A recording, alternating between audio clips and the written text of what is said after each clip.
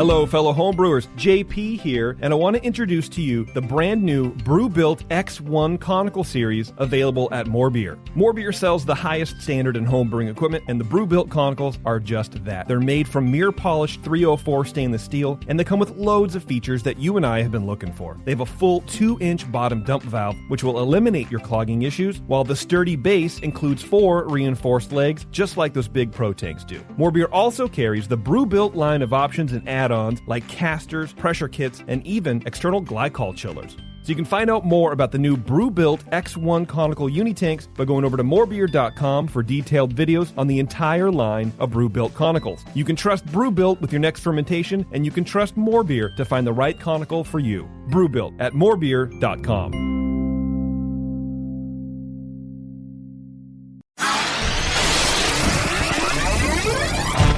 Great beer is about drinkability. Doesn't matter the style. You guys are like walking beer Wikipedia. That's the first time that you've ever accepted me as a person. Or you have a fermentation in your gut. I'm jet propelled at all times. How many guys do you think that you have the privilege to slap? Somebody who's never tasted a commercial example, and this is how you know everything about this beer? Please, you don't. I think it's bullshit. I think it's bullshit too. Wow. Are you guys going to arm wrestle? No. We're going to teabag fight instead.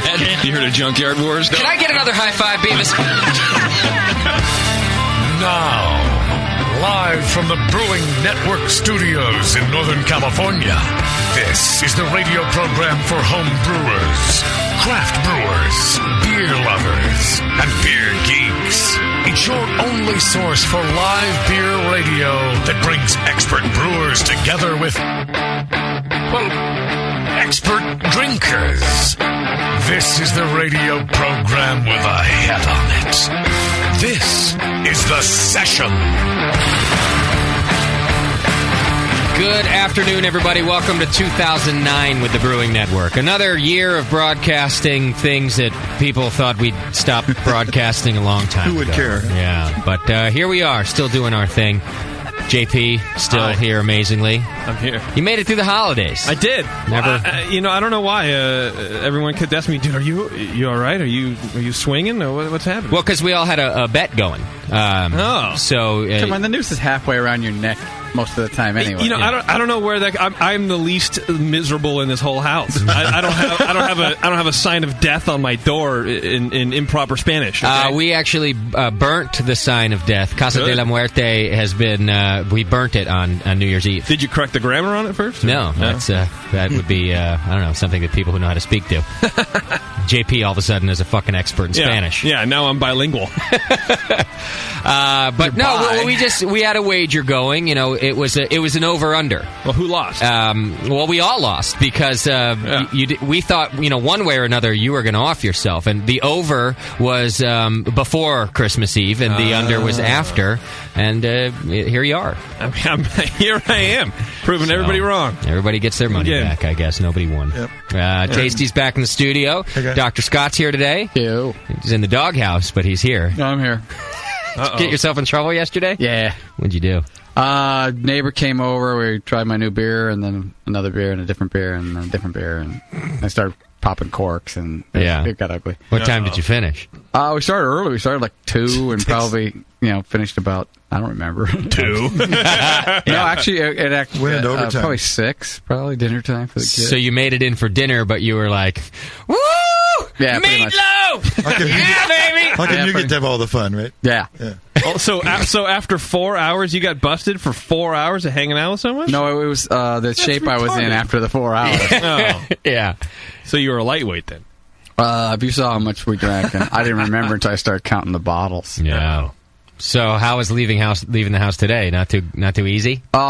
They were gone, so it was an easy exit. Okay. They went to the movies, so it was an easy exit. All right. Well, glad you made it. We're hoping for good things for Doc this year. Yeah. Less trouble for Doc in 2009. See what we can do. That's our motto. Yeah. Shat's back. Oh, yeah. Can you hear me? Oh, yeah, there we are.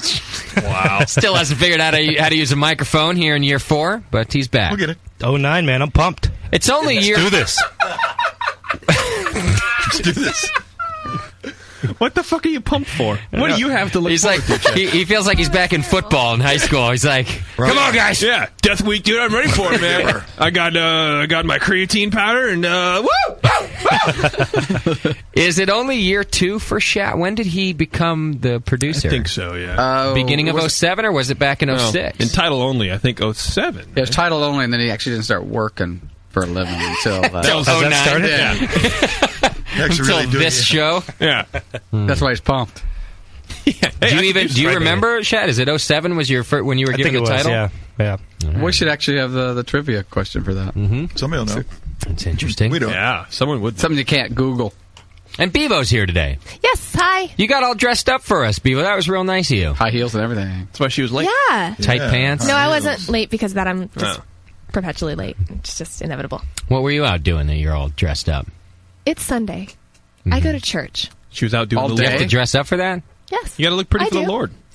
You always thought about that? I'm not Apparently- really dressed up. I have on jeans and a sweater. Apparently, it's not. Jesus really cares it's a about nice clothes, sweater. though. Yeah, it's what's inside that counts. You can come. You can come Jesus is chill. like in a robe, like Schumann went to the store the other day. Yeah. As long as you're there, it's fine. I got makeup on for the Lord, whatever, dude. Look at that. JP's not only bilingual, he's a religious expert today. Yeah, yeah. 09's going to be huge for JP. Dude, I've been Is reading. that JP? I bought a set of encyclopedias, man. I started at A. You did? Yeah. You can get all that stuff online now, You don't have to buy it. Nobody buys encyclopedias anymore. Did you have the guy show up at your Seriously? door? The whole stack of Seriously? Britannicas? Yeah. Is that not like? No, the old lady died next door, and he went in. these great books for you, man. They're good, man. Don't worry about it. For you, $10. I give you every one. Which volume you want? I'm missing W and Z. Everything else is good. Isn't that? He's a French Mexican, apparently. Yeah. W and Z. Oh. And then when you are done, come into strip club, and I cut your lawn. I love French Mexicans. They're my favorite. Sounds more Cajun to me. Let me tell you watch too. French Mexicans are going to be the big population in 09. I think that is. You heard it here first. Cajun. French Mexican. I think it is Cajun. They're the new black. Yeah. Uh-oh. Man. Man. You want some wine, Ese? Yeah, all right. Running for president of your country. All right, we got a great show planned for you today. A lot of things happening. It's going to be a long one. I'm just going to announce it right now. Sorry, Doc. You're in deep shit tonight. Because Well, it's going to be a long program. We've got, so you're not getting home till kind of late. It is our first show of 09, as everybody knows, so we like to kind of stack the deck. We've got the 3rd annual Brewing Network Awards happening today. Oh, yeah. I almost left a note when I left it. I'll be home early, but I had second thought. Something told me not to write that note. Oh, good. Yeah. Good thing. Now you're not a liar, too. I mean, if you leave... a drunk liar. If you leave right after the show, you might do okay. I just got a feeling we're going to go for a little while. The Brewing Network Awards going on today. Our special guest on today's program, author. Is he the first author we've had? Jamil's not a real Let's author. just say, yeah. John Palmer? He first wasn't official. an author when we knew him. So this is our first author that he's we a didn't made know author. before he was an author. Okay, that's good enough for me. Brian Yeager's in the studio today. How you doing? Good to be here. Author of the all-new book, Red, White, and Brew. Indeed. These colors don't run. I added the subtitle myself. I thought There's another one. So But you can have that, though, and if you do the reissue, Brian, you can put that on there. Part 2. I'll give you co-authorship. All right, that's cool. Yeah, for the subtitle that I stole from some redneck. Yeah. These colors don't run. Just do it in an audiobook form. Do it in French Mexican. Yeah, these colors don't run. Not as fast as I do, man. Yeah. That's because people don't read anymore anyway, so. That's true. Frenchican? Yeah. Welcome to the studio, Brian. Thank you very much. Like I say, good to be here. Did you bring a book with Good you? to drink here, too. Oh, yeah, we got lots of beer I on did. tap, too. Yep. Are we giving I think away we're a doing book today? Thing, yeah. Okay. I'm all prepared for that. All right, good. You going to sign it and everything? You betcha. You don't look like an author. What? First of all, is that because I don't have elbow patches on? Yeah. And a pipe. You don't look smart enough. You look too laid back to be an author. It is a book about beer. It's there you go. we don't go for the pipe smoking bit. He looks more like a bike messenger, I think. He did look more like a bike messenger. Actually, I was thinking, should I drive around the country visiting breweries or hop on the old 10-speed and do it that way, but deliver mail to them. Right. Hey, can you sign this package, Mr. Maytag? Hey, by the way, let me ask you a couple questions about beer. I'm thirsty. Not Can I that have a I'm beer in. before we get started? Yeah. All right, so we're going to do that in the next segment. We're going to talk all about Red, White, and Brew, the new book by Brian Yeager, and tell you where you can get it, what it's all about, and maybe we'll even have Brian read an excerpt from it. We should have hired a voice guy to read the excerpt. Should probably for read you. it sooner than later. Just So you can still read it. still read. Yeah. And I was sitting at the bar saying, what is Where was I? happening? We could have Bevo do it. Yeah. We have lots of beer on tap this show. We could have Bevo do it. Naughty reading? Yeah. Can you do a naughty voice, Bevo? Absolutely not. Oh, good job! That was awesome. Wait, was that absolutely not or absolutely naughty? No, absolutely not is the new yes. Yeah, it is the new yes. I scraped out the mash tun. It was so warm. That's just gross, and JP should totally do it because that's amazing. Yeah, you would Oh, he'll be better. doing it with you. You can be sure. He'll do it. Don't We'll- ever we'll say it's JP you. will be doing it with me No, I'll ever do it. again. You hear that, Sam? Yeah. Is Sam coming over today? Yes. What a dish. Is he late too? He is Yes. late. All right. You're not late, are you, Wasn't Bevo? late. No. She's Okay. always late. I'm just checking. And maybe there's a little bun in the oven. You never know. A little Sam in the womb.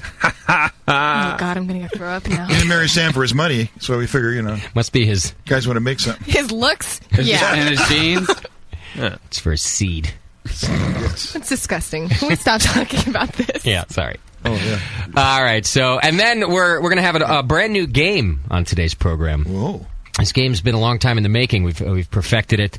Like all our games. We I like games. I think that this game is going to replace Beer Jeopardy as the world's most popular beer game. Really? We, of course, This is invented perfected. Beer Jeopardy, and now we're going to unleash the new game of beer games. We're going to be playing What's in Schumann's Mouth later on today. What's in Schumann's Mouth, ladies and gentlemen. I love that game. It's a can't good wait. game. It's played been that. You know, it's anybody's game with what's in his mouth. Yeah, it's true. And, it's been in development for a long time. Schumann's been working hard. Been incubating. Putting Yeah. all kinds of things in his mouth, I guess. Yeah. You said hard. Training. He's been training, cross-training. My gag reflex is awesome now. Yeah, he's ready. Like it was ever impaired. It's a good thing it's not who's in Schumann's People mouth. knows a lot. No, we're not playing that game. That's a Hey, different. I think what covers all that. Yeah. So, Who, what, where, why. so Maybe a person, a contestants place, or an animal. and Wow. callers, get ready for that game later on in the program today because we are going to be giving away a couple of things. We're going to be giving away some Belgian candy sugar. Oh. So we got some dark candy sugar up here still, and that's- maybe that's how we'll give away the book as well with What's in Schumann's Mouth. We'll see. We'll see how that goes. And that's the best PR move you can really do, Brett. Oh, yeah. I'm all for it. Associated with that. Yeah. When you talk to your publisher, so how'd the giveaway go? Great. This dude had this thing in his mouth, and someone guessed it, and then they totally won. I couldn't believe that guy guessed that. Yeah. Yeah. How the hell did he guess that? You can put that on your publicity site. It's going to work out great. Distributed everywhere. Start adding, MP3s or. Yeah. So you can see why we have such an exciting and long show for you today. Lots of things happening. So just be ready for all that. And plenty of beer, you were saying. Yeah. A few announcements before we get moving. Oh, yeah, I was going to mention the plenty of beer. Thank you, Tasty.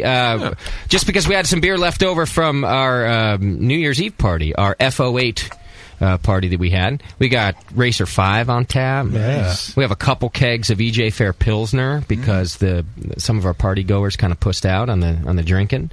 Shat's got some things on tap. His Imperial Porter, I think, right? Yep. I want to try And some. That was actually Shatastic pretty is on good. tap. I want to try. Was it good? Yeah. What's this beer you gave me here, Doc? That's my new Belgian Pale Ale. Stuff's delicious. I had some. Oh, that is delicious. Is this the one? Didn't I clean out your mash tun when you were doing this one or something? Yeah.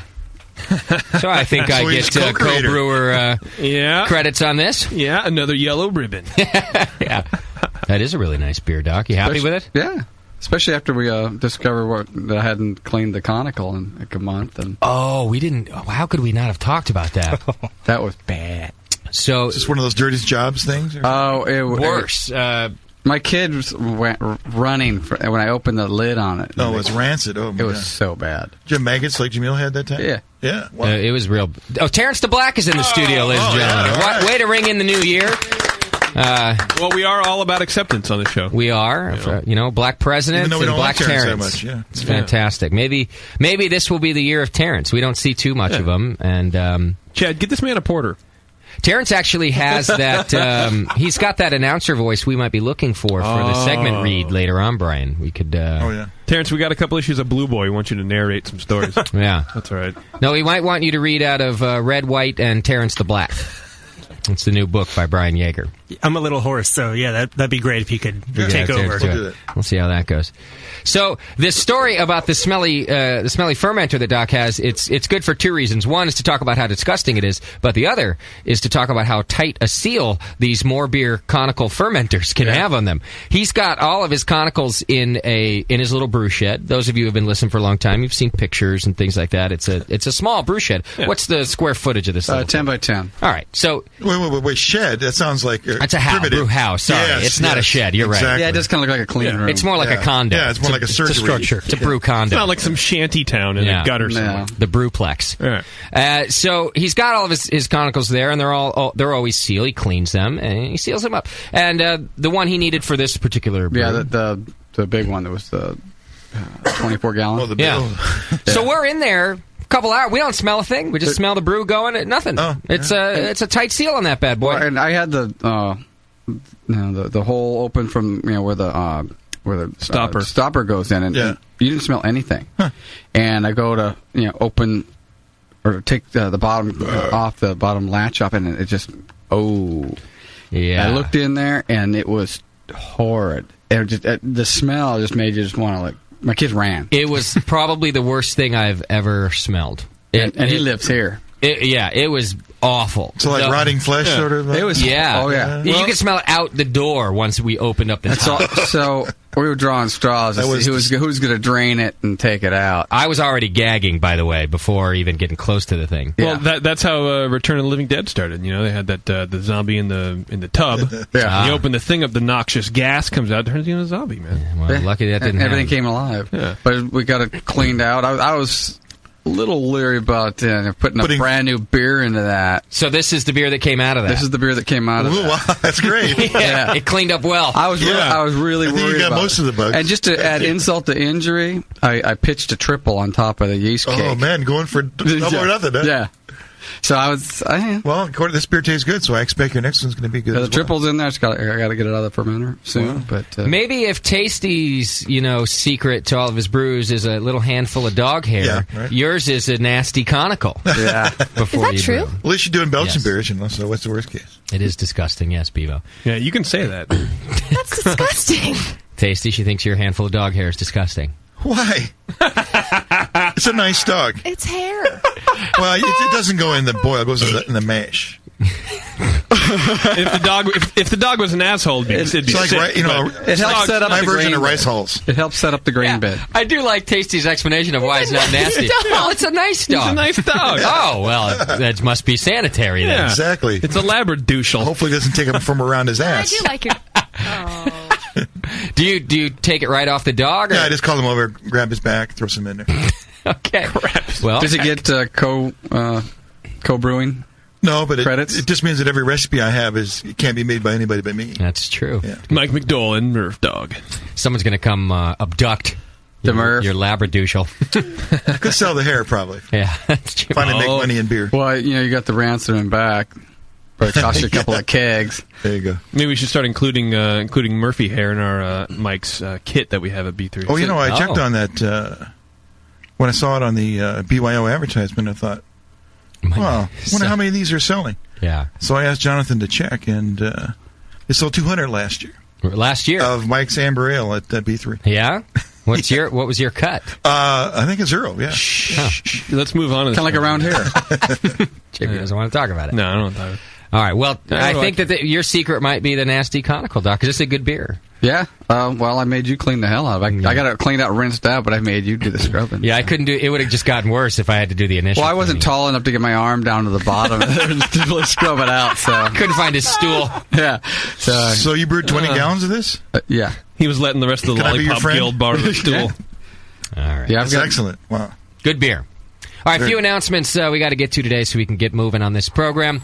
Announcement from last week, we were kind of up in the air about where the CBS Brewcast was going to be. The station I work for, 1550 AM, has flipped formats officially. It's no longer a talk station.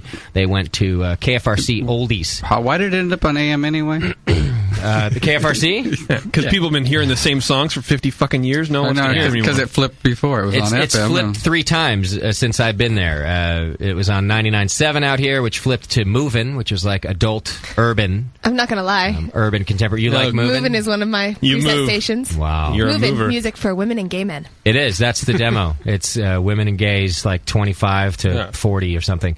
It's awful. It's amazing. Like the rest of Evo's music selection. Tupac came on the other day. I knew all the words. Well, that's good. It was flowing. Well, it was like California or something. It wasn't like real Tupac. No, it was, they really only called him one Pac. That's just the way it is. Yeah, bad Tupac. Yeah. So as opposed to good Tupac. Then they moved a little while later. They flipped 106.9, which was talk. That was the first station the Brewcast was on. So we got bumped from there, and they put KFRC on that station. They can't do without the oldies. So they moved us over to 1550, and now we all kind of knew it was happening. It was eventually going to flip anyway. It's a pretty bad format we had going, except for our hour. Of course, right. And they flipped that and put KFRC over there now, which is all music. So the Brewcast is temporarily homeless. We will not be producing new episodes of that soon, but we'll see. There's some things in the pipeline. You never know where these are going to show up. We have a good resume being on San Francisco radio for a few years, so you may see us pop up somewhere else with that. You might be careful. KFRC is bound to land on the BN sometime soon. That's true. We might have to one day flip formats here. KFRC always needs a home, I guess. Always where we are. Yeah. So that's the deal with the Brewcast. Just wanted to keep you guys in the loops. You don't need to tune in Friday afternoons anymore. You could never tune into 1550 for all I care, since we're not there. Yeah. That'd be fine by me. So that's that. We are having a special auction on tonight's program. It's special. It's the BN Family Holiday Photos. We did a photo shoot in late December. You can find those photographs up on the brewingnetwork.com/forum. Go to the forum there. I was looking at those today. Check them out. They came out pretty nice, didn't they? Yeah, they did. Especially the creepy one of you and Bevo. Yeah, that was a little creepy, but that was the intent. I like it. Yeah. Yeah, it's all about creepy. That was the intent. So we've got 5 of them up there. We're going to be auctioning off tonight, on tonight's program. A live auction will happen on the air. It's going to be a call-in auction, and we'll do it later in the program. So get ready. Pick out your favorites by number. That's how we'll be giving them away tonight. And you'll be calling in to place your bid, probably on at least 3 of those. And then we might take the other 2 and make it a forum auction for the rest of the week. That way some of the download listeners can get in on those. I was thinking, but you guys just do it as the set. The whole set? Yeah. One bid for the whole set? Or make a separate. Separate, like one set, and the rest are all individuals. The individuals. We might be able to do that. Get them framed up all. If we do that, together. we'll do it for the forum auction, because that gives us a little time to do it. For the week. But tonight we're going to probably pick 3 of them, and we're going to do an on-air auction of at least 3 of them. So. Yeah. Take a look over there at the Brewing Network forum. It's in the Beer Radio subject, and you'll find the thread there. They're high quality photos, very high quality, to say the least. Right? I mean, in both imagery and photography. Yeah, we went to the JCPenney. Yeah, well, if you're going to go anywhere, you go JCPenney. Man. They were kind of creeped out by us at the JCPenney, but they kept asking us, "What are you doing here?" Yeah, and they kept kind of like. Are you sure you guys want to wear that? Yeah. What are you talking about? All you guys going to be in this picture? Yeah. It's pretty fun. Are you guys all family? Brothers and sisters? And I was like, because we all look so much alike. Yeah, that was a weird question. Yeah, what was that about? Are you guys legally it's a allowed? family portrait studio, so I guess they expected us to be families. Yeah, I guess. Some little kid came up to Tasty and started telling him what he wants for Christmas. That was awesome. What a carnival. I knew then my Santa outfit was working. Yeah. I think you do have a future in Santa. Yeah, well, I can make more than that than I can in craft beer, that's for sure. Yeah. Or a radio. I was the Yeah. Easter Bunny once, and it wasn't too bad. And actually, it sucked. So it's not fun, but it does pay well. Still have that costume? All right. I don't. They didn't let me keep it. Yeah, Energizer the whole Bunny, costume thing. I was hot as hell in that thing, too. It was a little fuzzy. Oh, the sweater. Hey, they have that's a matter of opinion. There's a whole fetish, like they're called fuzzies or something. You know what I'm talking about, JP? No. Don't pretend you do. Why are you looking at me? No. There's like a whole, what are they called? Furries. Furries, that's it. Where people dress up in furry costumes like that. And, they They have sex. They intermixed different species, and they do. You trying to find an exit and an entry. You cut a little hole, or a big hole in our case. You get down to business in your furry outfit. Anyway, we're doing that later on in the program. You can get ready to bid on those things. Why would you want to sit in a costume that you're hot in already, and you're grinding away in a hole, and you're getting hotter? Like, I don't understand that. Well, JP, this could go for a lot of fetishes, really. I mean, they're all kind of a why the hell would you be into that? And it's just another one of them. You're not going to get. Why are we explaining this to JP? Yeah, I don't know. Yeah, and why isn't he already looking it up? Because he's going. Because I don't have a computer. He's got a closet full of these costumes I can tell. Yeah. That's the whole. Yeah. God, why would anybody even do that? Yeah. Let's just say I go through a lot of OxyClean. Especially around those holes. Don't forget that you can subscribe and join the BN Army, and there's now an added bonus for doing that. If you hit the donate page right there on thebrewingnetwork.com, you can sign up for donations that are recurring. And if you do that, it's anywhere from $2 to, I think... $250,000. Yeah, there's some giant monthly donation. But the new bonus is we're doing a Brewing Network donation giveaway each month, where it's a raffle, and you buy yourself some raffle tickets. And last month we gave away a More Beer Conical, and we'll be giving away an item every month via that raffle. If you are a recurring member of the BN Army, you just hit one of those subscribe buttons, you're automatically entered in every auction, regardless of the price of the auction that particular month. You're automatically entered just by being a recurring donator. So it's just another reason to hit that donate page. AHA memberships available in the store. You can become a member of the American Homebrewers Association. Now have signed How to Brew by John Palmer, and signed Brewing Classic Styles by both John Palmer and Jamil Zainasheff available in the store. So you can get signed copies, buy them for your friends, noobs in the trade, in the hobby. WTF, noob. Noobs. We're going to figure out a way how to get signed Red, White, and Brew in the store, too. Oh, we can get signed Red, White, and Brews after today. See? Lots of good stuff going on in there. So go to the store, check it all out. New Brew Strong shirts are available in red and gray. Nice shirts, good logo on there. Yeah, it's got the BN Army logo on the back, too, so get them while they're hot. You can sign up for updates. We've been doing a lot of updates via Twitter. You can go to twitter.com/Brewing Network, letting you know what's happening. Do a tweet. Getting some first-hand information if you do that. You just sign up, you get messages to your mobile phone or just your email, however you want to do it. It's twitter.com/Brewing Network. And then, of course, to keep up to date on galleries, make new friends, see the pictures of all the shows, everything we do, you can go sign up on our Facebook page. And if you do that, you just search Brewing Network on Facebook. And by doing that, you become a friend and a fan of the show via our Facebook. Well, you become a fan of the show. Yeah, whatever. Become so game. You don't necessarily become a friend. All right, Chet, what are your announcements for today? Yeah! Oh, well, we've got some competitions coming up here. All right. Belgian and French ales, AHA event coming up on the 18th. You have to have your beers in by the 9th. I believe this is a club comp. Club only. Yeah. Club only comp. That's what this one was brewed for. Specifically for this comp. Yeah, for this Belgian Pale. Yeah. Oh, my God. Mike, you have one in too, right? Golden Strong or something? Yeah, but I'm sure Docs would advance better than... We're in the same club, so... Golden Strong isn't this category, though. Well, I have a quadruple that turned out to be so high. How old is that beer? Mine? Both. Yours and Tasty's. That's November. Middle of November, I think I brewed it. Mine's like 10 months old. Yeah. No. Doc's not the president anymore. You have a chance, maybe, Tasty. To advance, Doc doesn't have he doesn't have the reins on the whole operation anymore. Yeah. Well, no. He's no longer the godfather of doughs. I'm not steering from the back seat. He'll be the godfather. Yeah. He'll be the godfather for quite some time. It's more like the Jimmy Hoffa now. He's doing it all from behind the scenes. He's got all the connections. What else, Chef? So that's putting on by the Silverado Homebrew Club of St. Charles, Illinois. All right. So that's category 16 styles. Okay. A big mead comp, mead only comp, Meadillennium. This is the biggest mead only comp in the world. I guess I've been doing this since 1998. That's taking place in Florida on the 24th of January. I believe they're taking entries right now, actually. So send those in to, let's see.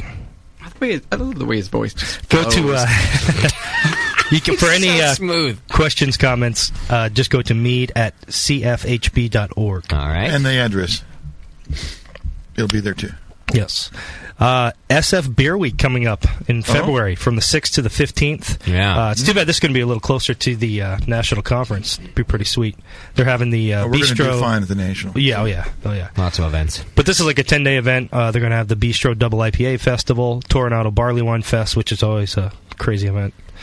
Doesn't Sam always go to the Double IPA Festival and get totally shit-faced? Everyone does. No. Everyone's there. It's Or the barley wine. What are you talking about? He's like asleep on the BART before he gets to the BART. That's Sam. It's pretty crazy. Toronado Barley Wine Fest is a huge event. We always go to that. It's a lot of fun. What else is happening that week? Beer dinners and stuff? Beer dinners. They're doing some Meet the Brewer evenings, homebrewing demonstrations. Even a museum is putting on an exhibition. What homebrewing demonstrations? I'm not sure. It's listed. Oh. Yeah. Is more beer involved in that, JP? JP's going to dance with his shirt off for everyone. I'll tell you what, it's not a homebrewing demonstration unless More Beer or the BN or both are involved. So whoever the fuck's putting that on better contact someone soon. Throwing down the gauntlet. All right, what else? It's pretty cool. They're going to have at a museum, they're going to have an exhibition exploring the history of Bay Area brewing. So that'll be pretty cool. Yeah. I'm not sure what the museum is. It's got Tasty's old conical or something. I've heard that on the radio once. It's a tour of Anchor. That's what the... Pretty much as old as it gets. Yeah. Cool. That's it for SF Beer Week. On the 15th of February, we have an AHA rally at St. Arnold Brewing Company. That is in Houston, Texas. I'm sure Gary Glass and the folks will be there. Great Arizona Homebrew Competition. That's coming up on the 21st and 22nd of February. Just go to bjcp.org. That's listed there. Being put on by Brewmeisters Anonymous out of Phoenix, Arizona. And lastly... sorry. It flows.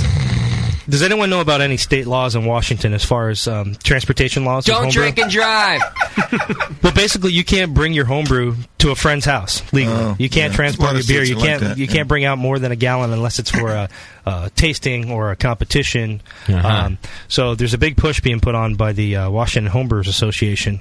Go to their website. It's wahomebrewers.org/legal. Check them out. They're really trying to make a push and try to change some legislation up there. You know, I think that's a California law, too, that we talked about earlier in the year, because some it's a law that nobody pays attention to, but it was starting to get paid attention to because of the state fair up here in Marin. And I think that the alcohol administration was kind of jumping down the pipe and saying, hey, wait a second, there's this law. You guys can't have a homebrew competition here because you're not allowed to transport your beer around. I think that might be a common law in a lot of places that they just don't pay attention to. Probably is. All right, I'm not paying attention. What's the website again? It's wahomebrewers.org/legal or wahomebrewers.org, and you can get there. Okay. No, Unite Washington Homebrewers. Absolutely. Anything else? That is it. All right. How's your folks doing, Chet? They get home okay? They're back. 17-degree weather. 7 inches of snow every day. I don't know. They're having fun. Kind of sucks. Your mom was here for a while, though. Oh, yeah. Partying down. They had a good time. I took her out a couple nights. Oh. How'd that go, man? It was pretty good. She's a nice lady. Yeah. All right. Oh, my God! You've got mail. Kick ass.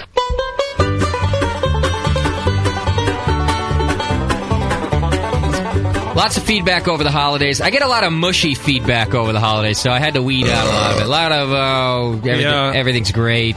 I'm sorry. I'll stop saying those to you. Thank you. You're welcome. Nice things that everybody wrote. I do appreciate it. Just not going to do it all on the air. I put a couple of them in here. Then we got some questions in today's feedback. First one, hey, sorry guys, no angry feedback to make your day. Just a big thank you for all you do. Started brewing in April and followed the steps in how to brew that made good beer, but I still didn't feel like I knew what I was doing. I brewed a couple batches before I found the BN, and now I'm completely hooked. Listening to the session is just plain entertaining to begin with, but the fact that I keep learning is awesome. Your shows have helped clarify all the things I just couldn't quite get on my own, or from reading How to Brew by itself. So I enjoy the shows and info so much, I joined the AHA through the Brewing Network. Thank you for doing that. Ordered my signed copy of Brewing Classic Styles, and will contribute regularly as soon as it's financially feasible. Thank you for all that. I appreciate it. At the moment, I'm drinking ESB from How to Brew. Just bottled my cider with no help from the Jameel Show, which, For that last, who heard that? That last Jamil show that was supposed to cover cider, they didn't really cover cider too well. I think people are supposed to email Jamil for the instructions how to make cider. I think so. Yeah. He does say that show's destined to become a classic, a BN classic, though, and I agree. If you haven't listened to the final Jamil show yet, you should. It's a good time. And have a beer while you're at it. You'll need it. And he's preparing to brew the Blonde Ale from Brewing Classic Styles. Thanks again for everything. You turned me from a hobbyist into a devotee, and that's from Brew Daddy in the forums.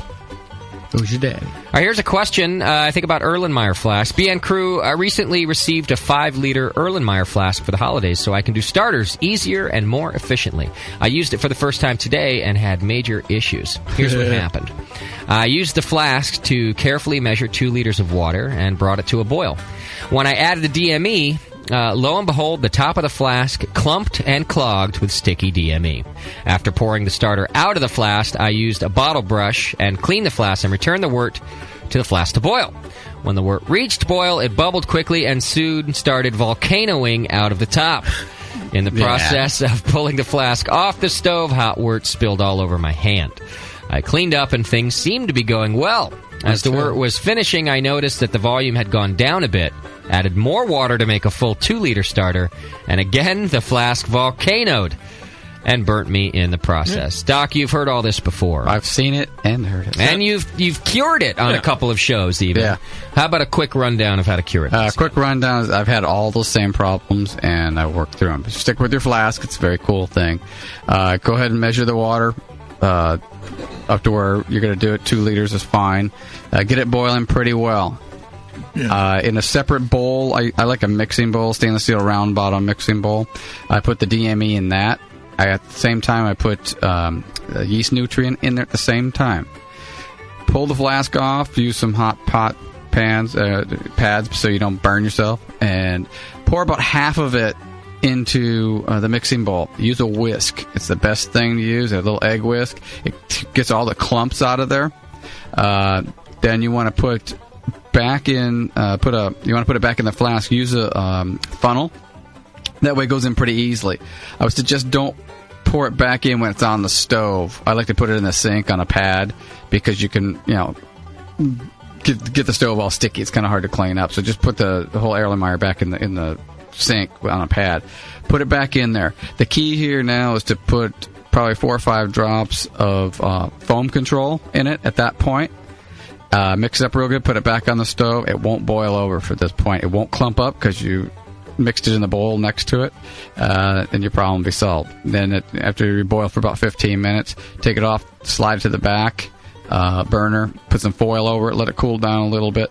Run the sink full of water. I like to put a grate that you use for cooking that keeps things off the pan, and put it in the bottom. That way the water circulates on the bottom of the flask too, and it'll cool down a lot faster. One of the keys is I try not to put the fluid level in the sink above the fluid level in the flask, because sometimes it'll crack if you put it in there. It's real hot. So just try to keep the fluid levels equal inside and outside that, and it'll cool down pretty quick. But you won't have any clumping issues. You won't have any boil over issues at that point. The foam control Doc mentioned available at all of our fine sponsors, I believe. Beer Bear, More Beer, Williams Brewing, Seven Bridges, Northern Brewer. You can get it at any of those homebrew shops that support the show. And for a more in-depth analysis of what Doc's talking to, you can listen to the latest episode of Brew Strong, which covers starters. Yeah. You can use it in your boil kettle, so you don't have to watch it so much. You can use it. I use it in the fermenter if I'm going to get something that's really good fermenting, like especially say a Weiss beer, something like that. That's going to foam like crazy. It just keeps it down quite a bit. So the foam control is pretty much magic. Or it's good stuff. When you're doing a starter, you don't need to be at a rapid boil. A little rolling, gentle boil is fine. But when it starts to boil, there's nothing you can do. It just starts to volcano. Even if you get it off of there as fast as you can. But I mean, add the DME before it gets real hot. That's you put it, mix it in the bowl, and put it. Or do it outside. Put it back in that. That way you don't get the clumps. And the whisk is key for that. Yeah, those were great. All right, there you go. Here's another one. I love the Hop Grenade shirt my girlfriend gave me for Christmas so much that I had to buy a new Brew Strong shirt, as well as the Hop Grenade shirt for her to rock. Maybe for the contribution, you could play some Wu-Tang and have Slick JP flow with it again. Dude, I'll be up in that shit.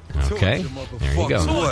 What? We aim to please. Tie you to a fucking bedpost with your ass cheeks spread out and shit, right? Hang her on the stove and let that shit sit there for like a half hour. Take it off and stick it in your ass slow like.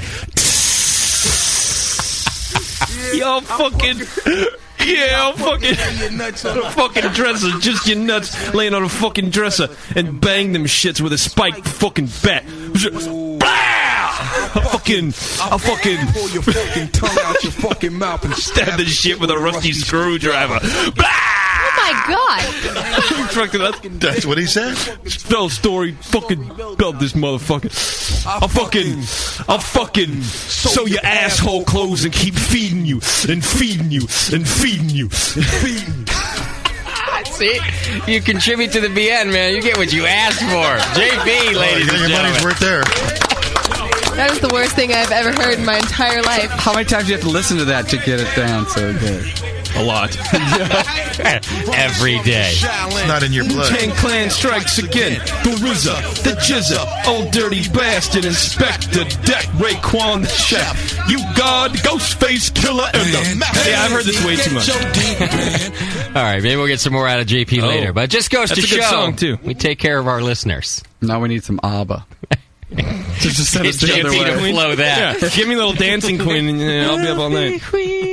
Is that ABBA? I need to go pray or something. Like, I just feel disgusting. You haven't prayed enough tonight, huh? You do feel dirty, don't you? You go take a shower? Like, it gave me goosebumps, but not in, like, the good way. That was all bad. I saw you clutching your purse a little tighter.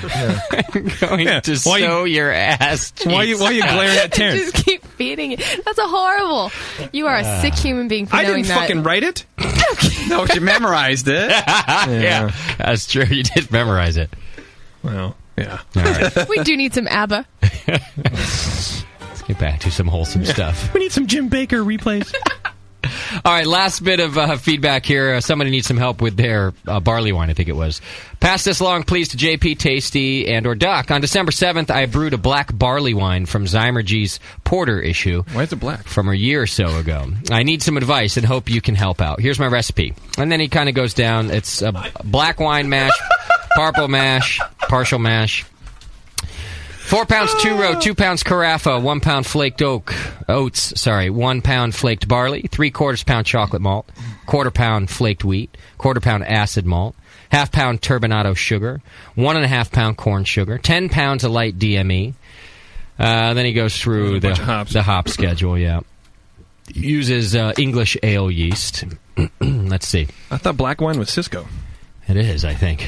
I mashed the grains at one. Ask Terrence the Black. Is that right? Is Cisco right, Terrence? Boone's Farm. Boone's Farm is black wine. I guess I don't know enough. I mashed the grains at 150, added the extract, and boiled for 90 minutes, and added the sugar in the last 10 minutes of the boil. My OG was 1140. He says he got 60% efficiency. Today I transferred to secondary. The gravity was 1077. I was hoping for 1030 or thereabouts. Yeah. Plan on letting it stay in secondary until May or June. I expect it will dry out only slightly, say maybe down to 1075. Any advice on getting the gravity lower? That's what he wants to know. Well, first I wouldn't leave it in the secondary if it's not going south any. If it's not going to dry out any much more, there's no point in leaving it on the yeast. Yeah. Yeah, those yeast aren't any good. If the best bet would be to pitch something else. Another pitch. A big starter. Active starter. Maybe brew another beer. And brew another beer, and then leave the big, the cake in the bottom of the carboy, and then put it right on top of that. Transfer it over. Yep. Maybe. That'd be your best bet to try doing that. Okay. Because you got a lot of work to go in this beer. I mean, there's a whole other beer to be fermented here. And then even if he finishes 75. That, if he does that and gets it down to the gravity he wants, he should still take it to a different vessel to age until May or June, right? He's not going to get it to 1030 from 1140. That's not happening. Obviously, there's not a lot of fermentable wort there. Yeah. Yeah, that shit ain't happening. He'll probably drop it 20 more points, maybe.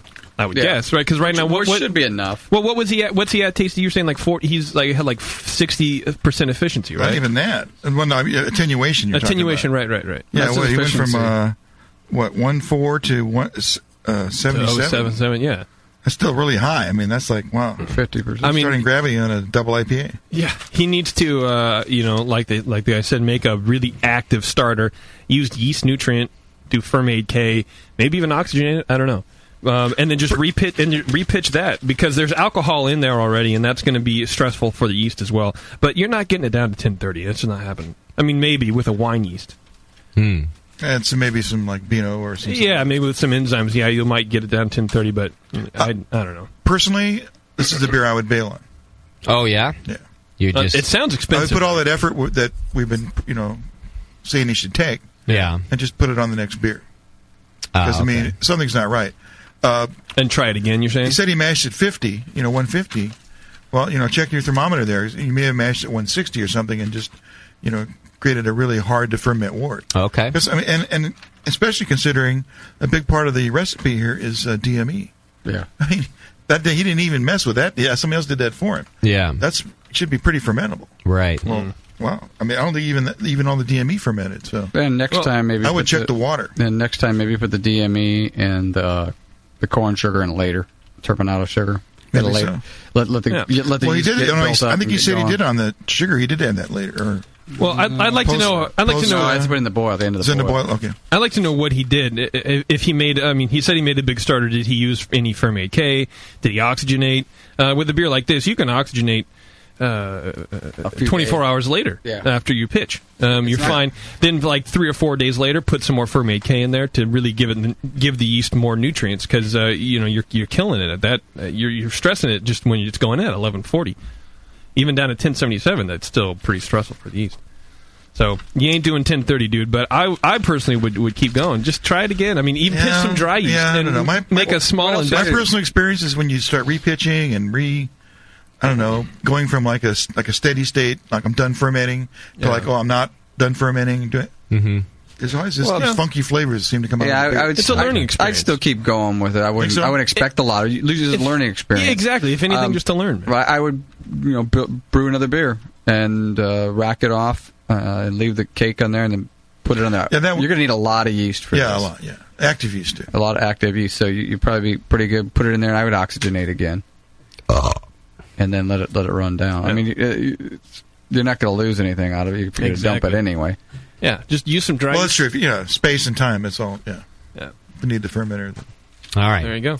All feedback goes to feedback@thebrewingnetwork.com. Please use it for questions, not just mentioning things about the show. Although if you have complaints and things like that to go, it all goes to feedback@thebrewingnetwork.com. If you have brewing questions, we'll take this time to answer those as best we can. So if you have information to send or guest ideas or show ideas, that all goes to Chad@thebrewingnetwork.com, CHAD@thebrewingnetwork.com. Uh-oh. Am I on now? Yeah. Is this a freebie? It's a freebie. All right, let me see where I am. Don't eat Skippy, Jeff, or Peter Pan. Peanut butter, cause I'm not butter. In fact, I snap back like a rubber band. I be Sam, Sam I am, and I don't eat green eggs or ham.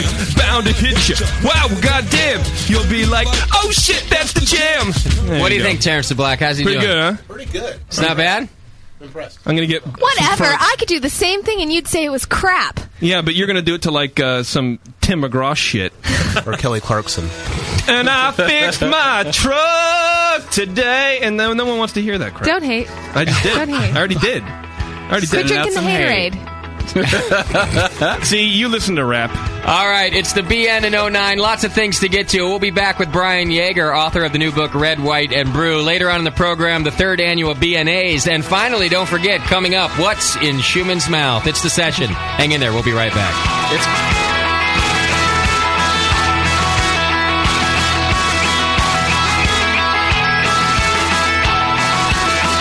You're listening to the Brewcasters. On the Brewing Network.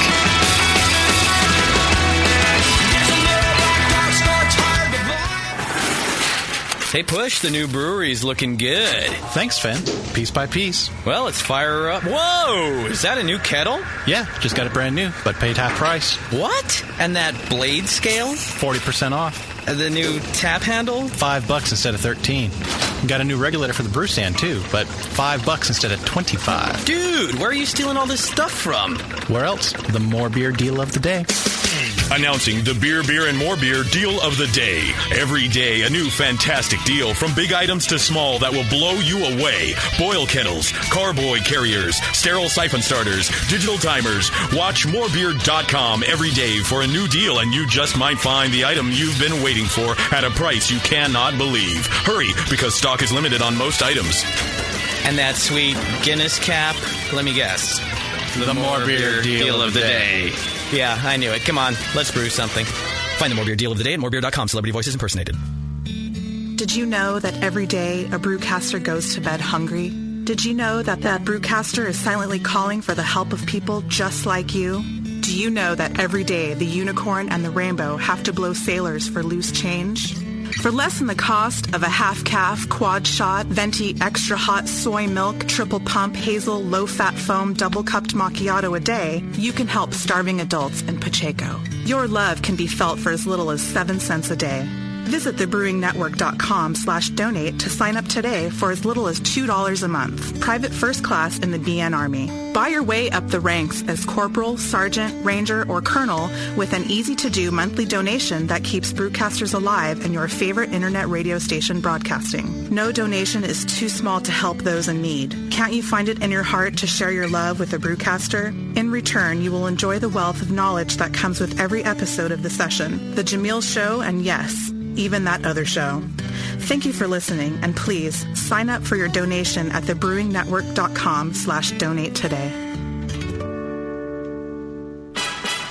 Attention homebrew shop owners at Fermentap. They know you're tired of buying the same old gear that everyone else has. That's why Fermentap offers the newest and most cutting-edge brewing equipment known to man. Since 1998, Fermentap has been leading the fight against the boring and mundane by offering strange, unique, and just plain smart equipment. Like their stainless domed false bottoms. Never deal with the floating plastic hassle of other false bottoms again. And since they're made from stainless steel, they'll last a lifetime.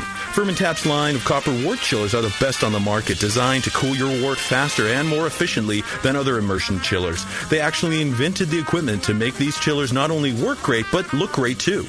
How about a fantastic line of ingredients, including vanilla beans, sorghum extract, blue agave extract, hop bitterness extract, unique wine yeasts, green coffee beans, sake kits, all stuff you can't find anywhere else. Fermentap carries all the standard products and equipment you need as well, such as all-grain systems, stainless hardware, kettles, carbonation stones, you name it, they've got it. Fermentap's entire line of products has been helping retail shops meet the demands of their customers for nearly 10 years, and they want to help you too. For more information, see them on the web at fermentap.com or call Jason at 1-800-942-2750. Fermentap, better beer through innovation. What's funny is Bruce will say, yeah, I don't brew to stop. I'm brewing my own beer. And it's like a German Pilsner, but it's black. Yeah, it's a sports beer. You know? The home of live beer radio. TheBrewingNetwork.com. Because like beer, radio shouldn't suck. You're listening to The Session.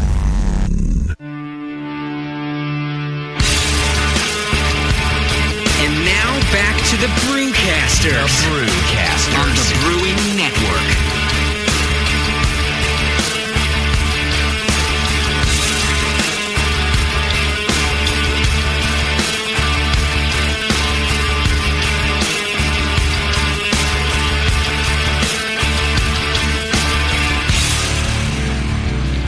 Welcome back to the program. It's The Session. 2009, the BN's 4th year in broadcasting, and we got a big year planned. Starts today with Brian Yeager and Red, White, and Brew, and then it'll move along to the 3rd Annual Brewing Network Awards. Highly coveted industry awards here. You know, one day there will be an industry award show, like a television version or something like that. Well, yeah. And it will totally be... They better license us to do it. I'll tell you right now. Well, you know, it wouldn't surprise me, dude. A lot of stuff we do ends up being done everywhere else. Yeah. All right, I wanted to get us back on track real quick so that we can get into professional mode and kind of lighten up a little bit. Get us ready for our interview with Brian Yeager. Okay. I thought I'd, just kind of go the other direction like Doc suggested. That will not be my intro music. You don't like, this isn't for you, Brian? It's cleansing us from all that filth that was spewing out don't of consider JP's it your mouth. intro. Consider it a cleanse so that we just... It's like eating crackers in between judging beers. I mean, we can go from thinking of assholes sewn shut to just assholes, if you think about it. Yeah. Bevo, go ahead. Don't just lip sync. See that girl. I'm not going to sing. That was a joke. You already did, though. Yeah, but not really. All right. Do you have a preferred intro song, Brian? I don't know anything Eye of the by the Tiger. Pixies, or Journey maybe a little. I wouldn't say Foreigner. Why didn't you ask? Jesus, we get Journey all over the place. I mean, I mean, I could mangle much like our ABBA records. Mangle some Journey like nobody's business. I'm sure this is the one you had in mind. Something touching and heartfelt. I was hoping something more. Not that one. I was going for Don't Stop, I knew Street Light People. I figured that would be the one. There you I go. love this song. Oh, yeah. Ladies and gentlemen, Brian Yeager, author of the new book, Red, White, and Brew. Welcome to the studio. Hey, that's Journey. In Half Pint, if you're listening at home, this song's for you. There you go. It's his pet name for his goldfish. Little Half Pint, the goldfish. Yeah, it's an 8-ounce goldfish. It's awesome. I miss you. Was Don't Stop Believin' your theme song as you were traveling the country broke and trying to write this book? Exactly. I did actually have a Beer Odyssey playlist as I was cruising through the country. Anything that had to do with beer, naturally, or road tripping. Okay. And one song that wasn't on there, and I kind of put this in the book, as I'm driving through Detroit, that Sister Christian song, Motorin', comes on. Get the fuck out of here. That's perfect. We're very familiar with that song. BN favorite. Yeah. Oh, it's a BN favorite. It's big. And, when you're motoring through the Motor City, it was just like, that was, the Lord's way of saying, you are on the right path, Brian. In fact, we should be playing that song underneath this whole interview. People are going to love us for that. Yeah. The Lord's way of saying. There's a whole big thread. Well, that was for Bevo, No, I agree with him. The Lord speaks to us in interesting ways. But I'll find some Wu-Tang to put on there. I think if the Lord is speaking to us through Motorin', it's one of the reasons that JP has such difficulty with religion. I can't find it all of a sudden. Done a good move, God. Where is Motorin' gone? The Lord speaks in mysterious ways. You just have to open yourself up to it. And for me, it's Motorin'. For me, the Lord speaks through a man in a members-only jacket. Yeah. All right, real quick, before we get into your history as a writer, because I want to know how this has all worked out for you, a brief synopsis. What's the book about? Brief synopsis. Duh. Yeah. Beer. Thank you.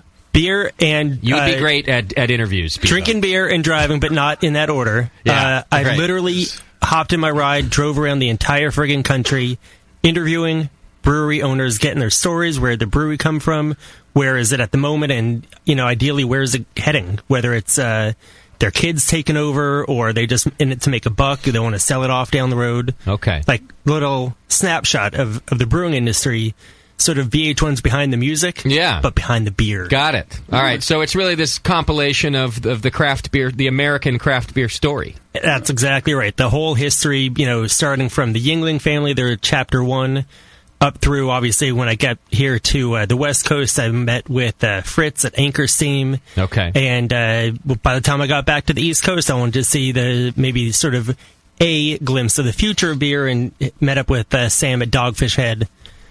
But, went to bigger breweries, older breweries, little ones. I don't. Here's the thing. I thought about doing Augie or Pete Coors, not doing.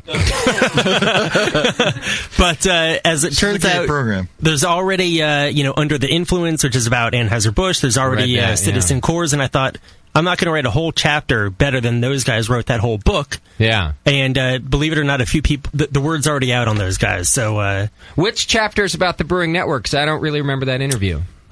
What's your brewery called? Damn it. We're part of the story. I mean, there's a reason, Jim Cook isn't in there. I wanted people who founded breweries. Okay. Or maybe their great-great-grandfathers founded it, or something like that. All right, I gotcha. So how many altogether? There's 1,400 breweries in the country. So I thought if I could just go to 1%, and that might be a good slice of life for the brewing industry. So there's 14 chapters, 14 breweries from here to there. Okay. Now, did you get funding, and did you pitch this idea, and somebody said, "Sure, we'll give you an advance and go for it"? Yeah, someone else asked me if I had a sponsor, as if somehow AB or even Sierra Nevada said, "We really want you to tell the story of craft beer." It wasn't anything like that. I see. I was a man with a dream and a car and a credit card, Yeah. And fortunately, a lot of friends around the country who I was couch tripping with, and if I didn't have a place to couch trip, I slummed it on the side of the road. Okay. What were you driving? Toyota Prius. That's the other thing. For a Volkswagen bus or something. No. Well, again, I have to do it on the frugal. So, why not spend half as much money or a quarter of as much money on gas? And then, of course, luckily, because I was going to breweries, I didn't have to buy a whole lot of beer on my own. Okay. All right. And how did you get into the writing thing? Did you go to school for this? Were you a writer beforehand? Yeah, yes and yes. My whole thing is I've always been interested in people who were artistic, and it's because I have no artistic ability. Okay. I tried to play sax. Call yourself a writer? Hey. That's artistic. That's the thing. So, I couldn't play music, but I love music, so I ended up writing about musicians, and I had a whole zine going, and I would write about any kind of band from punk rock to Zydeco, you name it.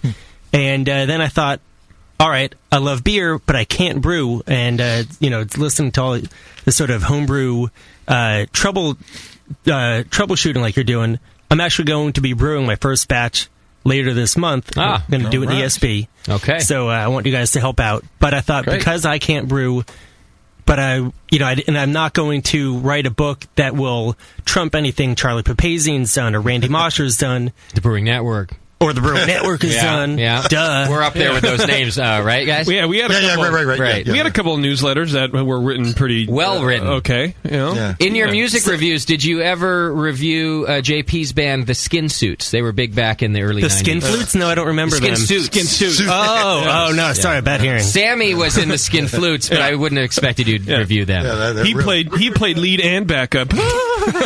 No, but I did review a CD. Yes. Home run. There was a band called Butt Trumpet that I did a CD review for. Yeah, Do It in the Butt. That's a good song by I got Butt one Trumpet. of those. Yeah. Sure. So the whole purpose of Red, White, and Brew is really talk not the technical side or the scientific aspect, but the passionate side, the artistic vision that they had. Okay. Nice. And so there's really not a whole lot of technical jargon in there. And someone said, how often does the word lacing or mouthfeel appear in the book? And I said, never. Oh. It's not that kind of a beer book. It's like, who are these people? Who are the people behind the beers that, if you're not brewing it at home, if you got to go down to the store, the market, the packy, what have you. It's the personal. So you hear that, Chet? That was for you, the East Coast packy. Oh yeah. I've done a packy run now. That was exciting. You always gotta hit the packy. You got to hit the packy before 8 too, or you're SOL. Talking about 7-Eleven. Going to Rhode Island. Yeah. They're any liquor store is the package store. Oh, I thought it was like the small liquor store. No, they're all by called package stores. Run by Pakistanis. Growing up here in California, I was not used to any such blue laws or anything about how the beer store has to be next to the market, or you can't buy on Sunday, or after, you have to buy 3-2. All that stuff was. Grandma's got to be with you. Yeah. So she was actually. Me and Grams hit the road. She's a partier. Get in the Prius, Grandma. She was my DD, yeah. Good. That's even better. Yeah. Your wing. So it's really this personal story. My grandson sounds like thinks light you're reading. Sorry. Yeah, that's right. Exactly. Only right in the middle of the question. Yeah, I apologize. You're talking? JP's working on his timing for 209. Yeah. He's got a ways to go, huh? Yeah. So it's this. It sounds like it's kind of light reading, personal stories of the people that we buy beer from. I'm curious if you had difficulty getting these people to talk to you. Sometimes when we were first starting, we'd call up and they'd go, "The brewing what?" And it's kind of So how was it to get them to sit down with you and tell the story? I got to be amazed, and I'm happy to say that I sort of approach this in the same way. Now of course Brian Yeager is known right, circles far and world wide. Exactly. wide, yeah. But when I started this, that was not the case. Yeah. No, I did not have a radio show. I didn't have a beer blog, like I do now, and everyone does. But I had nothing. I just had, a phone, and I knew who I wanted to get in touch with, and I did contact everyone in advance, and I said, "Hey, here's my crazy idea for a book.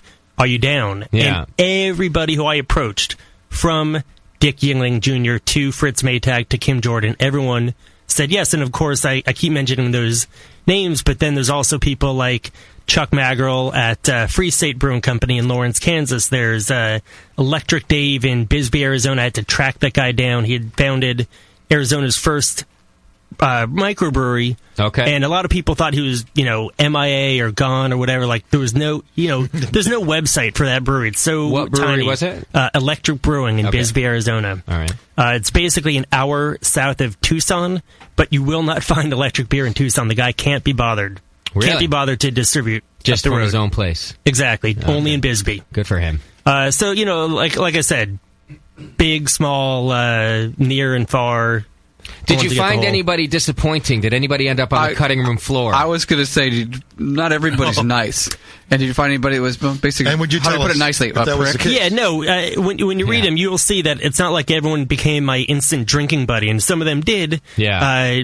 Two people come to mind: Electric Dave in Bisbee and Dave Geary in Portland, Maine. But yeah, everyone kind of knows that Dick Yingling Jr. not Mr. Personality. But it was still sort of an honor to be there in Pottsville and sit with the guy whose great-great-grandfather founded the brewery, and he's sitting underneath these portraits of his dad and his granddad and great-granddad, and then in the next room there's, one of his 4 daughters, and then there's his little baby grandson who ideally represents the 7th generation to run that brewery. So... But of the 14 that you had planned and called, did you have to cut anyone and then add a 15th to be the 14th, for example? Yeah. Okay. Well, I'll be honest. There were 2 that I had initially thought about doing as whole chapters, and then just for the sake of realizing that their stories too closely resembled other chapters that I had already maybe written or whatever. There's no chapter on the Shell Brewing Company in New Ulm, Minnesota, simply because it was pretty similar to Leinenkugel's story in Chippewa Falls, but and it was also similar to the Yingling story, and I thought between those other 2 that tell different stories. So Shell's is in there, and then being from California, I love the Firestone Walker Brewing Company. Yeah, but in a way, too many ways that it resembled Fritz Maytag's story at Anchor. So I just thought... Well, those are good reasons to do edits, though. If you're looking for variety, it's not because anyone gave you one-word answers or had a boring story. It just was too similar. A lot of them did sort of start the interview process giving their rote responses. They thought I was just there to talk about numbers and IBUs the and press release. Exactly. And I said, you know what? All right, I'll let them get all that off their chest because that's what they're hardwired to do. Yeah. And then once that's over, then start in with more personal stuff. Okay. From their childhood and their family life and hopes and fears and dreams and all sorts of good stuff like that. And ideally, those are the highlights of the chapters. Okay. That sounds like good stuff. It's how many? There are 14 chapters. How many pages? And are there pictures? Hopefully, lots of pictures for you.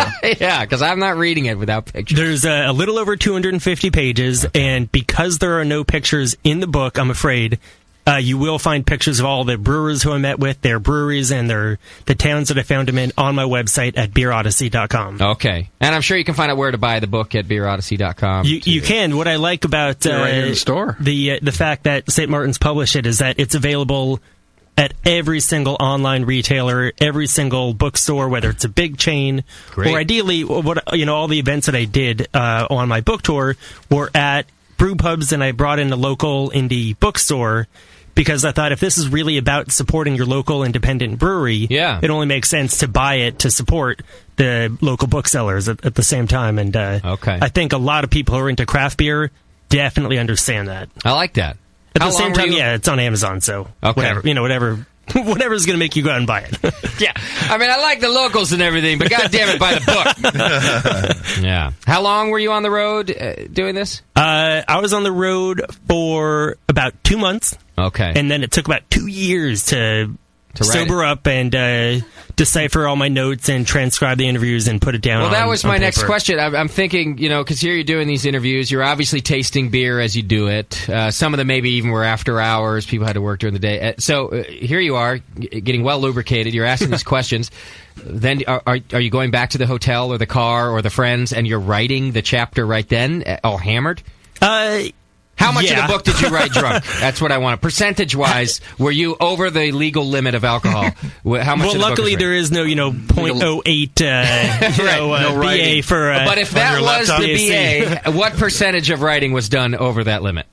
Of the actual specific words that made it into print, I'm going to go a lowball number, like 10%. Okay, but it's a strong number still. What about the first draft? Yeah, way higher.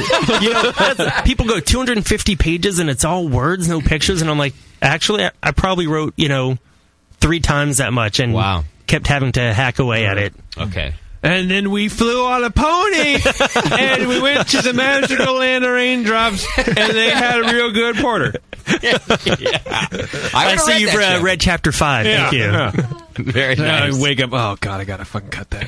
I can't. No one's going to read that. Well, no one needs to know about the ponies. There literally were, handwritten notes because I have the recorder going, but at the same time, you can't trust it. I'm not a big fan of technology. All right. Kind of a Luddite. But so I have these notepads each time, and I'm jotting down words, and very clearly every time, if it was an interview being conducted at a bar over some beers, yeah, the legibility went way down. Okay. Oh, sure. And so you said, over the next 2 years, you're deciphering these notes. I mean, you must be looking at them going, I don't know what the fuck I wrote there. I don't know what. I don't remember what he said. I don't know what I wrote. I mean, there had to be some stuff omitted because of that, I would imagine. Yeah, I figured that was sort of divine intervention in terms of editing. Like, it probably wasn't that interesting. That's the Lord. Yeah, exactly. It's the Lord's part of this book. Motoring and illegible notes. I find signs wherever they pop up. Good. So yeah, Brian. Brian. Yes. That chapter you wrote on Yingling sucks tits. I want Brian. Wake up. What? I want you to rewrite it. No, Brian. I can't be bothered. Right now. That's just Dick Yingling trying to wake you up. The problem, kind of like I'm sure a lot of homebrewers or obviously professionals probably think that everything they brew is, like God's answer to beer. Yeah, some must. Why don't they change it? Yeah. Right. So, the difficulty is writers are like that too. I'm like, every word I write is gorgeous. It's beautiful. Golden. They all it fit needs together. to be in there. It's perfect. It'll, so sometimes it's hard to cut, but luckily that's what other people are for, and you float it by them and go, all right, be brutal. Yeah. That's why you have editors. Give it to me. Yeah. So you didn't have a book deal when you set out to do this. You then what? You have a manuscript and you then shop it to a publisher? How does that work? That is exact, and the whole thing happened way faster than I ever could have imagined. The book was actually my thesis. I got a thesis in beer, I'd like to say. What? You went to USC, right? You're talking to the exactly. And this is where you got your thesis from? No shit. Let me just interject here for 1 second. I was already kind of jealous and pissed off that you're a writer and traveling the world doing this. Because let's face it, come on, I can do that. Right, guys? Yeah, well, you could, but you didn't. You travel That's the trick. Yeah. And now, though, you... really, I couldn't have done it. I'm being you can sleep in the car, I know. But that you got your thesis on this kind of thing, too. What is happening in the universities today, Doc? GRC, you pay enough money, they'll give you a degree. We need a lot of experts. Tell me your thesis exact. What was your thesis? All right, so I'm going to back up one little bit. I did have another idea for a book. Cannot remember what the hell it was. It was probably dumb. Okay. But day day one off the UC system. Right. But day one of class, I walk in, and there's me, and there's 15 girls. Yeah. And it was like, because I'd had other classes where it was 50-50. What class was this? This is a general nonfiction writing class. And where is it? What time does it start? I'll sell you the information later. Okay, so I walk in, 15 girls and me. And already I'm like, I don't even care what the hell I write. This semester's going to be awesome. Yeah. And it was. You're just doodling. And the instructor walks in. She goes, "What's your book about?" And I'm thinking, hey, I just day got one. here. Yeah, right. It's about tits. And luckily, I didn't say that. Oh, someone did. Wow, I just had tits on the brain. I threw my voice to Bevo's microphone. Tits. I like how he looked at me and he's like, "Yeah." I'm like, definitely The not. Bevo imitation. You know what? Bevo, fess up. There's a lot of times when I wish Very comfortable. when I wish I was looking at Bevo and Justin's voice was coming out of her. That's Yeah, right. you probably weren't even thinking straight at that point. I was not. And Brian, by the way, half the things she says, we all hear tits also, so don't worry about it. Hey. Yeah. I was wondering why the lyrics to ABBA were tits. Yeah.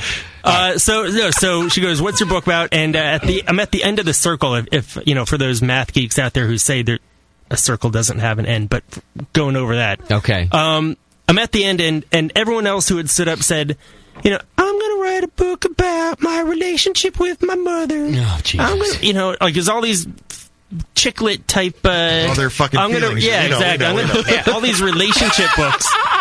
I'm going to write about the female struggle for suffrage. So I got up and I said, "I'm writing a book about beer." Uh-huh. Man, what a man. And then from there, I just kept flowing, and 90% of what I said ended up in the book, and that was. So your instructor was all aboard. Oh yeah, and in fact, so going back to your original question, how to get the book deal? Yeah. Professor loved the project. Okay. And is a published author and had a bunch of contacts, and basically said, "All right, now you need to start shopping that book proposal that I had you do around." And I said, "Wait, I'm not done, and I have a whole lot more writing and editing to do." And she said, "Oh, don't worry about that. It's going to take forever. You're going to get 50 rejections, and then they're going to give you 2 years to publish it anyway, to finish the manuscript." I said, "Oh, okay." So she gave me 4 contacts. Okay. So these are going to break the ice for you, just to get your feet wet. All right. One of the 2 big publishing houses, 2 literary agents. I get the first response back. It's a rejection. Yeah. All right. I'm happy. I'm partying. I'm in the game, right? Exactly. Yeah. You've got your first official rejection. You're getting there. And then I get the next one back. It's a rejection from a literary agent. Okay. She doesn't like beer. I'm not the person for you. Sweet. Okay. Getting the rejection file started. Give us her name. We've got to talk. I don't like beer. I can't help it. Yeah, some people, Okay. And then the third one was, "Dear Mr. Yeager, we'd like to publish your book." Wow. Wow. And so what do you do then at that moment? Piss my pants. Yeah. Yeah, you I have do. another beer. And on top of that, she said, the editor said, "You now have 4 months to submit the manuscript." So you have to get right to work. And I was working full time, so I was doing my 9 to 5 during the day, and then I'm doing like 5 to 9 a.m. Every night in the coffee shops and all that, finishing it. So there actually was work involved. Yeah, I'm sure there was. I don't mean to belittle your work. Yeah, no, I'm saying, I was trying to get that in there just so that. Well, because people do think, because take us, for example, we don't do anything. But we like to say how much work it takes to put on a show. We're here for all don't week belittle long, my work. But, 4 years later, right. I mean, anyone could say, "I'm going to do a beer radio show." Yeah. Some people still do say that. And step up to the mic, son, the result is awful. Yeah, some people try. So when you stood up in class and said you're going to write a book about beer, did you suddenly get pelted by tampons, or what were the girls' reactions? Believe it or not, they were like, excited? "Yay, here's a penis, we'll take him." Yeah, so, of course. No, they were all for it. Yeah. How many of the 15 ladies did you take out? Study dates, come on. Research. You guys had to work together. More than one in less than 15. Wow. I bet you did. By the end of the semester. Someone's listening. Did you? Are you married now? No. Close? Someone's got to be listening. There's a half pint. They meant nothing to me, I swear. Yeah. See? There you go. Yeah. All 14 of them. She doesn't want to know that. She was like 10. Number 10. Less than 15. Of the 15, how many were over a 5? Oh, man. Of the ones that I met for extracurricular? No, just all of them. I just the ratio of the whole class. How many were Did over you just a 5? shoot low and hope? He wants to matriculate there. Yeah. I love that this is relevant. Of the It's entirely 15, relevant. We're building character here. There were 15 in the class. The average, I'm going to put it at an 8. Oh, good class. Yeah. Wow. Very nice. And that was, a few of them really kept that number low. A few of them. Oh. Yeah. It was good. USC is not a school for big fat pigs. A few of them were like a 12-pack and two of my books. Yeah. A few of them look like Before Chad. I'm going to bed with you. Yeah. A few of them were Chad sitting there. Chad probably wasn't that guy. Chad with lipstick. So, Chad. Hi. So, Chad. Yeah. Hi. Do you like beer? How long's the book been out now, and how's it doing? Thank you for asking. All right. So the book came out October 2nd, 2008. Okay. I got an email from the editor at the end of November 2008. Second printing. Oh, good for That's you! Pretty good. Congratulations. That's fantastic. So if you go out and buy it now, you're going to buy, unless you have like an old, you find like that one bookstore that no one goes to. Yeah, you're going to be getting a second edition copy of Red, White, and Brew, an American Beer Odyssey. Okay, good for you. That's fantastic. And are there other books now in the works? I mean, are you now a lot of times what happens is people fall in love with this industry, they find themselves a niche, and they become a beer writer, a beer radio person. A blog. You see what I'm saying? Oh man, are you now a beer writer? Absolutely. Okay. Hell's yeah. Okay, so you've got other books down there. There's a couple ideas. I'm doing the whole national book tour, which was fun because it was me driving around the country promoting a book. Yeah, and drinking beer. And the book was about driving around the country drinking So beer. you got 2 tours out of this deal. Oh, yeah. Exactly. You're such a dick, Brian. Thank you. I got to say right now, that's a great gig. He's just jealous.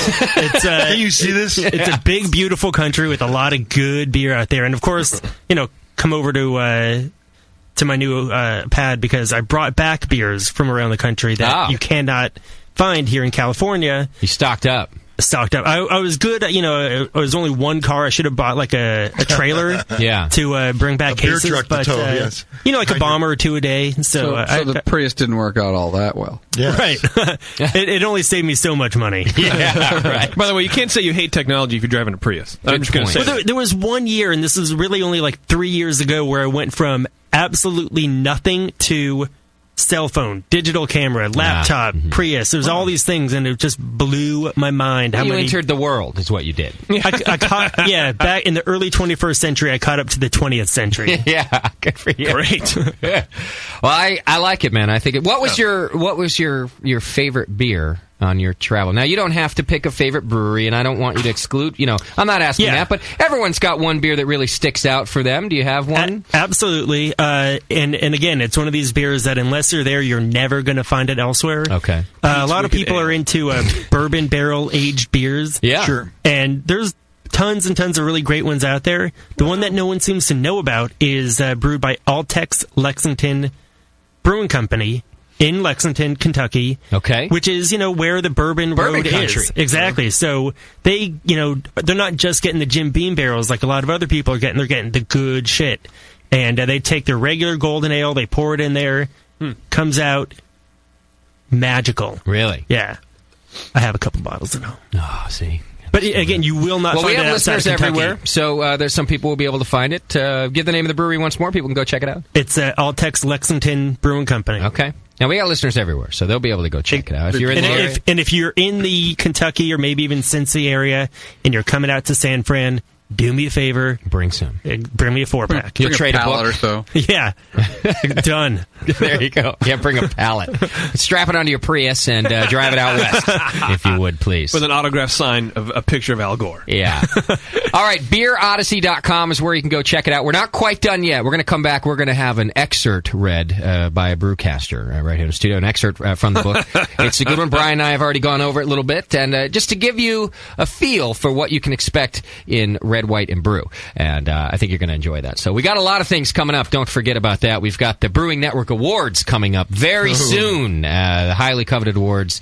Everyone's excited about that. Join Bevo in the chat room. Hit the chat now button right there on our homepage or dial 888-401-BEER if you've got questions for Brian. Brian, you going to hang out for the whole show or you got to go back to the Goldfish? I'm hanging out. By the way, someone wanted me to utter the phrase rat pad. Oh, you met a listener. Awesome. Okay. Hang in there. It's the session. We'll be right back with Brian Yeager, Red, White, and Brew.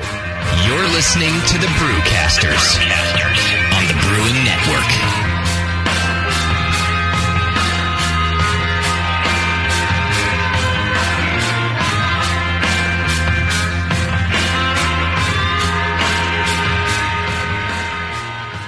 What have you gotten out of a vial of White Labs yeast? WLP 001, Cal Ale, baby. 23, Burton Ale. 008, East Coast Ale. Cal Common, WLP 810. It's gonna be WLP 400 with beer. I got a sweet hoodie for my vial. Huh? White Labs, your source for great brewer's yeast, would like to invite all homebrewers to join the White Labs Customer Club. Redeem your empty vials for great White Labs merchandise and products. Free yeast, glassware, t-shirts, baseball caps, sweatshirts, polo shirts, and you won't believe what you'll get for 5,000 vials. Members also receive a newsletter packed with White Labs updates and facts, interviews with professional brewers, brew your own clone recipes, beercook.com recipes, and customer club stories. The White Labs Customer Club. Save your vials and get in the club. White Labs. It's all in the vial. What's good for the earth, good for your body, and great for your brew? Organic ingredients. This holiday season, the organic ingredient experts, Seven Bridges Co-op in awesome Santa Cruz, California, offers you the gift that keeps on giving to our planet. Sustainable, fair wage ingredients to make the best organic homebrew you've ever had. There's a growing demand for organic products, and your choice to brew with them supports organic farmers worldwide. Brew organic, and you'll brew excellent beer that is free from chemical residues and genetically modified organisms, and you'll help contribute to a better world. If you're looking for organic ingredients, Seven Bridges offers a huge selection of USDA-certified kits and raw ingredients from 8 ounces to 50-pound sacks of grain, whole and pellet hops, and all the equipment you need. Seven Bridges, the organic homebrew experts since 1997. Visit www.breworganic.com. Mix me your 100-grain amber recipe, and I'm going to eat it. And then it can ferment in my gut. It totally works. The beer is almost identical to the grain sandwich. Your colon won't know what hit it. The home of live beer radio. TheBrewingNetwork.com. Because like beer, radio shouldn't suck. You're listening to The Session. The Brewing Network. Saving your life. One beer at a time.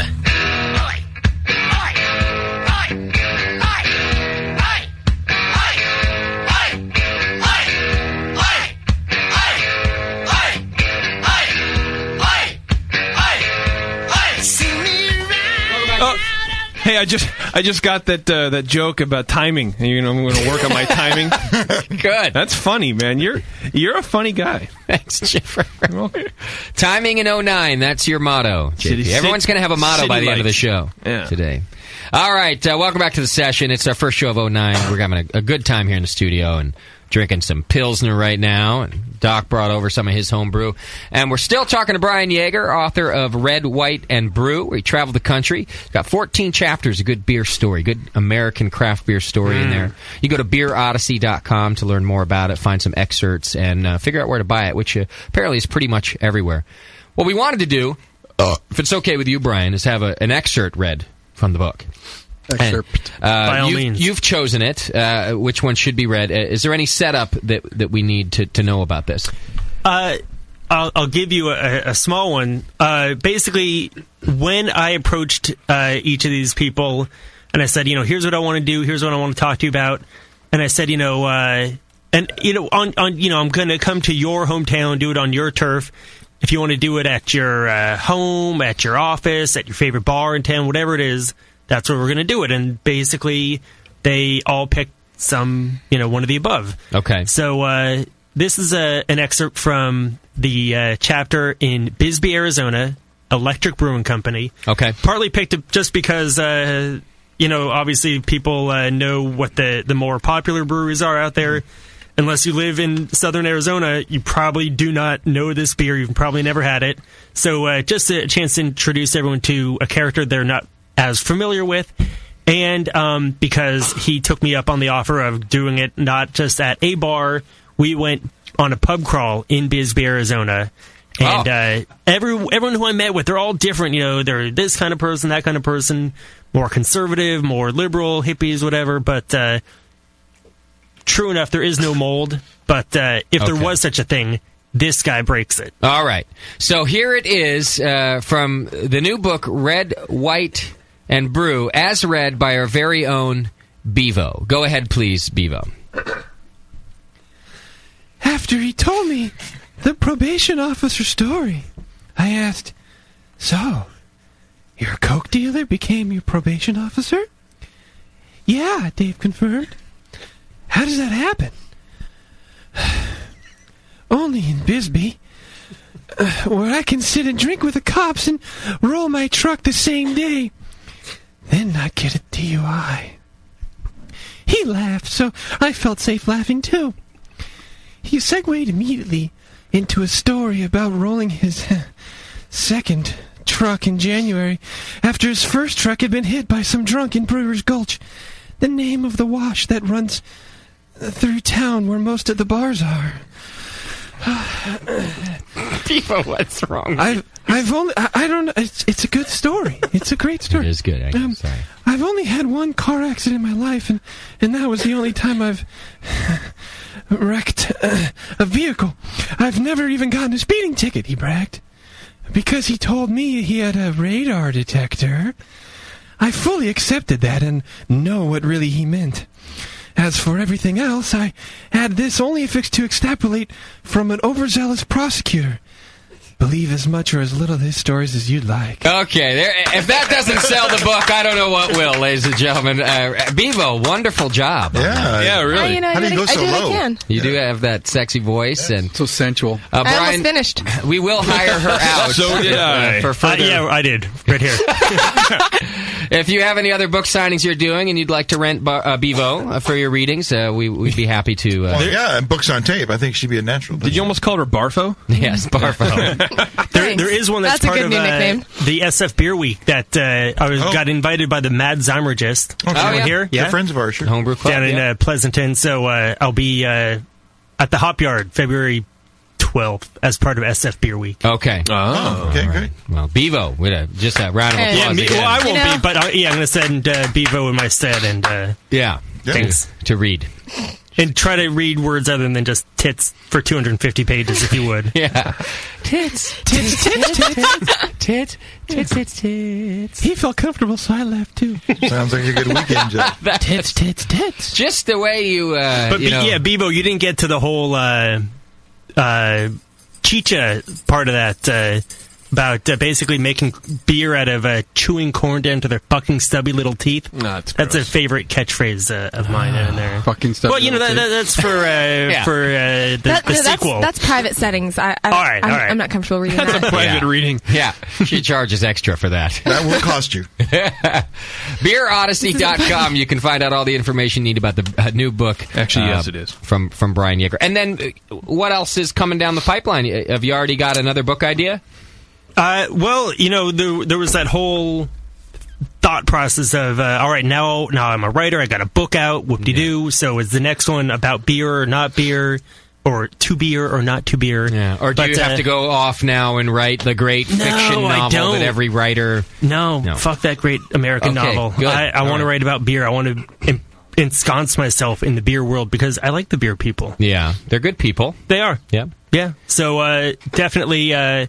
got a couple ideas kicking around. Okay. I'll know more shortly. And your publisher's clearly happy. So now, is it kind of one of these things, once you have your foot in the door, they're certainly more willing to listen to your new ideas and let you develop them now? Yeah, I basically let them know, you're going to have another thing coming your way in a matter of months. Yeah. And do you want me to go through that whole book proposal thing that I went through before? Yeah. And I was gratified to find out that no. Ah, good. I don't. Good.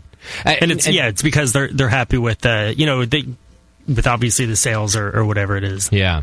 And do you still have to have your day job now, or are you officially a writer?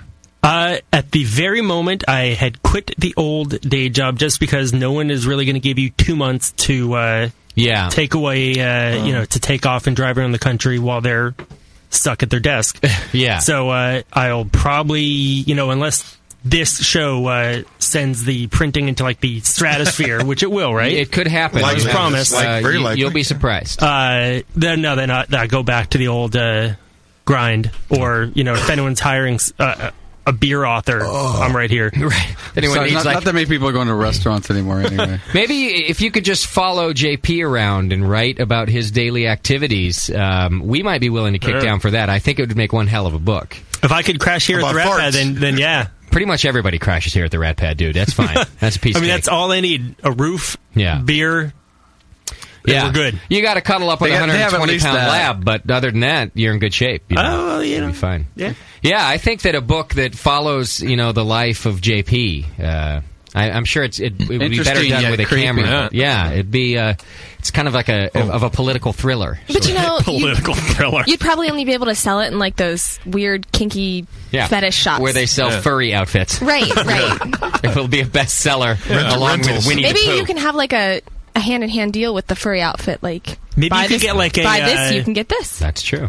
A sponsorship though through what's that called? Nature's Miracle. Yeah, because if you're what's that? That's the stuff that gets out pet scents, shall we say? Oh, so if you're creating some furry smells stains, then furry stains. How great would it be if the furry outfits came with a strap-on JP beard? Oh, not that great. That's pretty furry. That's pretty furry. It's weird. Almost too furry. All right. Well, we got a book to give away, right? What do we give away? A signed copy of Red, White, and Brew? Exactly. Personalized, maybe? Paid for out of my own, beer fund. Wow, perfect.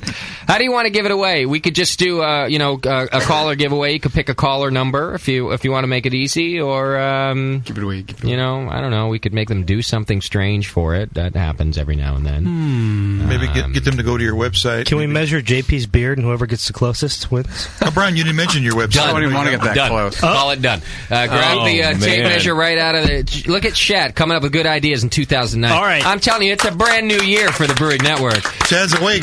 All right, Chad, grab the tape measure right there, and we're going to measure the length of JP's beard. Now, how are we going? Let's go from the right at the bottom of his bottom lip, right now to the end there. Well, the bottom lip hair is separate. That's okay. Now my hair curls. So do you want it straightened? Or straighten it. Okay. Pull it down. So our just so that you listeners know at home, you're going to be calling in 888-401-BEER. The person who gets the right measurement is going to win the brand new book, Red, White, and Brew. The measurement goes from JP's bottom lip to the stretched out end of JP's beard. We should change it to 888-401-BEARD. Get it? Because I have a beard. Yeah. Swing and a miss. All right. The timing was there. Go ahead and round that to an even number, I mean, as long as it can be done. I don't even know how long it is. Right? I mean, within... reasonable wow. round. JP.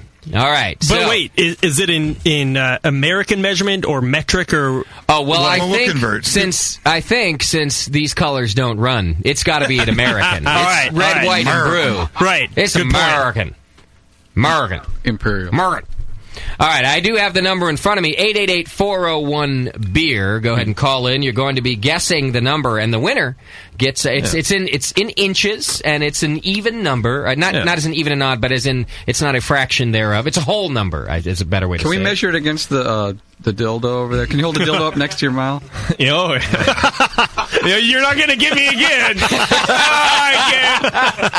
If you're talking about my beard, it should be red, white, and scabies infested. All right, let's take our first caller. Caller, who are we talking to? Mrs. Henning. Hello, Mrs. Henning. Do you have a guess for how long that beard is? Yep, I say 5.5 inches. Okay, it is not 5.5 inches, but a good guess, Mrs. Henning. Just for future reference, it's a whole number, so you don't have to do fractions thereof. It's a whole number. 5.5. So one of our favorite numbers. It's one of my favorite. There's a whole entire number. Yeah. I mean, there's even two numbers involved. Is how whole that goddamn a number thing and is. change. Yes, that's great. All right, 888-401-BEER. Caller, who are we talking to? You're on the air, caller. Mr. Henning. Who are we talking to? On the extension. Still listening to their radio. You're probably going to have to screen these, Bevo. They seem to not know when they're on the phone. Must be someone from Texas. Yeah. All right, 888-401-BEER. They We're want the Shiner chapter. Guessing the length of JP's beard. Do you have another website besides Beer Odysseys for the book, right? Yeah, I'm going to develop BrianYager.com. Okay. But, and it's YAEGER, but you're doing beer blogging and stuff. Is that all on Beer Odyssey? Yes, there's a link from BeerOdyssey.com. If you want the direct route, it's BeerOdyssey.blogspot.com. Okay. Thank you. But I just posted a new post today about my Beeradise at home. It's the corner. Beer. Exactly. It's Ducks? I got a little cellar and a chiller for the holidays. So yeah, your chick will be leaving you soon, dude. No, check Once this you out. start- She tied up in my basement. How awesome. She encouraged you to do it? Is that what you said? Yeah. Wow. She was like, and here's where your little, beer cellar is going to go. Wow. And so she's just looking forward to getting rid of you for a couple hours a night. Yeah, which is that fine could too, be, by the right. way. Listen, that's something to be thankful for. But I got a winner. All right, Bad Rock's on the line. Bad Rock, you got a guess? I do. How about 4 inches? It is not 4 inches. You're guessing the wrong body part, Bad Rock. Damn. Yeah, my Good guess, pinkies man. are 4 Good inches. All right, so we know it's not 5.5, and we know it's not 4, but So it's a whole number from the bottom lip. Yeah, all the way to the bottom, all the way down, stretched out. Now, keep in mind that he pulled it, he yanked it to as far as I it pulled would on go. it several times. Yeah, He's tugging. Yeah. Now it's all straight. He yanked it, and as Schumann says, it's still 4 inches, but the beard is not. All right, 888-401-BEER, giving away a copy of Red, White, and Brew. I think we need our own copy so that at least someone who knows how to read here can read it and tell the rest of us how it was. It'll take you 100 years to get through it at that pace, but yeah, at Bevo's pace. Chapter 1. I need a shower. Yeah. Is beer getting a little close to you? Get through that screening quick, Bevo. We got to move on. Got the BNAs coming up. 3rd annual Brewing Network I know Awards. people are really waiting for that. I can't wait for that. Always fun, always exciting, always controversial. I got my my ball gown. I'm going to get all dressed up for him. Said ball. So we're going to piss anybody off this year? Dresselbrew, you're on the line. What's your guess? I'm going to guess 5 inches. It is not 5 inches. Wrong. You guys, I'm going to give a hint here so we can give this book away. You're going a little short. You guys are underestimating the power that is JP's beard. How long have we been talking about this ugly beard? Way too long. Yeah, it's over 5, and it's under 10.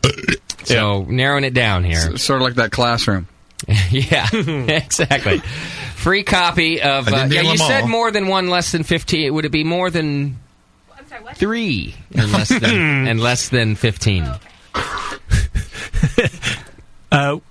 He's nodding his head, ladies and gentlemen. He's nodding his head. It was 16. You don't have to qualify teacher it. also. You don't have to qualify it, you know. If I count myself, 17. Right, there you go. Actually, I was twice as good, so. Yeah, 18. So 59. Yeah. All right, 888-401-BEER. Giving away a book. Got a caller on the line. Homer the Great is on the phone right now. Go! Homer. Hey, Justin, what's going on, man? Just doing our thing here on the radio. What's your guess? We're bored. We thought we'd call you. What's your guess, brother? Well, yeah, hey, I tell you what, I'm thinking, my God, more on the lines of about Hurry 8 up, Homer. inches. Ooh. Not 8 inches. A good guess. But Cool. it's not 8. Thanks, guys. Thanks, Homer. All right, 888-401-BEER. You guys getting close. It's not 4, it's not 5, and it's not 8. Is this going to be a personalized copy? Yes. Oh. Yeah, we'll figure out. We'll know exactly. That's why I was hoping Mrs. Henderson or Henning was going to win because could personalize that. Yeah, personalize the shit out of that thing. Dog dirty. Like that. She's going to miss all of chapter 13. It's so stuck together with personalization. All right. The DNA section. 888. We have a caller on right now. Bevo, tell me who it is. Just tell me. Make it quick. I think he said Herr Hiller. Appendix C. His name. That's his name. All right, Herr Hiller. What's your guess, my brother? I'm going to go 7 inches. 7 inches! Oh, say! That's how long that disgusting shag is hanging off of JP's face. You can't call it with a name like Herr Hiller and not do it in a stupid German accent. Jerk. Das ist 7 inches. That's better. Yeah. Very nice. And I will take your twin and experiment on them as well. All right, brother. Shoot me an email, justin@thebrewingnetwork.com. Give me your name and address. You're going to get a personalized signed and what copy. You want in the copy. If you want something special written in there, if you just want to let Brian do his thing. But send me the email now, because we'll get it done before the end of the show. It is about American beers, not German. Yeah, so just, he might be disappointed. In case you're right. Congratulations, brother. Thanks for playing. Thank you. All right, later. There you go, Red, White, and Brew given away. And Brian Yeager, everybody, thanks very much for doing it. Oh, thank you for having me. All right, well, please stick around. I don't mean, you know. It's a long show. We got time left. So, honorary motoring for... oh, yeah. I'm in the mood. Really. And this, this was God-inspired music for him to keep the book going, Bevo. I feel like passing a collection plate now. Could we, please? We will. What are you collecting? When we get to the picture auction. Sister Christian, know the time has come. And you know you're not the only one to say. Nobody knows the words. Okay. All right.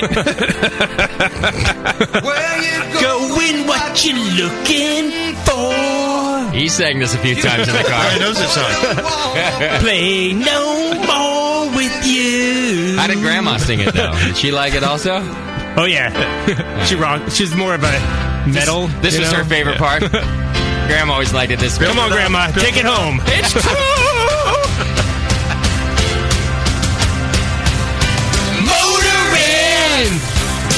What's your price for flight?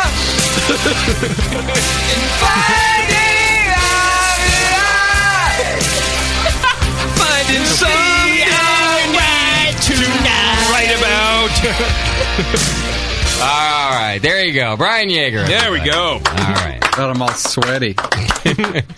Well, I think you guys know what time it is now. It's time what for... What time do it be? It's a very important time every year in the Brewing Network. No, not it's only not. It's not only for the listeners, but for the employees. In a man's life. Tell us.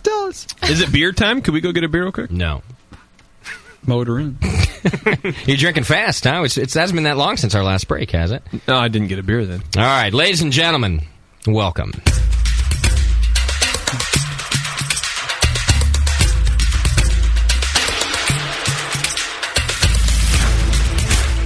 Now, live from the Brewing Network studios in sunny Pacheco, California, it's the 3rd Annual Brewing Network Awards with Justin the Hammer. Look at my tattoo. Crosley. Jason, Sarah Palin's hot. Petros. Doctor. It's got to be legal somewhere. Scott. Tasty. Juicy. McDole. And Bevo. It's your show, so I'll do anything in the chat room. Now, here's Justin. All right. Welcome, everybody, to the 3rd Annual Brewing Network Awards. It's going to be a good night.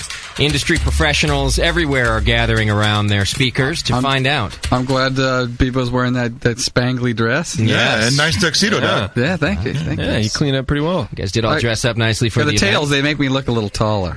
Shat's just got a bow tie on, nothing else. Yeah. And Cleveland? That's it. That's how I roll. Which is why I'm at attention. That's all we're looking at.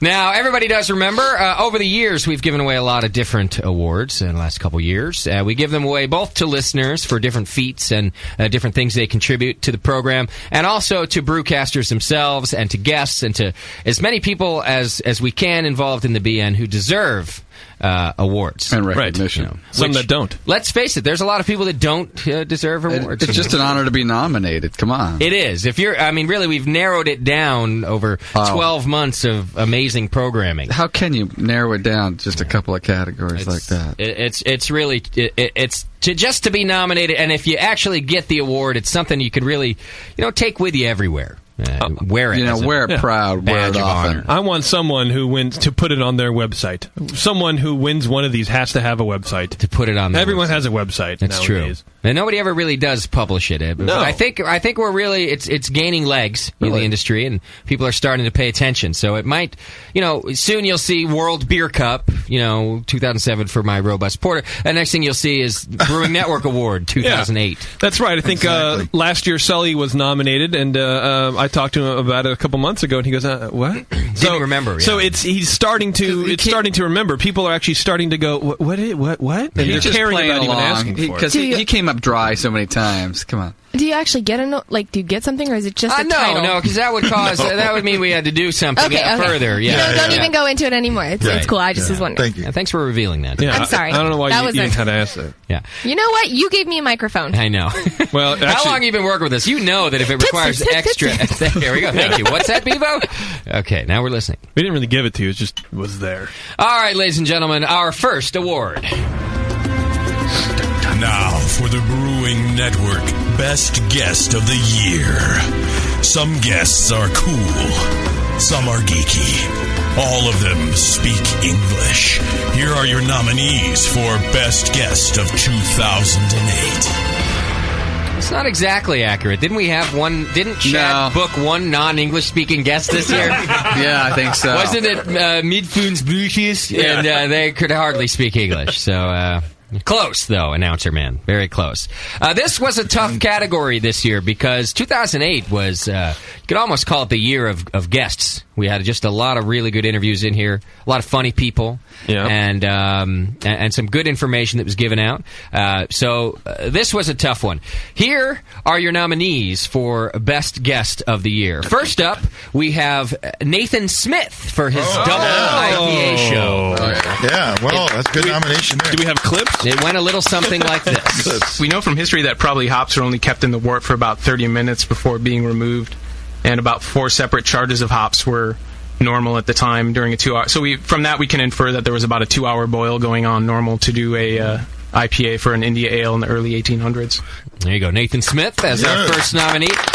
Not only was he a lot of fun and just good to have around, brought a hot girlfriend, that gives you extra points, future guests, if you do that. But also, he really, we have done IPA shows, we have done hop shows, but he really dug in there and gave us as much information, as, if not more, than we could ask. But he had a great time doing it. Well, plus he let me run my fingers through his hair, so that was pretty good. That's good. He has long and silky hair. It's not tangly at all. And he sang. Didn't he sing?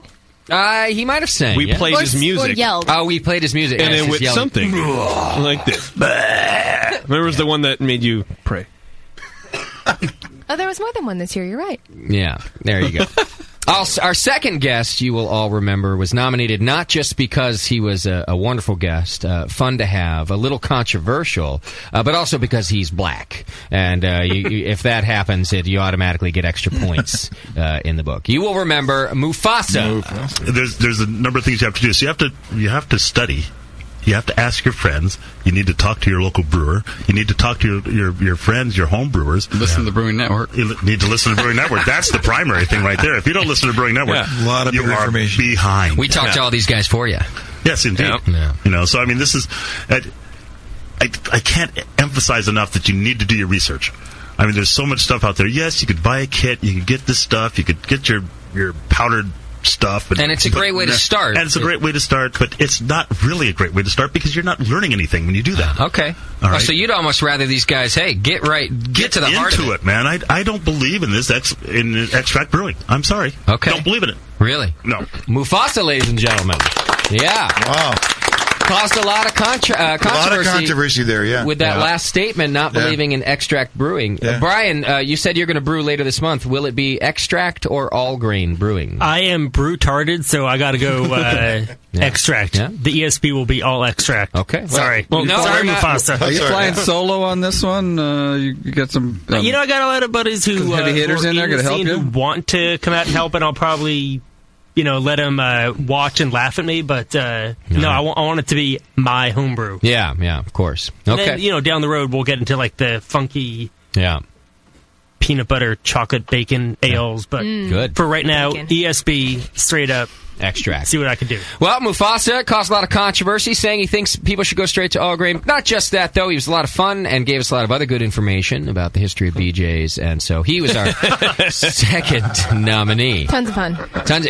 Bevo had a lot of fun. BJ's. He really liked Bevo. And said, I believe it was, look at all that junk in her trunk. Yeah, Yeah. that was actually said. Yeah.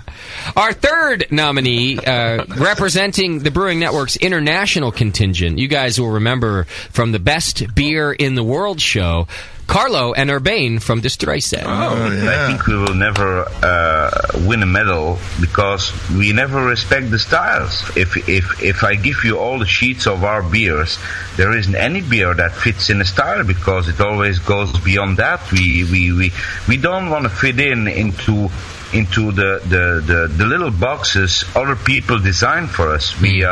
I don't think a real original and creative chef will let himself put him in a box and say, now you will do this that way. No. Destroyset, ladies and gentlemen, nominee. Our third nominee today.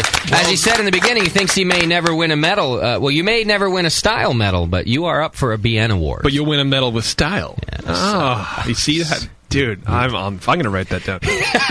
Win a medal. Okay. That was an amazing show. And, it was a great show. It was one of our that best. this year? It was early this year, and people talked about it for a long time. And I talked about it for a long time because they wouldn't let us off the air. I thought they'd be dying to go to sleep. It was like 4 a.m. in Belgium, and they did not want to go.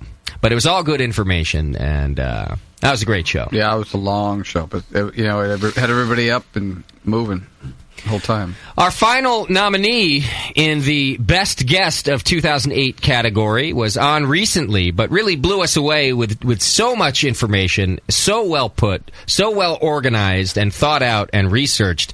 I think most of us didn't know what to do with ourselves, and it's the show I think that people have really been playing over and over again this year to make sure they get all the information they can. It was Doc's friend and friend of More Beer, now friend of the show, Shea Comfort. But if you wanted to do that without that, I mean, basically across the board, all starches, all fermentation, boom, these guys will make any yeast be able to take everything down to zero. Interesting. Zero, which is good and bad. Right. So you want to go to zero, you go to zero. So if you don't want to go to zero, then how you work with that is you basically run your mash off, go off into, the boil tin, and you have to do two separate fermenters. Okay. So I would do like 1/3, Shea Comfort, ladies and gentlemen. Yeah. Taught us about how to use wine yeast and also along with beer yeast. It gave us a bunch of information that we had never heard of before. It took me a long time to get him on the show finally. Yeah, it did take a while. Well worth it because now he's nominated for a BNA. I wonder if he knows that. I should call him. Yeah, I'm sure he'll be happy, but he can probably put it on with his theater awards. He's done some theater, and he can now put his BNA up on the mantle as well. All right, ladies and gentlemen. And his mustache is longer than JP's beard. That's true. He does have one of those giant, they're called like a handlebar. They're called fucking awesome. Yeah, mustache. Maybe that should be next for you, JP, is if you're going to, because I know you've talked about losing the beard, which I think is a mistake, but if you do, you should move to the mustache that covers your whole mouth. I try, but trying to eat with it is really hard. Oh, I still have Taco Bell in it. My hygienists are trying to clean Shay's teeth, and they go, stop it, Doc. You're going to make me puke. I just had to keep moving his mustache out of the way. Oh, that totally makes you want to fucking yak right now. It's like washing a fat chick. Just got to lift things up to... We were watching a show on washing fetch over 500-pound people. Oh yeah! Oh, half-ton mom, half-ton son, half-ton brother, half-ton dad. Yes, that's disgusting. Bevo's never seen him. What's the grocery bill over there? All right, before we give away this award, this is a pertinent question because it blew me away. How many people in America do you think are over 500 pounds? So you're morbidly obese at well below 5. We're talking about Florida? How many people in America are over 500 pounds? If you saw the program and you know the answer, don't guess. Doc, what's your guess? Over 500 pounds in America. How many people? 40%. Give an actual number. 40%? Yeah. No way. 40%? Jesus, you dude. All right, we'll take that from you. Everyone else has a regular number. I have Florida in my head, 40%. And that's 40%. Well, maybe just Florida, yeah. All right, Brian Yeager. 50 G's. 50,000 people. Yeah. Okay. Tasty. Oh, I think a lot less. 10,000. 10,000 people. Yeah. Okay. JP, how many people do you think are over 500 pounds in America? Over 500 pounds, I would say probably 80,000. Okay, 80,000 No. people. And Bevo, what do you think? 20, 30,000 probably. 30,000, we'll give you that. Okay. These are even high numbers that I would have picked. When it came out, I was thinking, I thought in the hundreds. I mean, over 500 pounds is really it's not that big. There are 2 million people in the United States that are over 500 pounds. Really? No way. That's what I said. I couldn't believe it. 2 million people in the U.S. are over 500. That's nearly 10%. Yeah, but that's just the people that are admitting it. Yeah, it's they couldn't find everyone because the other 1 million were like on bed rest. Now, this was according to the 500-pound whatever show I was watching, half-ton woman. But so I didn't look it up on Wikipedia myself. Wow. But according to them, 2 million people are not. I would have believed 2 million people are obese because that's a less. You don't have to be 500 pounds to be obese. Over 500 pounds. Unbelievable. All right, I'm sorry to derail the BNA. It's a lot of beer. This isn't lunch meat. All right, ladies and gentlemen, our first award of 2008. The best guest, if you remember, the nominees were Nathan with his double IPA show, Nathan Smith. Mufasa, the director of beer operations at BJ's. Carlo and Urbane from Destroysa.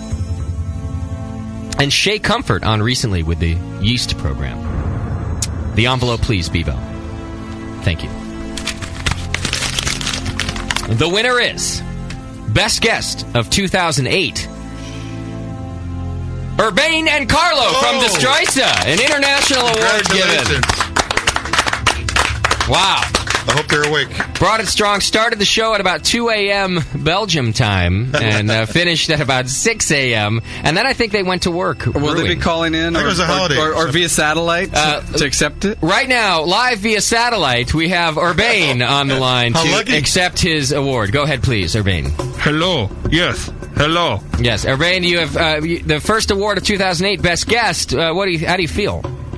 I feel tremendous. The love that you are showing me. Thank you, Urbane. All right, that was wonderful and a good performance. That was not done. A good performance. Thank you, Urbane. All right, best guest of 2008. Wow. And really, they brought it strong. It was a lot of fun, that show. They really deserve that award. Happy to give away that award to them. All right, our next award on the 3rd annual BNAs.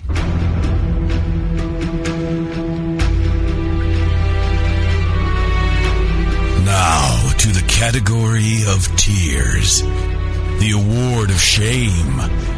A call out to those members of the BN Army who have left their posts, abandoned their duty. A cry of where the fuck are you? What the fuck happened? It's the Brewing Network Fallen Soldier Award. That's right. It's an important award because we miss you guys, and you've left your posts. You've let us down. Where are you? You've bailed on the Army. You left your fellow soldiers out in the dark and in the cold. The nominees are bumming each other. And I should maybe just explain a little further. These are you remember, we've been around since June of 2005, and forever. There were some people. That's pretty much forever. Yeah. I mean, it was podcasty wise. It was pre-Obama. It was we got Obama. We had people around that were, loyal listeners from the beginning. They were around every show. More like PU. They had contributed to many of the programs with audio clips and content and news stories and phone calls, and they were a part of the first couple years. We thought they'd go the distance with us. They've kind of fallen by the wayside. We don't know where some of them are. MIA. Last year, this award was the POW MIA Award. This year, it is the Fallen Soldier Award. The nominees for the Fallen Soldier Award are Lufa. You guys remember Lufa? Yeah. He had been around until sometime early this year. We have not seen from him much in the forum. He just resurfaced, I think, last week. But before then, he was right there to call people bitches and complain about things. You bring it so weak, man. You bring it so weak, man. I think he hooked up with us in Orlando, too. We were at the conference. At our very first NHC, we met Lufa there, and apparently Mike and Lufa hooked up there. Did he take the train down there? He may have taken his very own train. So we miss you, Lufa. That's our first nominee. Our second nominee, I'm sure you'll all remember, used to contribute audio clips and have a lot of fun with us. He was also communicating with me even before the Brewing Network did its first show. He was on board. Crotch Rot. Yeah. Soldier from Florida. Yeah. Haven't seen too much of Crotch Rot. I think he got a new job or something. I don't know what happened, but he used to send in audio clips like Doc versus Judge Judy, you might remember. Yes, I kind of remember that. And really a strong contributor to the program, and we haven't seen him in at least a year. Been missing Crotch Rot. Our third nominee. And you may think that this person's been around, but he's not really been around in the same capacity. We're not really getting the same thing we used to out of him. He's really been bringing it weak. The effort's just not there. And I think you'll understand when I say the third nominee is Boob, ladies and gentlemen. Boob's still been in the forum. I was looking at the bub timer over here, and it hasn't gone off in a long time. It's got dust on it. It does have dust on it. I think he called in a week ago, was entirely sober, and hardly even wanted to put his wife on the phone. It was a struggle to get anything funny out of the guy. But Boob used to be our go-to drunk of the week. The guy would discuss if JP let us down, Boob picked us up. He'd be calling out other BNers on our behalf. Yeah. So, Boo, but we miss you, bro. He's in the Fallen Soldier. And finally, fourth and final nominee of the Fallen Soldier Award. Or who did we lose this year? You may remember, we haven't heard from him since late 2007. Zymergist. I knew it. Oh, yeah. Zymergist. The always shocking Zymergist. Wasn't that a self-imposed? He left himself. He had a little falling out at the BN. We made fun of him after he made fun of us, but we said, hey, it's all fine and good. But he took it upon himself to remove himself from the BN Army. Haven't seen him around since. Our fourth and final nominee. And the winner of the 2008 Fallen Soldier Award.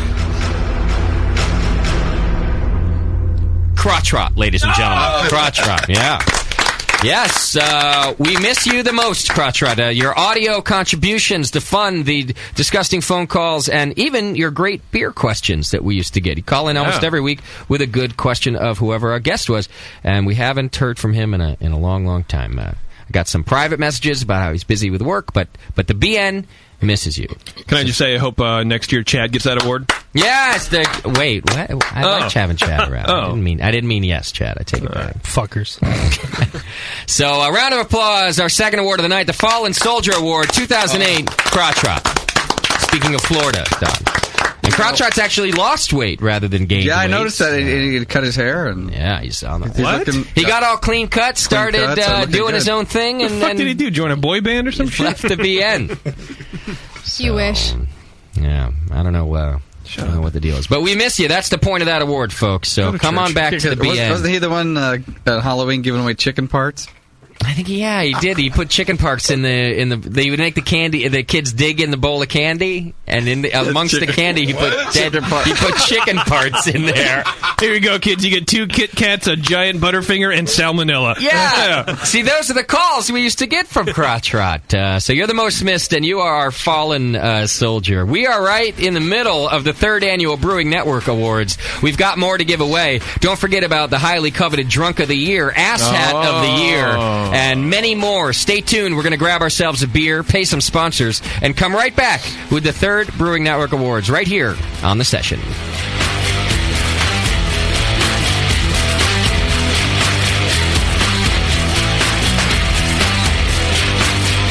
You're listening to the Brewcasters. On the Brewing Network.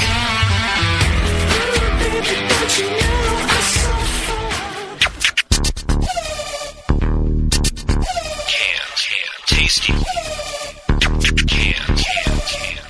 Tasty can.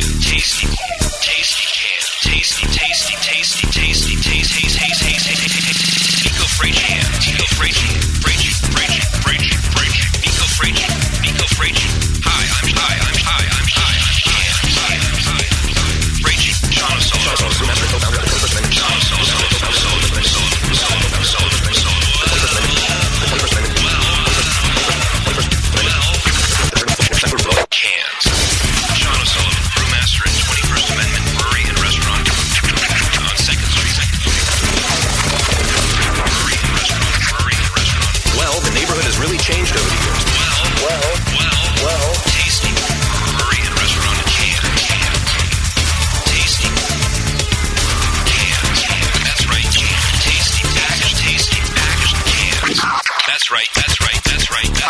Sean O'Sullivan, the brewmaster and co-founder of the 21st Amendment Brewery and Restaurant in San Francisco. Crack open a cold 21A in San Francisco. Crack 21A. Crack 21A. IPA in cans. Crack longer in San Francisco. Longer pressure. Packaged longer. Pressure longer. What? San Francisco. Brewmaster in San Francisco. Well, that's right, cans. Tasty packaged. Local neighborhood brew pub. Hi. Well, I'm Sean O'Sullivan. Tasty crack cans. Tasty crack cans. Brewmaster and co-founder of the 21st Amendment Brewery and Restaurant in San Francisco. San Francisco. Tasty brewmaster. San Francisco. That's right, master. Well, that day has come. Cans. Okay, I rolled a 15 and I get a +2 from my yeast starter. Nope, sorry. You failed your roll. Your beer is infected. No way. You had to be at a 24. It's schizosaccharomyces. This sucks. I just failed versus oxidation. Our party is fracked. Doug's the only one left, and his beer is a Berliner Weiss. What's this? A tea party? Hey, this is a brew session, man. Get lost. Is that an actual beer? Yeah, I crafted it. I don't really use the dice anymore.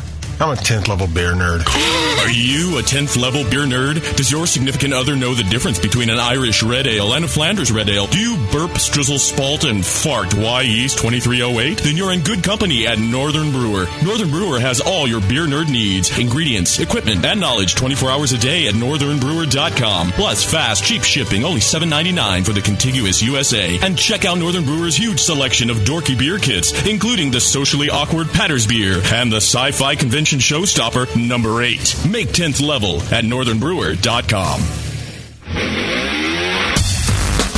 Wait till you can pour it out of your own kegerator.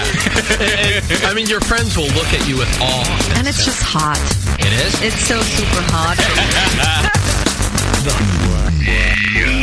The home of live beer radio. TheBrewingNetwork.com. Because like beer, Radio shouldn't suck. You're listening to The Session.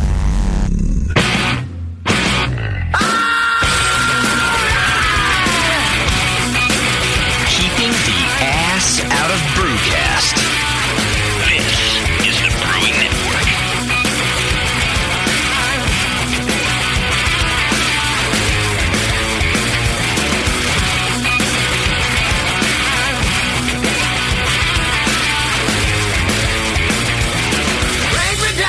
welcome back to the program. It's The Session, first one in 09, and giving away our third annual Brewing Network Awards, highly coveted and ready to go.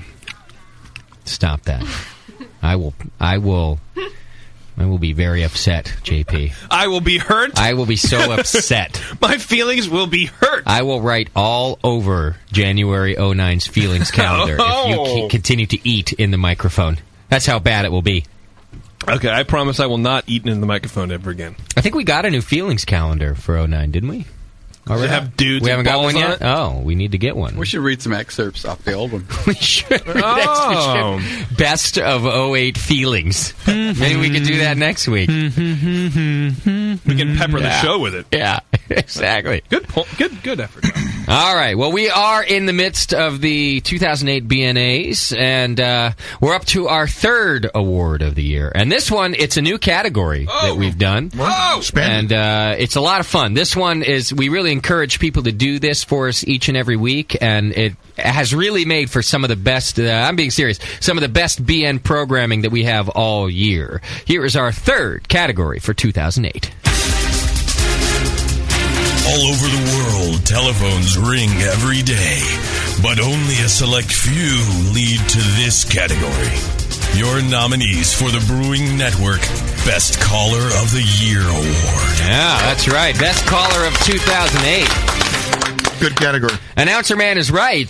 People do make phone calls all year, but only a few end up right here on the BNAs. And we do have 4 nominees for you this year. Now, our first nominee, we've got a clip of just one of the great calls we've gotten out of him all year long. He's one of our favorites. He's very consistent. He's around all the time. He's a lot of fun. It's Blobber Gleepy Glooty Globby Glooby Glop. Oh! Here is a little tidbit of what we get from him. Speaking of not normal, blooper gleep glooper glop bleep blah blip blip is on the phone. Is he hammered? No. He's like, did Justin just tell me to call in? I don't know. No. Are you hearing the same shit I am? Gloobity globbity gleebity glibbity gloppity gloop. What's happening? Just a second here. I gotta turn off my... I want to thank you guys for... hello? Hey, man. Hey, whoever you're listening to sounds real good. Sexy. Huh? Sounds like a mile. That's a mile. That's a mile. What's going on? I'm a man. I'm a man. I'm a man. Yeah. Yes. Yes, you are, Blobber. We would not take that away from you. Yeah. Blobber Gleeby Glob. Oh, yeah. As you can see, that was one of his, even though it was just a second, just one comment. I'm a man. That is the kind of good stuff we get from Blobber Gleeby Glob. You keep telling yourself that. Now, I did forget to mention at the beginning of the BNAs, we do encourage acceptance speeches. My fault for not announcing that right in the beginning. So, if you've been nominated, you should be prepared and be listening. And if you win, call up right away, 888-401-BEER. We would love to hear an acceptance speech from any or all of our award winners. And let us know how you like the swag bag. Yes, that's right. Everyone gets a swag bag. It's imaginary, but if this were the real Oscars... It's really good. If this were the real Oscars... Too many condoms in here. All right, our next caller...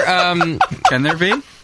Does a lot of behind-the-scenes work, but occasionally he goes off on his own tangent, has a rare moment of fun, and they're almost all good. It's the Brewing Network's very own Push Eject. Oh. And this is the call he's being nominated for. Stupid voiceover guy is an asshole.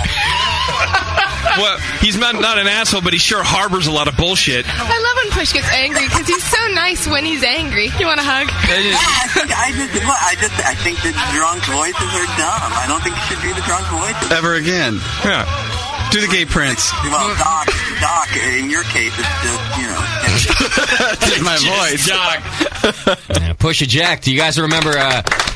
the whole call was a very angry Push that night. What Started out swearing like What triggered him off? He probably got so steamed up before he called in and he said that last number was just punch it in the- and just was fired up, ready to go. Did he win Drunk of the Week that week? I think he did also win Drunk of the Week because he won Angry Drunk of the Week too. Yeah. So there you go. Push Eject. It was a great call, a great moment in BN history this year because it got to show us another side of Push Eject that only Mrs. Push probably sees. Yeah, right before a big fist Well, I have a comes very at her. interesting call. Okay. Somebody talking dirty to you? Crotch Rot is on the phone. Oh, great. We'll interrupt the category. All right. And did he hear does he know what he's calling for? I don't know. Oh. I didn't get that far. Okay. Okay. Good screening, right? Yeah, good job. Yeah. Bevo. You and Chad should get together and have more retarded Bevo's babies. motto for 2009 is learn how to screen. It's only been a year, my dear. No, she knows how to screen. She just chooses not to do it. Crotch Rot, welcome back to the program. Hello. Now, have you been listening to tonight's show? No, I'm at work. They've got all that streaming stuff blocked and filtered out. Oh, so maybe someone just contacted you and told you what was happening then. Yeah, but I got notified by a couple BNers. Okay, so you've won our 2008 Fallen Soldier Award. Congratulations, Mr. Crotch Rot. Thank you. And it's for the BNer that we miss the most for his contributions, phone calls, and just general, being around and being an asshat. Crotch Rot, we miss you. Would you like to give an acceptance speech? Gosh, I don't know if I've ever given one sober. Okay. Maybe this is why you've been given the award, Crotch Rot. You're spending too much time sober. You got 15 minutes. We'll call you back. I'll have to call. I actually spend more time drunk than I ever have because now I'm off Monday through Friday. I see. Okay. No, I miss you guys. I miss you guys a lot, man. I had a blast listening, and interacting with everybody live, and it's unfortunate I can't do it live anymore. But I still catch your, the archives, and I thank you guys so much for still making those available to everybody. All right. Well, it's good to know that you're still around. We appreciate that. Now, we do miss you. Post in the forum, and if you ever get a chance to send us some of that audio you used to, we wouldn't mind that either. That's why you're missed, and that's why you're 2008 BN Award Fallen Soldier of the Year. I've got a question for you before you go. How many people in the United States do you think are over 500 pounds? That's a good question. Over 500 pounds. Yes. I would say it's, how many people are in the United States to begin with? I don't even know that answer. 300 million. There you go. 300 million. And I would say that is a 2 percentile. So, 150,000? Well, that would be more than that, I think. But he's closer than anybody. But he didn't get... It's 2 million, Crotch Rat. 2 million people are over 500 So, pounds. he's pretty close. Yeah. Yeah. Closer than anybody else. Well, yeah, Congratulations on a good guess. Crotch Rat, ladies and gentlemen. There you go. Yeah. He sees it every day. All right, brother. We hope to not give you the Fallen Soldier Award again in 2009, sir. I'll try not to deserve it. All right, brother. Thanks for calling in. Have a wonderful night, guys. We will later. See, now that's another reason why the guy's missed. He even takes time out of work to make the phone call and give an acceptance speech. He's a cool guy. And other BN Army people are out there the soldiers are bringing him back. He's dedicated. Yeah, that's right. The soldiers went and rounded up their fallen hero. He's dedicated, even in winning the Fallen Soldier Award. All right, our third caller in the Best Caller of 2008 award. We've had so far Blobber Gleepy Glop and Push Eject. You may remember from the very beginning of the year, the Mexicans. The Brewing Network, and I've been listening to you guys on the podcast mostly.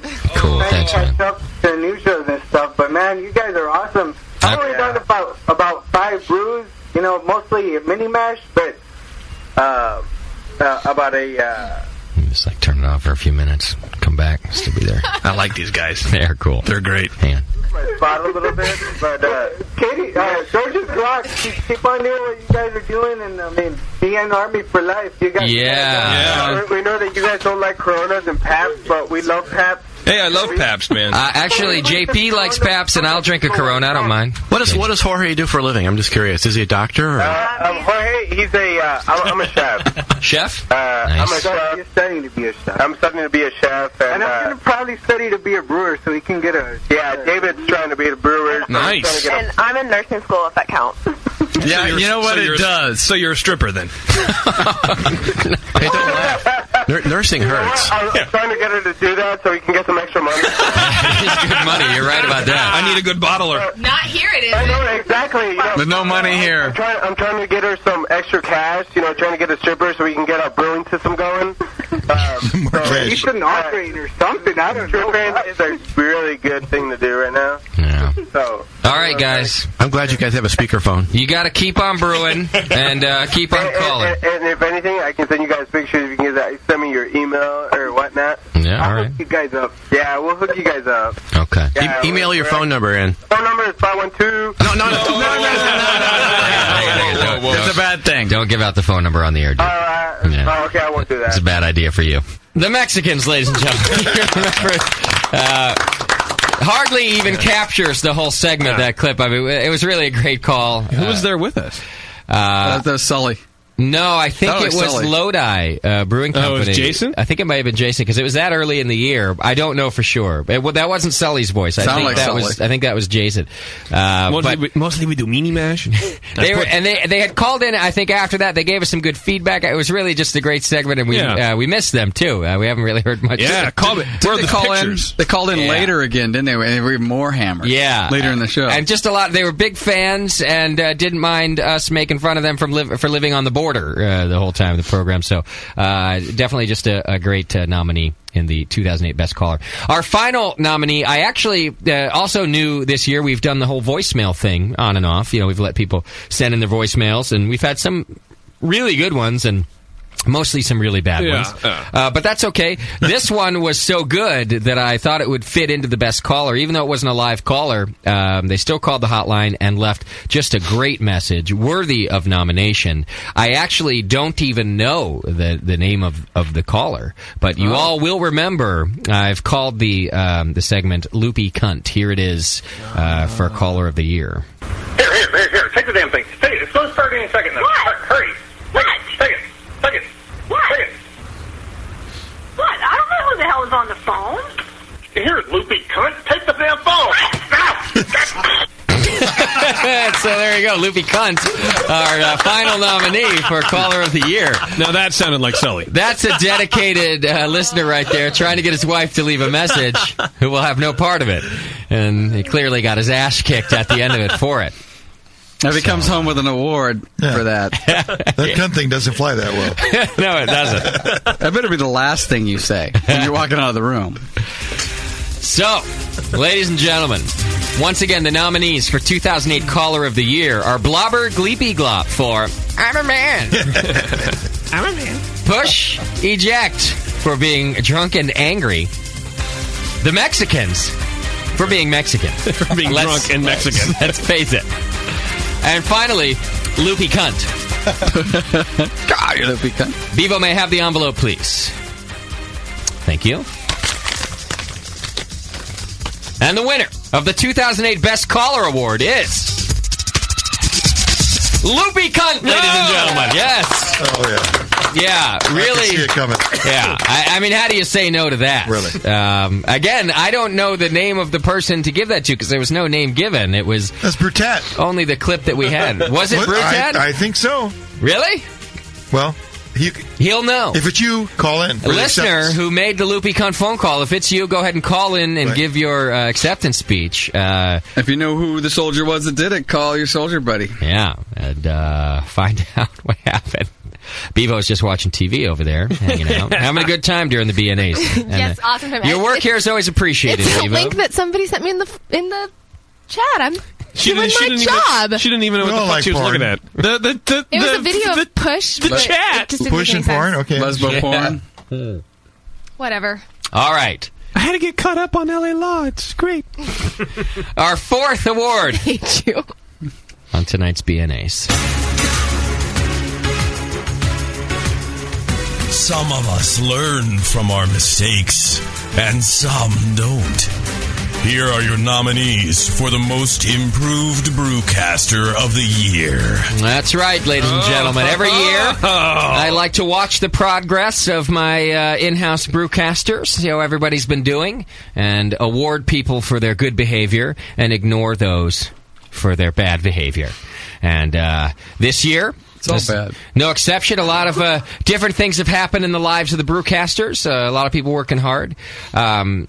You'll remember that last year, Tasty became a brewcaster for the first time. So That's right, yeah. I've certainly been watching his progress. And the nominees, not everybody even gets nominated for most improved. Oh, because we didn't. If you have to actually improve. I'm glad I didn't have to say it, Doc. I thought I'd leave it to the smart guy in the room. just remember that answer when you know you're not on the list. Yeah. So, the nominees for the most improved broadcasters 2008 are... improved what? Brewcasters. Okay. All right. I just want to make not sure. Not broadcasters. I can't give awards for that. No. We haven't come that far. The first nominee... Well, I...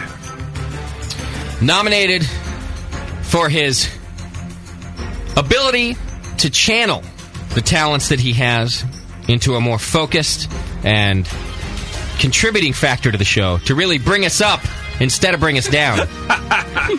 Our very own Jason J.P. Petros. Oh, my God. I'm honored. Yes. Of course. JP, you've been nominated because you've really reined in that humor to focus it on people who deserve it. Fine-tune and he their only has so razor's many people he can edge. choose from. Yeah. Not just that, but really been contributing to good questions, answering beer questions, and just really all-around improved brewcasting in general. Just overall being here. For what? Yes. Never mind. Oh, okay. Certainly not for paying attention during the show. That wasn't one of the criteria. Yeah, creeping us out. You didn't do that. Yeah. Clearly not. Hey, Bevo, check us out. Our second nominee for Most Improved Brewcaster, probably one of the hardest working, if not the hardest working brewcasters. Does a lot for the BN, does a lot to get the BN out to new people, does a lot to get the BN recognized by the industry, and has a brand new show this year. Of course, Jamil Zainasheff is nominated. Yeah. Of course. He wrapped up in 2008 the Jamil Show, which really broke ground in brewing and certainly beer radio, and started an all-new show, Brew Strong, along with his co-host John Palmer. But really, he's become not just an expert, which is what he started as, but a pretty goddamn good broadcaster. Yeah. He's smooth, he knows what he's talking about, and he's done a good job. So Jamil's in the category as well. And he's smooth. Yeah. And finally, our... last nominee. There's only 3 in this category who were even worthy of being mentioned. Otherwise, you'd be nominating everybody. That's right. This person has been nominated for his ability to grasp the idea of his position, to kind of bring it around and make more things happen for the Brewing Network than would have happened without him. It's our very own Shat. Who would have thought? Wow, brewcaster? Good. Wow. A real brewcaster, even, yes. Oh, And, that's right. Is he a nominated brewcaster? for Most Improved? He is, absolutely. Nice job, I can see Chad. that. Now recognized as a brewcaster. That in and of itself is classy. Hey, you don't need to go any farther, man. He's happy now. I am. Yeah, pretty much. As you said, Doc, it's a privilege just to be nominated. Yeah, it's an honor to be nominated. Yeah, he's tuning out right now. Of course, I wasn't nominated, which I'm glad I wasn't, actually. Yeah. Well, you've got some improvement to do for 2009. I dodged that bullet. All right, so really everyone has been nominated for their own qualities, their own contributions to the program, and Bevo would be nominated for ability to yawn during every segment that we did. But she's not. She's not been. She's been yawning, but not nominated. The winner of the 2008 Most Improved Brewcaster Award, may I have the envelope, please? Bevo. Thank you. No. You can stuff it in your pee hole. Let it go. Bevo, let it go. Let it go. Let go! Thank you. The winner of Most Improved Brewcaster is... JP, everybody! No! Jason JP Petros. Yes. Oh, excellent. Yeah, you've had your ups, you've had your downs, you've been a dick, you've been a douche. But overall, it's all true. You've really contributed to the program more than any other brewcaster this year by being funny, quick-witted, and also answering some pretty damn good questions behind the scenes, you name it. Most Improved Brewcaster. Oh, my God. Oh, gee, He only chose you because he thought you were going to kill yourself. I have... Hanging by the microphone Bevo's stand. still upset about not being nominated. I have an acceptance speech. You do? I do. Okay. I do. The floor is yours. Anybody have any Kleenex? Can we get a little Kleenex toward JP? JP already used it all. Oh, shit. Something about rubbing. It's okay. Take a breath. Okay, well, first I just want to thank the Academy. Welcome. It's a beautiful thing. This just proves how hard work, dedication, and miles of talent won't do anything for you that a sloppy hand job can't. God, what else? I want to thank the person in my life who has had the most impact in my life, the mother of my cats, Trumpy. Everybody. Trumpy, ladies. Trumpy, you have been an inspiration in my life. You have made me stronger. To our Savior, Jesus Christ Almighty, the holiest of holies, nailed to the cross upon high. You were there for me when a lot of other people were, too. Most people get the hint. You were there for me when a lot of other people were. I earned this award pretty much on my own. And to the BN, thanks. Ladies and gentlemen, JP! Yes, Most Improved Brewcaster. Thank you. Well deserved. Well deserved. I wish I could stand up right now. You know what I mean? I thought you were standing up. Yeah. All right. And no small part due to contributions like that, and certainly the pie chart, I think, had a lot to do. You got a lot of points with the pie chart this year. Yeah. Oh well, thank you very much. If new listeners will have to go back and figure all that noise out, but a lot of fun. Noise. All that nonsense. The pie chart was classic. Yeah. All right, it's time for one of the most coveted awards in the BNAs. Every year, this award is very special. I know what's coming to a lot of people. A lot of people want it. It's really, if you're a listener, you got to earn this one, though. Yeah, this one's tough, and I will say it was a tough category to give away. In all seriousness, ladies and gentlemen, get ready. This award goes to the Brewing Network listener who is so geeky, such a consistent listener, so often in the chat room, contributing week after week, helping the show at every turn.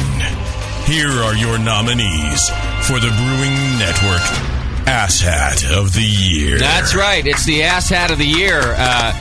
We've given this away for a couple of years now, and it's people not given away. Yeah. It's earned. You're right. It is. And this is the one award that I notice most often people put in their signature on their forum. They're the most proud of. There's one other award that's more coveted than this one. That's it, though. So it's right up there. You see a lot of people putting, Ass Hat of the Year. It's not earned; it's pushed upon people. Thrust, forced. That might be true, also. Okay, the nominees for the 2008 Ass Hat of the Year are Brew Tattoo, ladies and gentlemen. Brew Tattoo, yes. Category closed. Yeah. Well, Brew Tat, nominated for a couple of reasons. He is always in the chat, always listening, always contributing, always encouraging people to donate in the forum. He's constantly in there. He also contributes a lot behind the scenes. Showed up and helped Shat and I at a few festivals this year. Really, anything from lugging gear to talking to new listeners about what we do. He has donated a lot of his time, a lot of his money. He's the tattoos that were at the GABF. I mean, this guy's he's brought it strong. So, Brew Tattoo, you deserve to be nominated as Ass Hat of the Year. Our second nominee. Nominated for always being in the chat, making a contribution to almost every live show, being a general ass hat all the time. We love him for it. Blobber Gleepy Glop. Oh, Glooper Globber Gleepy Glop. Globber. Now nominated in 2 categories this year. Yeah. Oh, the runaway. Yeah. Moving on up. Blobber's in there. Our third edition. Often drunk of the week, or at least giving it a good shot. He's around quite often. I do believe he's from Shat and I's own home state. We love him. You know him as VW Addict. Yeah, usually he tries hard for Drunk of the Week. I think he even won it more than once this year. And he throws a giant pissy fit if he doesn't He'd win get more it. often if he could dial. If you could dial the phone, he'd probably win every week. Honey, you're dialing the cat. Put her down. But you can see why he's an Ass Hat of the Year nominee. And our final nominee for Ass Hat of the Year, his own contribution to the program is just generally being an ass hat, always being around, dedicated, contributing to each program, whether it be calling in or segments or whatever. Your fourth nominee for Ass Hat of the Year is JP, ladies and gentlemen. Yeah, JP. What is happening? Yes. Multiple nominations. This could be JP's year. Well, he's going to have all kinds of jobs waiting for him. Yeah, once you win a few BNAs. So happy. Word gets out, man. And the winner. Be ringing. Well, the 2008 Ass Hat of the Year. May I have the envelope, please? Bevo. Thank you. Yeah, you got to turn your mic on. Stupid. Your winner is Brew Tattoo, ladies and gentlemen. Yes, Brew Tat. For his contributions, week in, week out, festivals, non-festivals. Is that who I have on the And he actually called in before you announced the winner. What a dick. Also an ass hat for predicting he was going to win. Brew Tattoo, congratulations. What did I win? You won Ass Hat of the Year. Yes, there you go. And well-deserved. Congrats. Good job, man. Would you like to give an Thank acceptance speech? Well, it's been a long year. All right. I've been working hard for this board. Yeah. And I want to thank the little people that helped me get here. Hey. Okay, all right. And thank God I can stop contributing and all this crap. Now that you've been recognized. Jesus, I'm about to go broke with this shit. I believe it. The kilt makers. I do believe it, yes. Would you like to thank the kilt makers? I would. Yes, of course. And the makers of the 21st Amendment Brew Strong or Die IPA shirts. Okay, thank them as well. Also a reason for your nomination. I'm sure they made one, and it's still Yeah, it's on its way. Yeah. Well, if you're waiting for, I think, and the Brew for Your Die shirt. Thank you, Brew Tattoo. Ass Hat of the Year. All right. Yeah. I like the plug for the kilt makers. That's very good, because without kilts, Brew Tattoo would not be able to dress like a chick. Yes. Precisely. In public.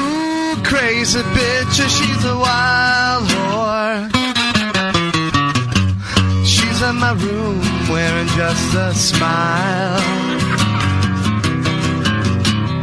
Ooh, crazy bitch, she's a wild whore. I haven't blown my load in a long while. All right, so you got some greats like that from Shat Stevens out of Schumann. You also got you got to know him a little bit with stories and him letting you into the Schumann life. Deeper levels here. Deeper levels. All that is Schumann. With things like this. I gotta tell one quick story, and stop me if this is not going to be good for the show. So that night we were at karaoke. I brought home a lady. He was grieving. I was grieving. You sure? I'm pretty sure. Yeah. I mean, if it wasn't, the balls were real small.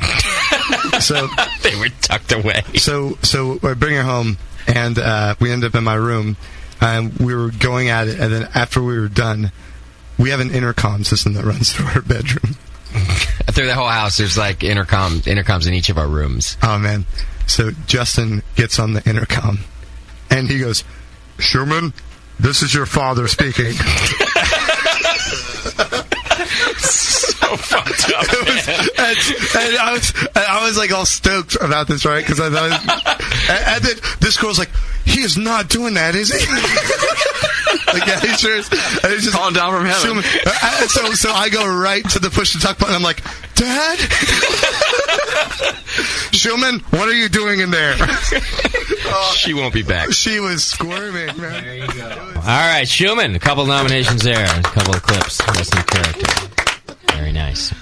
I think nobody can deny why he's been nominated there. That's back when... That's a winner there, baby. That's back when it was God won, or God none, Justin won. Yeah, that's true. That was winning right there. Yeah. That was actually the night. That was the night before my dad's memorial service, too. That's awesome. He makes it even better.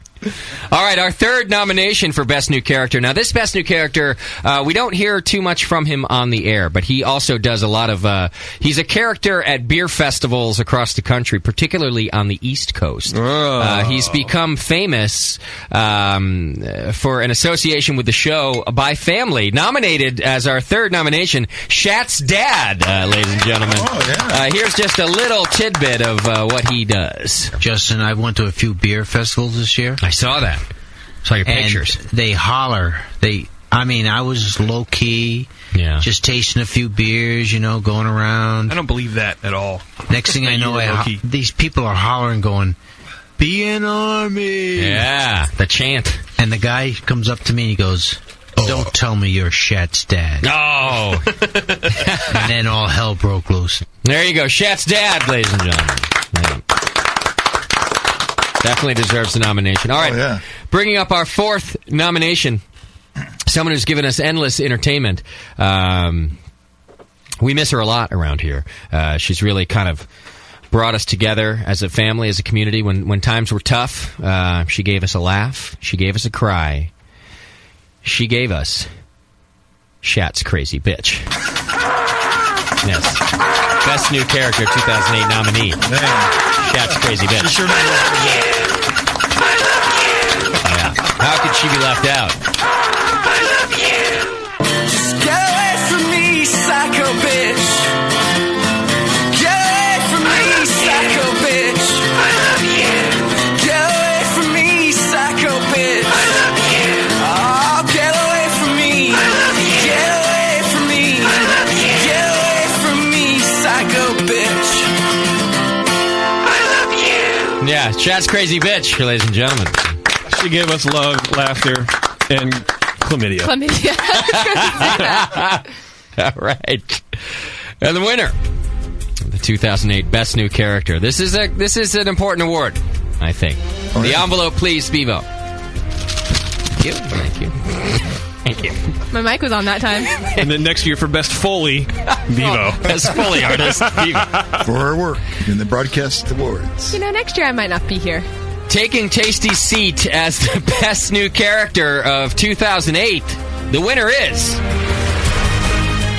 Schumann, ladies and gentlemen. Schumann. Yes. Of course. Yes. Congratulations. Schumann. He's crying. Oh. Now blow Tasty. Get a hold of yourself. You nominated me, and then I just want to say thank you. And I thought this was a really fun show.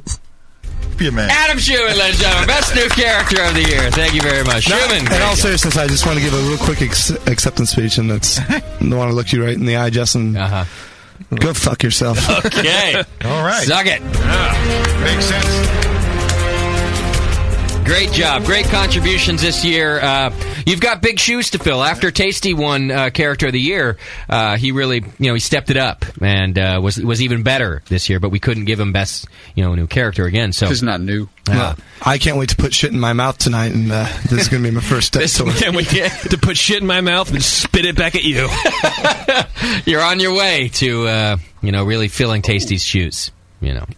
Don't get too close to him, Chad will get pissed. And we can't guarantee you're going to eat shit tonight. Yes, we cannot guarantee. A man can hope. We guarantee nothing. All right, another highly coveted award here at the Brewing Network is up next.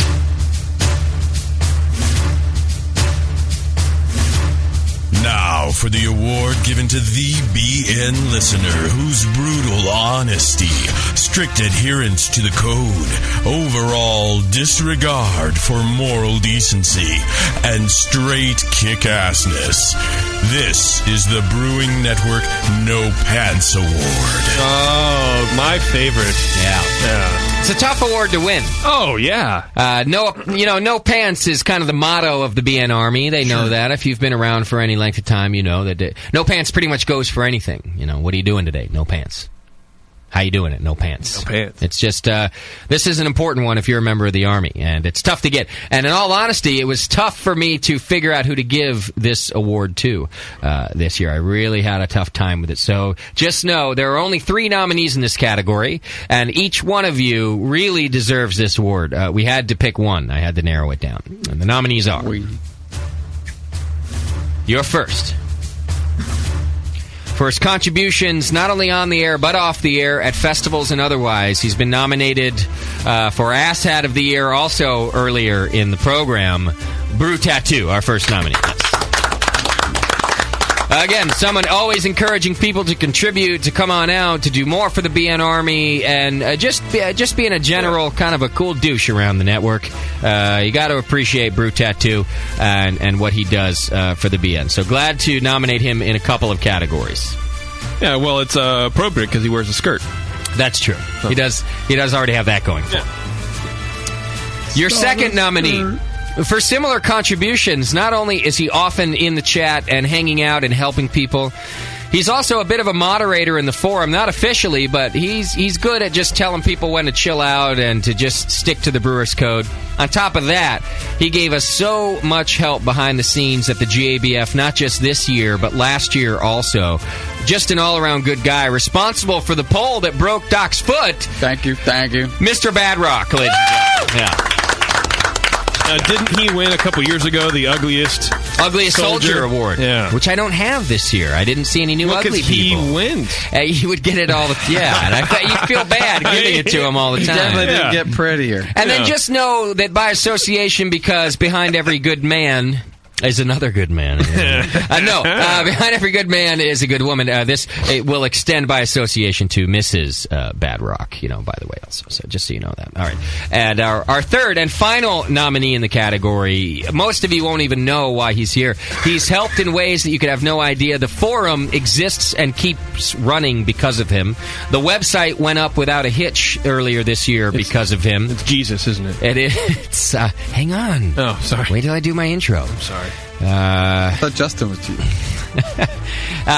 He really, it's mostly for behind the scenes work. The BN would not function the way it does, or as easy as it does, or at least on the budget that it does, without Code Right and Fool. Code, ladies and gentlemen. Yeah. He's the official moderator of the forum. He does all the technical work. When my site crashes, he's there. He fixes it before I even get out of bed. That's how good this guy is. So by 3 in the afternoon, at least. At least. Yeah. He's got that fixed. Code Right and Fool. So those are your nominees. The winner of the 2008 No Pants Award. May I have the envelope, please? Thank you. Good job. She's just phoning his shit in now. Yeah. Who was doing it before her? Go back to the previous Foley artist, please. It was better with the previous Foley artist. The winner, 2008 No Pants Award.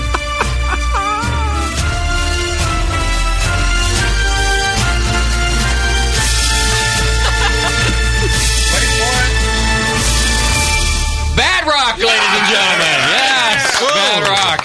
Our very own Bad Rock. Yeah, it was, wasn't it? Tasty almost blew up. Yes. That would have been a big mess. Ew, a lot of mess. Really, Bad Rock, your help with the BN and just all around being a cool guy. He's just a nice dude. Yeah. And, we shipped all our stuff to the GABF so that we didn't have to pay the $1,000 Freemasons or whatever they are fee. Freemasons? Whatever they are at the convention center. Some sort of cult. They're called union workers. Yeah, that's what I said. And, the guy's help, unbelievable. He's just a good dude. Like I said, it was a tough category. All three of you deserve this award. You've done great things for the BN and helped us out in ways that we couldn't even explain. But congratulations, Bad Rock, for being the official No Pants Award winner. Well, dude, he let us Eiffel Tower Mrs. Bad Rock. I mean, that's pretty cool. In fact, I think he even photoed it himself. Yeah. Please, if you're in the chat or listening live, Bad Rock, give us a phone call. Your acceptance speech it will be well worth the wait. Or even from Mrs. Bad Rock, or from Vanna. I'd like to hear how it is married to such a phenom like that. You know? It must be difficult. I'm sure. I mean, the guy... Oh, he's something else. I'm sure the paparazzi are everywhere. Yeah. They're descending upon Colorado right now. I believe we have Bad Rock on the line to give his acceptance speech. Congratulations, Mr. Bad Rock. No Pants Award. Thanks, fellas. You're very welcome. welcome. You're awesome. I appreciate it. It's a very big honor for both me and Vanna. Wonderful. You can tell your child that the year your child was conceived is the year you won the No Pants Award. That's a bit of a coincidence, isn't it? It was probably during one of the lesser entertaining sessions. Yeah. Is that what happens at the Bad Rock House when you guys get bored with the show? You're like, hey, well, you want to? I don't know. You want to? Yeah, I'm like, sure. Yeah, you just turn that shit down, and I could go into detail, but that'd freak everybody out. Yeah. So. If JP's talking, you turn it up. Yeah, well, I mean, it depends on what's happening. Like just go faster. That's the same thing. Well, this award is a thank you award. I hope you understand that. Really, all three of you were very helpful, but Bad Rock, we couldn't have done a lot of things without you. So, congratulations, Mr. No Pants. Thank you very much. All right. Anything else anybody you'd like to thank? You know what? I'd like to thank Brutat and Code both because, they're awesome guys, and they really do a lot for the BN, and I think it's cool, It's a great show, great stuff, great people, and I'm honored. All right. Thank you, Bad Rock. Thank you. All right. The official No Pants Award winner. We should just... what's good about the No Pants Award? You don't have to give anything. You just go, hey, what do you get? You get no pants. Yeah, you take your pants off, dude. Your pants are already off. What do you get? Nothing for nothing. What do I get? I don't know. Take your pants off. Are they off? Yeah, they're off. Oh, there you go. All right. You are in the midst of the third annual BNAs. We're going to take one last break. The final two awards are coming up. They're the most coveted awards in the BNAs. It is Douche of the Year. Oh! And, of course, the most important award we give every year, Drunk of the Year. Oh, yeah. Stay tuned to the session. The BNAs will be wrapping up. And right after that, we're going to What's in Schumann's Mouth. Hang in there, 2009. The BN's coming at ya. Coming at you. Yeah, we'll be back.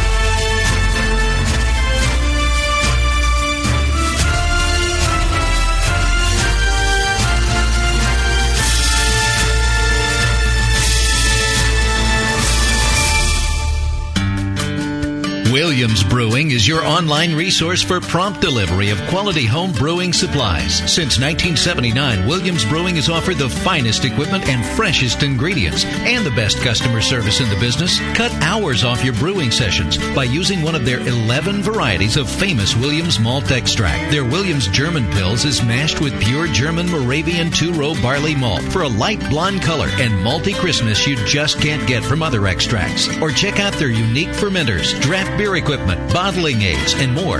They even have their own line of precision hydrometers. Go to WilliamsBrewing.com to browse their vast selection and enter promo code BREW at the order checkout for $5 off your next order over $50. Orders placed by 3 p.m. ship the same day.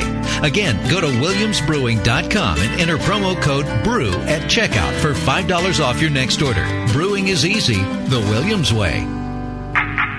You're listening to the Brewing Network. Because like beer, radio shouldn't suck.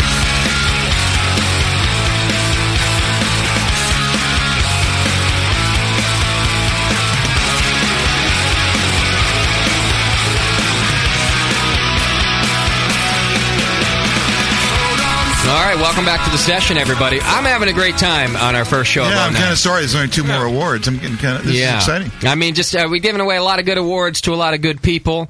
The 2 most coveted awards are still up next to finish off the 3rd annual douchebag Network Awards. Before we get on to them, I do want a special thank you, a special round of applause. The BNAs wouldn't happen for the last 2 years now, and a lot of things around the BN wouldn't happen without our production department, which is our very own Mr. Push E. Just a big round of applause. Spends his time, his resources, and his talent. He adds a lot to the show.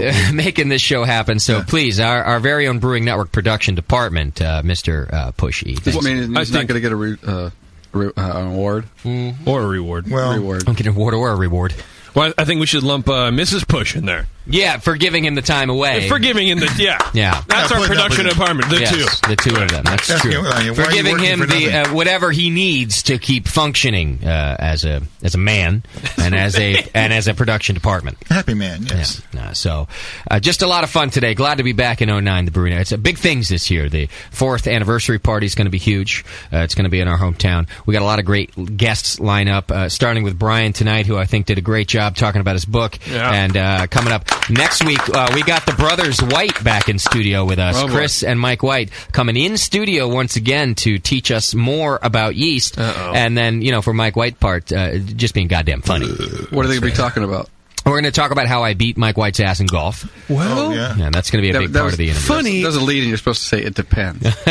I don't remember it that way, Justin. Yeah. If you quit after me and the Whites, am I an automatic nominee for Guest of the Year in 09? Yeah. If the Rat Pad burns down after next week's show, you two are right there. You're a nominee. I got my matches. How about we just create a new category? First Guest of the Year. First. Done. I love it. And the nominees are Brian! Hey! Woo! So prepare your acceptance speech now, Mr. Yeager. I'm working on it. I'll get to writing. All right. Our final 2. Do people call you Jägermeister just to be kind of quick and clever? Wow, I've never heard that. You never before. heard it, right? See, CJ, brilliant. That's a new category. So quick-witted things I've said. And your blog site is. And the nominees for quick-witted things JP has said: Jägermeister. And your blog spot is Jaeger Shots. Yeah, exactly. The funny thing is, I'm really just a confirmed beer drinker. Okay. But when I go to close my tab at a bar, and it's loud and whatever, yeah, I go, Jaeger, and because I want to close it. Right, and then bam, a shot appears. Oh, that would suck, but in a good way. But you got to drink it. Yeah, free shot. Bevo, their mistake. Wow. Yeah. Bevo, can we see your blog spot, please? I don't even think Sam spent time in her blog spot. All right. The most controversial award given by the Brewing Network. Now, the category for bringing it weak all year long, pissing people off, or just having too hot a girlfriend. It's the Brewing Network Douche of the Year. That's right. Douche of the Year. You'll remember last year we pissed off the beer podcasting world as a whole with our Douche of the Year award. Yeah, so bad. Always controversial. There's a lot of fallout from that. Yeah, a lot of fallout. Always controversial, always fun, always earned. Always earned. The Douche of the Year award. We should not be taken lightly. We don't think this out. It just it happens. This isn't a decision that's made. It's just, I mean, if you're a douche of the year, you've just become, you've earned it. The box is filled in all by itself. Yeah. And everybody else knows it. They're just too douchey to tell you. That's right. But we're not. No. We have decided that honesty in the beer world is just as good as honesty in the rest of the world. Yep. And we don't need to sit around blowing each other all year long. But it's good practice. Need to. Yeah. It's good practice, though. It's good. That's true. The nominees. The 2008 Douche of the Year. It's tough to make it into this category. Sometimes it's unintentional. Some of you were born this way. Some of you have practiced. Yeah. Your first nominee for the 2008 Douche of the Year. Multiple BNA 3 nominee, JP, ladies and gentlemen. Oh, yeah. Of course. I'm sure it's for the hottest nominations of anybody in history. So I think so. Oh. Let me see. One. That's a good category. Yeah, it's pretty highly nominated. This is your third category. You've been nominated. Doc and I were both nominated in the 2007 Douche of the Year. Yes, we were. Category. We didn't win. We were fighting hard. Yeah, we were certainly fighting. Your second nominee. You'll know that he was nominated in this category by the description given in the beginning by our announcer. Sometimes you're nominated just by having too hot a girlfriend. Our very own Sam Moore, ladies and gentlemen. Yes, Sammy. Yeah. Hey, Sam. Sam, vote for me. Sam, does Bevo know about your hot girlfriend? Yeah, I know. Who's his hot girlfriend? Well, you were a hot girlfriend at the beginning of 08, I guess, and then became a hot wife. Now you're just a wife. I mean, Sam's a douche just because he's a douche, and no one knows how he landed Bevo, et cetera, et cetera. How did that happen? You know what, Doc? Exactly. Doc, God works in mysterious ways.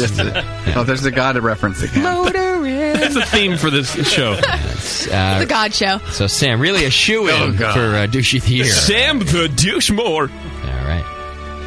The third nominee for Douche of the Year. Oh. This one's a duo.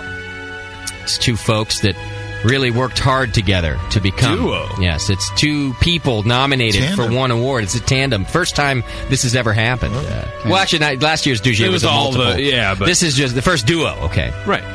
These two fellas worked real hard to throw a wrench into the BN. They, ambiguously. They did their best. The third nominee, the 2008 Douche of the Year. Both Schumann and my dad, ladies and gentlemen, for dying in 2008. Douche of the Year. Yeah. You douchebags. So douchey. Screw him. Yeah. I mean, again, a shoo-in. If you die and you're a part of the BN, you're automatically going to be entered into the Douche of the Year award, unless, of course, you're Sam, and then you'd be like Celebration of the Year or something like that. Aww. Well, it'd be highest achievement of the year. Yeah. So Roger and Mike, the Schumann and my dad, Douche of the Year. Yeah, they're probably spooning in heaven right now. Those douches. My dad's giving it to him in the butt. It's heaven. He gets to do what he wants. Yeah. Well, watching parades. Okay. The fourth and final nominee for Douche of the Year. You remember this person took just a few of the comments made at the BN. You know, we speak the truth. We say a lot of things. We speak to the common man. We speak for the common man. We say what we mean, and we mean what we say. And we have a lot of fun doing it. This person was pretty offended by what we had to say. Sometimes it happens in the process of truth and honesty and good radio, particularly good radio. Fourth nominee is the Thirsty Hopster, ladies and gentlemen. The Thirsty Hopster.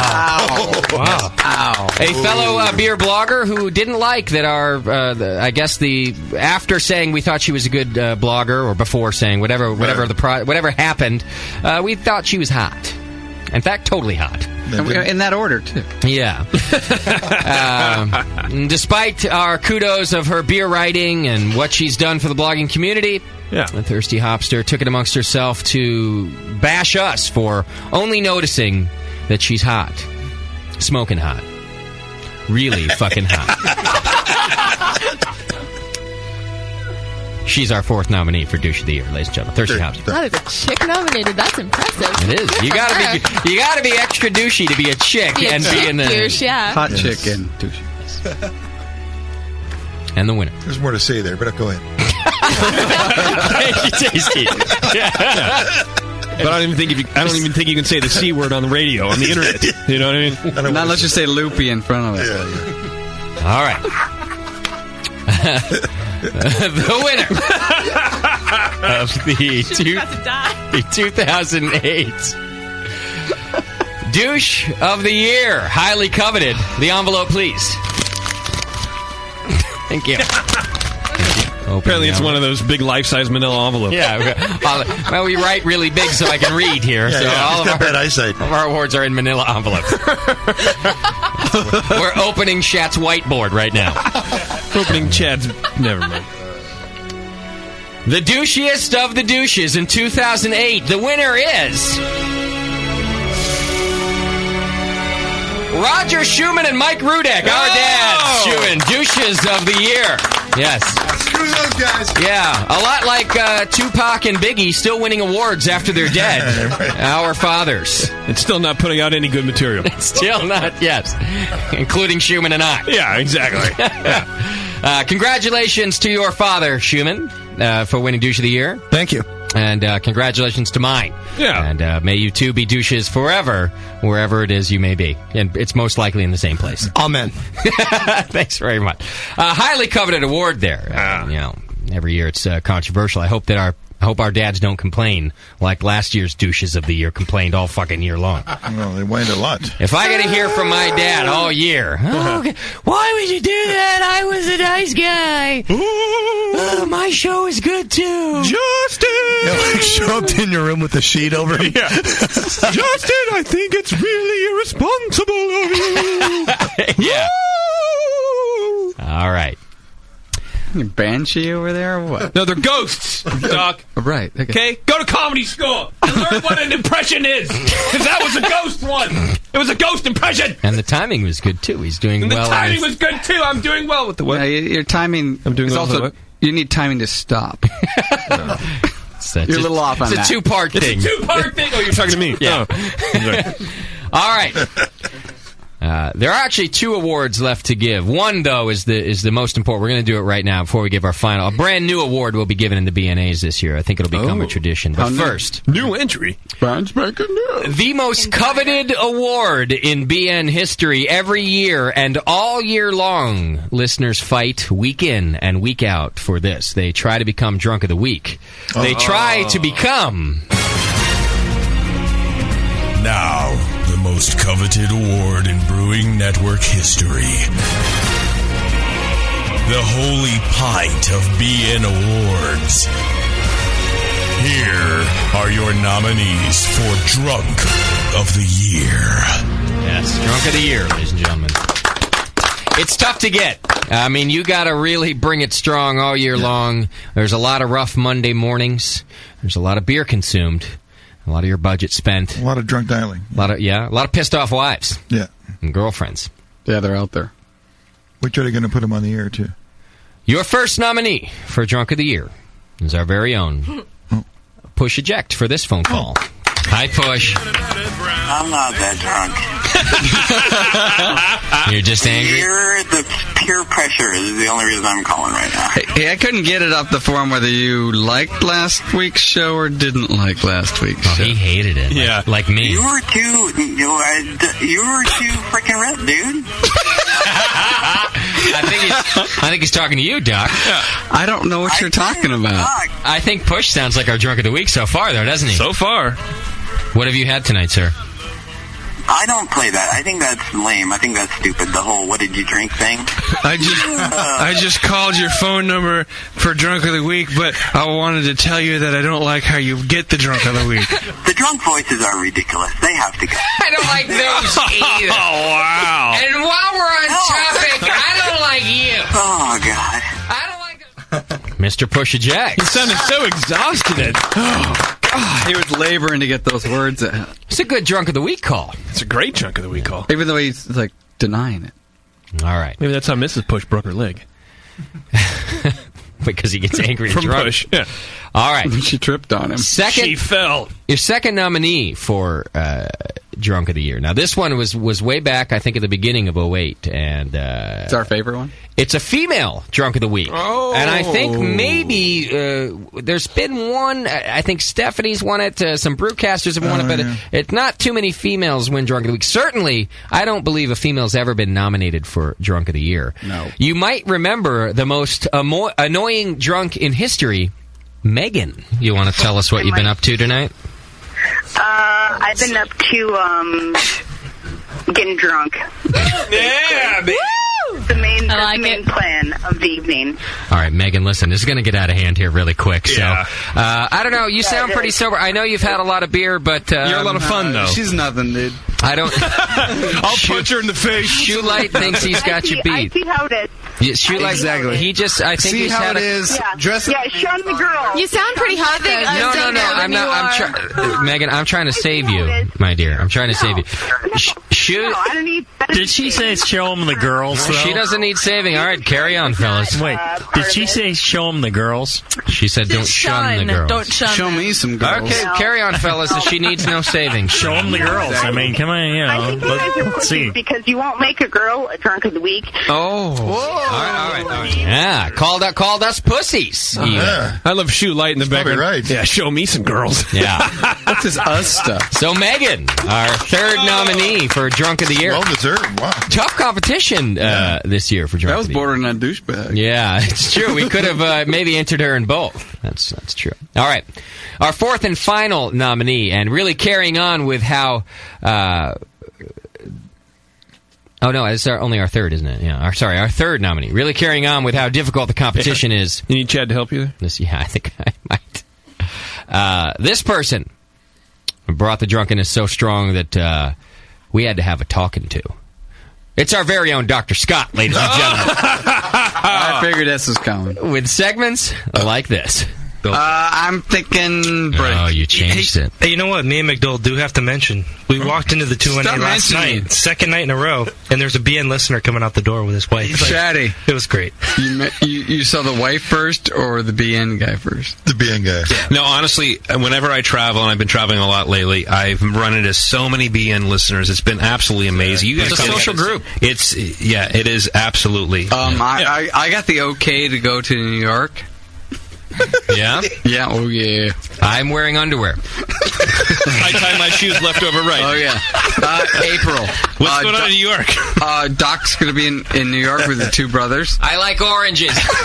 We're going to go nuts. Sometimes I breathe. If you can, I'll tweet her. You should throw a BN listener party while you're there. Where you go? Last time I was there, we did that, and a lot of people came out. Doc could give free dental cleanings. Yeah. You know what? Buy me a beer. I don't care. I'll give you one clean tooth per beer. So if you want them all cleaned, it's like start buying. Bring a hot wife. You're in. Hey, what is the deal with dental hygienists? Why do they always bitch me out about the flossing? I mean, you don't. Sully, you're such a good-looking man. Is Doc your dentist, Sully? Not yet. Yeah, why not? I'm kind of worried about that. Sully, you're such a good-looking man. He's a good professional. He's a professional. He's hitting on you. You could be so much better if you just floss. You're such a good-looking man. You'd look great laying down in my chair. You know what? A little less blood, you'd be great. They always complain about that, too. I'm a big bleeder. Because... You know what? Every time I knee you in the balls and you bleed. Damn. So, by the way, we're getting seconds and thirds to not a beer cam, but a Doc cam right now. No way. Those same people that you were just doing glowing reviews about want a Doc cam. Oh, yeah. Do we have any Drunk of the Week calls? Oh, I really want to meet a lot of people when I go to New York, because I've never been there. You've never been to New York? Really? Never. Wow. Are you kidding me, Doc? You haven't lived till you've been to New York. You know what? Well, apparently you're dead, Doc. New York is awesome. I got a hot wife. I got hot kids. I got a hot career. I never lived in New York. Hot kids. Oh yeah, my kids. He did say that. Didn't my kids outdo you. You know, actually, you should actually. That should be a layover on your way to Denmark. And JP, you're right. Yeah, they but I'm gonna send my kids to JP, and you know what? Okay, we're so going to Denmark, by the way. I just wanted to say that right now. There you go, Dr. Scott. Wow. I don't remember much of that. Beat that, guys. I think so. And listen, our production department probably had a tough time picking what clip to use this year, Doc. I just want to say. I'm glad they all got it on one. But, Drunk of the Year really provides great entertainment, so I hope you enjoyed that as much as we did. I did, because the first time I heard it. All right. Our fourth and final nominee for Drunk of the Year. They just called in, I think it was during our last program, maybe the one before that.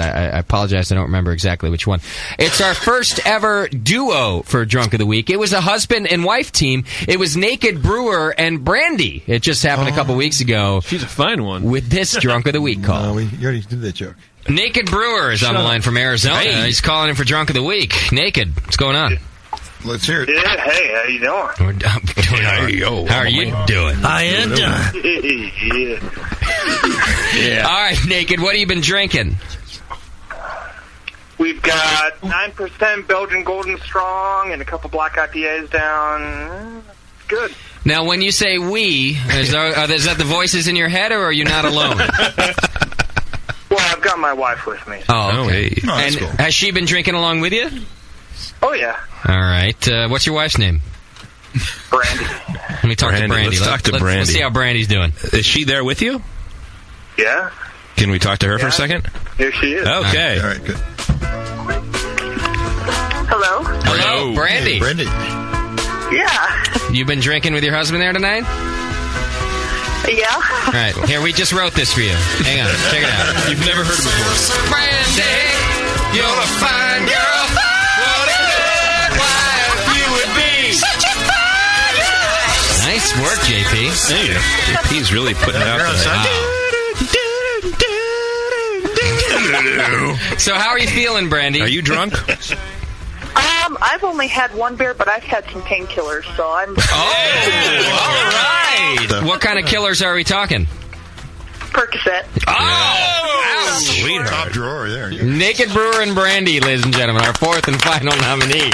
Drunk of the Year. You can see why they're not good sports, and also because Brandy was on Perks. I mean, you got to put her in there for that. Yeah. Doc, he's still flabbergasted. Booze and pills. Yeah. Housewives everywhere. All right. So here we are. It's our most coveted Brewing Network award. It's almost a shame to give away all the tension, all the hard work in 2008, all the alcohol consumed, all the sore livers.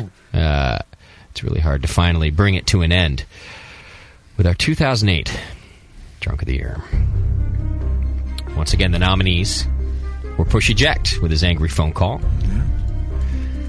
The most annoying drunk girl in the world, Megan, called in. She was angry with everybody. Our very own Doc, who worked hard all year. He brought it strong. Yay. Didn't even know he was trying, that he was going for Drunk of the Year. Not till tonight. And then, of course, Naked Brewer and Brandy at the end of the year there, making their mark, and the judges took note of that. Sometimes stand up. Sometimes it helps to make your entries late. And the winner of the 2008 Drunk of the Year. The envelope, please. Anybody. Thank you. Wow. And the winner is the most coveted DOTR, Dr. Scott, ladies and gentlemen. Dr. Scott. Wow. Doc, I tell you, I hated to give it to a brewcaster because the listeners work hard, but he deserved it. You trumped every one of them, I gotta say. He deserved it. Wow. Oh. I'd like to say I'm real happy about that. But my wife hates it. Yeah, maybe we should have Karen give your acceptance speech. Yeah, that'd be great. Is there anyone you'd like to thank for your award? Oh, God. Yeah, you gotta thank God. Okay. Oh, God. Thank your liver. Yeah, my liver. Louis Pasteur for his work on I just like to thank everybody for my work around here, letting me be part of this, and I work best when I'm worshipped as a god. So you might as well. Yes. So I'm not working very well. I'm working. So let's get back to the worshipping. Dr. Scott, ladies and gentlemen. Do we have a theme song to sing for him? We do every year. It's the only award that comes with its own theme song. This has been sung to me before. Has it? If we did it for the week. Oh, the week. Oh, yeah. But now you get... This is... I mean, look at... It's just the annual. Yeah. This trumps all of your drunks of the week, Doc. I mean, this is really... This puts you at the top of your game, at the top of your field as a drinker, as part of the BN. Your very own song. Everybody, you know how it goes. You have to contribute. I do. Here we go.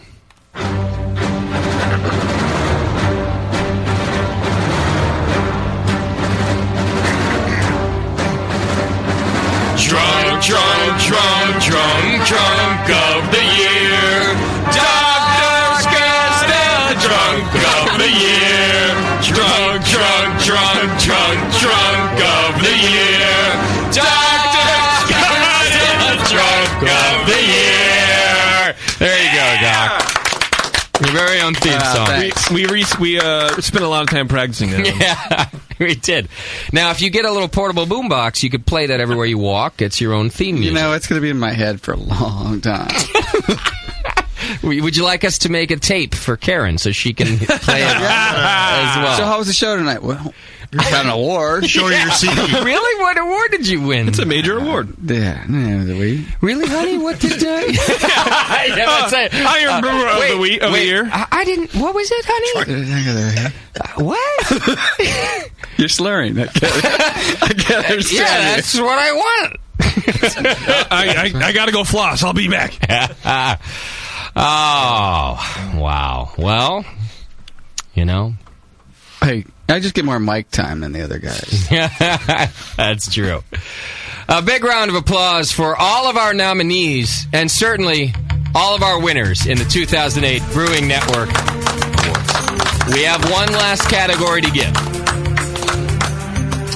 Brand new to the Brewing Network this year, we drink a lot of beer throughout the year here at the BN. I don't. It's a long name for an award. Doc doesn't. We get a lot of things sent to us. We get to travel a little bit and try different things, so we thought we'd go ahead and start recognizing some of the beer that we get to experience. So this is a commercial beer award. It is for the best commercial beer of 2008. Commercial? All broadcasters, all brewcasters here in the studio got to nominate their favorite beer of the year, and then we discussed and decided which one deserved to be the best beer of 2008. This is a serious award. We really thought about this and talked about it and wanted to get something good in there. Except me, because my opinion doesn't matter. Correct. We excluded Bevo so that you can know how credible this award is to us. We didn't even let Bevo vote. That would have skewed it horribly. The nominees for 2008's Best Beer of the Year are Anchor Christmas from Anchor Brewing. Yeah. The beer's just a little different every year, and this year it was really spot on. Fantastic beer. Just like Chad, a little different every year. A little different. Our second nominee, close to home, but not the reason it was nominated. It was nominated because we all sat around tasting this beer at the same time, and it was really unbelievable. It was, at the time, we thought, wow, this could be the best beer we've had in a while. It was the 21st Amendment's version of Tasty American Pale Ale, the 2-1A Tasty APA, ladies and gentlemen. Okay. Yeah. Not a nationwide beer. You had to be a San Francisco local to get it. But you got to try it at the Great American Beer Festival. And we were stunned it didn't win the Pro-Am competition. And you had to get to it quickly because it sold out pretty fast. Yeah. But just really, what a awesome, awesome beer. Well deserving of the nomination. Our third nominee. This came in just from Doc. It was his recommendation that we all got to talk about. Something that was kind of unexpected, but really came in, brought in here at the end. It was Goose Island Bourbon Stout that you really enjoyed. Yeah, it's one of my favorites. Another nice beer. Nice. And you can get it around here, too. So. Okay. Great. It's expensive. Is it? Yeah. 4-packs? 4-pack, about $19. Good beer. Wow. You only need one. Another nomination was Rodenbach this year. Shat brought in Rodenbach, yeah. Not even the Grand Cru, just the regular 750 of Rodenbach. A little bit sour, a little bit Belgian. A really nice beer, well deserving of the nomination. And the final nomination in the category, round out the 5, was Union Jack IPA from Firestone Walker Brewing Company. Yeah. It's a great beer. Another great IPA that they just released this year. we enjoyed it. We had a keg of it ourselves here just because it was that good, and tasted it several times. And the winner of the 2008 Commercial Beer of the Year, according to the Brewing Network, Union Jack IPA from Firestone Walker. Oh, it's a great beer, man. It deserves it. It's one of those things where just when you thought, when they said you can't make any good IPAs, there's not enough hops, you're going to have to change all your recipes, all your standards aren't going to be the same.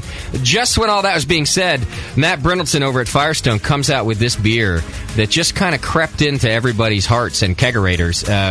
That's a great beer. Doc doesn't even like IPAs. And I really like this one. I could drink a lot of that one. This was one of the beers that as we sat down with all of our selections, Doc goes, oh, shit, I'll vote for that, and which was a surprise being an IPA. Yeah. But well-deserved. It was new for 2008. I get it every time I see it on the menu. It's clean, it's dry, it's also hoppy. Union Jack IPA. Winner of the first ever Brewing Network Commercial Beer Award. Now, congratulations. So, commercial brewers, you've got your work cut out for you if you're going to beat that beer next year. You have another very interesting call. I do I? Oh, it's a jerk for Mrs. Push. No, that's not the call. Oh. You have a whole different call. That's just a message from Mrs. Push to you. So it's another non-screened call from Bevo. Yes, Thank exactly. you. You're doing great tonight. Hey, I do what I can. Are you still angry you weren't nominated for Most Improved Brewcaster? No, not at all. I'm just reading a note also. I'd be disappointed if you'd actually give something, but you're a cheap bastard, so I'm good. That's true. Mrs. Push is saying, though, that I'm a jerk for not using Push's audio for this award. He put it together while making dinner. Oh, that's right. I forgot about the... Yeah. Now who's not the most improved brewcaster, bitch? I think Vivo gets the angriest brewcaster of 2008. Category. She had both barrels loaded and gave them to you. All right, we do have a call. Caller, who's on with us right now? Son! Dad? Son, it's your dad! Dad! Are you... How you doing? I'm all right, I guess. You died and stuff. I know, isn't that awesome? Yeah. Well, it did win you douche of the year along with Schumann's dad. Is that what you're calling for? Yeah.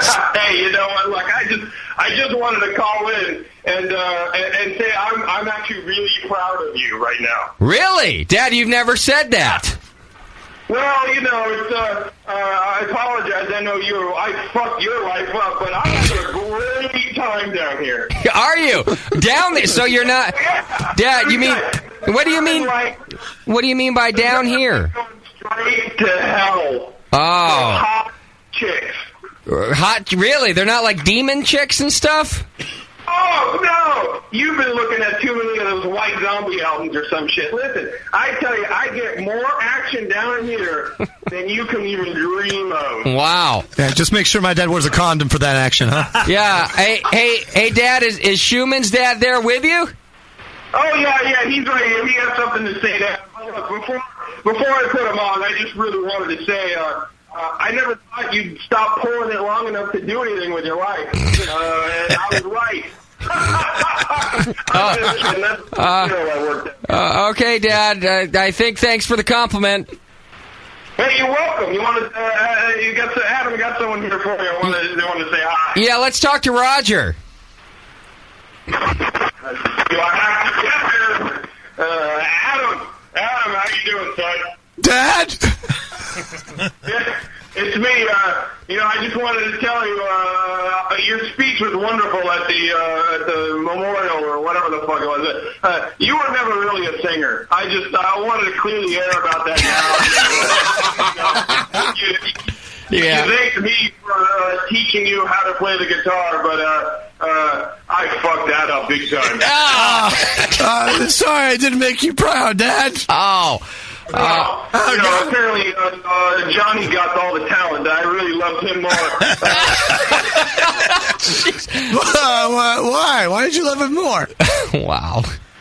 I don't have time to go. Long distance calling in here's a bitch. Us and Christopher Reeve are going to go play polo. Okay. Okay, good. Wow. Well, we don't want to keep you from that. Christopher Reeve. Christopher Reeve can walk down there. He plays swim. Polo. What's that? Ride. Move. All right, well, fuck you guys, and maybe we'll call later, but dead dad. Oh. Okay. Wow, there you go. Accepting their Douche of the Year awards. That's the longest call we've ever received, I think. Lord. Certainly, You're I guess burning up the line. I never thought about what the long distance charges might be from hell. We forgot to ask them the meaning of life. Too far from here. Ask them if they needed any ice. That was amazingly morbid. Yeah, well, hey, we did encourage acceptance speeches. It's good to know that the Brewing Network is broadcasting loud and clear in hell. Yeah. So that they could hear those things. I like to hear that my dad's pulling chicks, too. That is cool. Well, it's more than my dad's pulling. Yeah. I mean, at least my dad had a couple nice things. Sorry for you, Schumann. But, I mean, he did. That's why he's Douche of the Year, Yeah, I guess. It's all right, dude. You can sing a little bit. Thanks, man. Yeah, you're welcome. All right. And there you go. That's the end of the 3rd Annual Brewing Network Awards. Congratulations to everybody. I really just... Amazing job. A lot of good contributions to the show this year, and wow. I mean, we couldn't thank everybody. Again, thanks to Mr. Push, who did our production department and just made all of that happen. And thanks, Gian. A little moment of silence just to enjoy the music.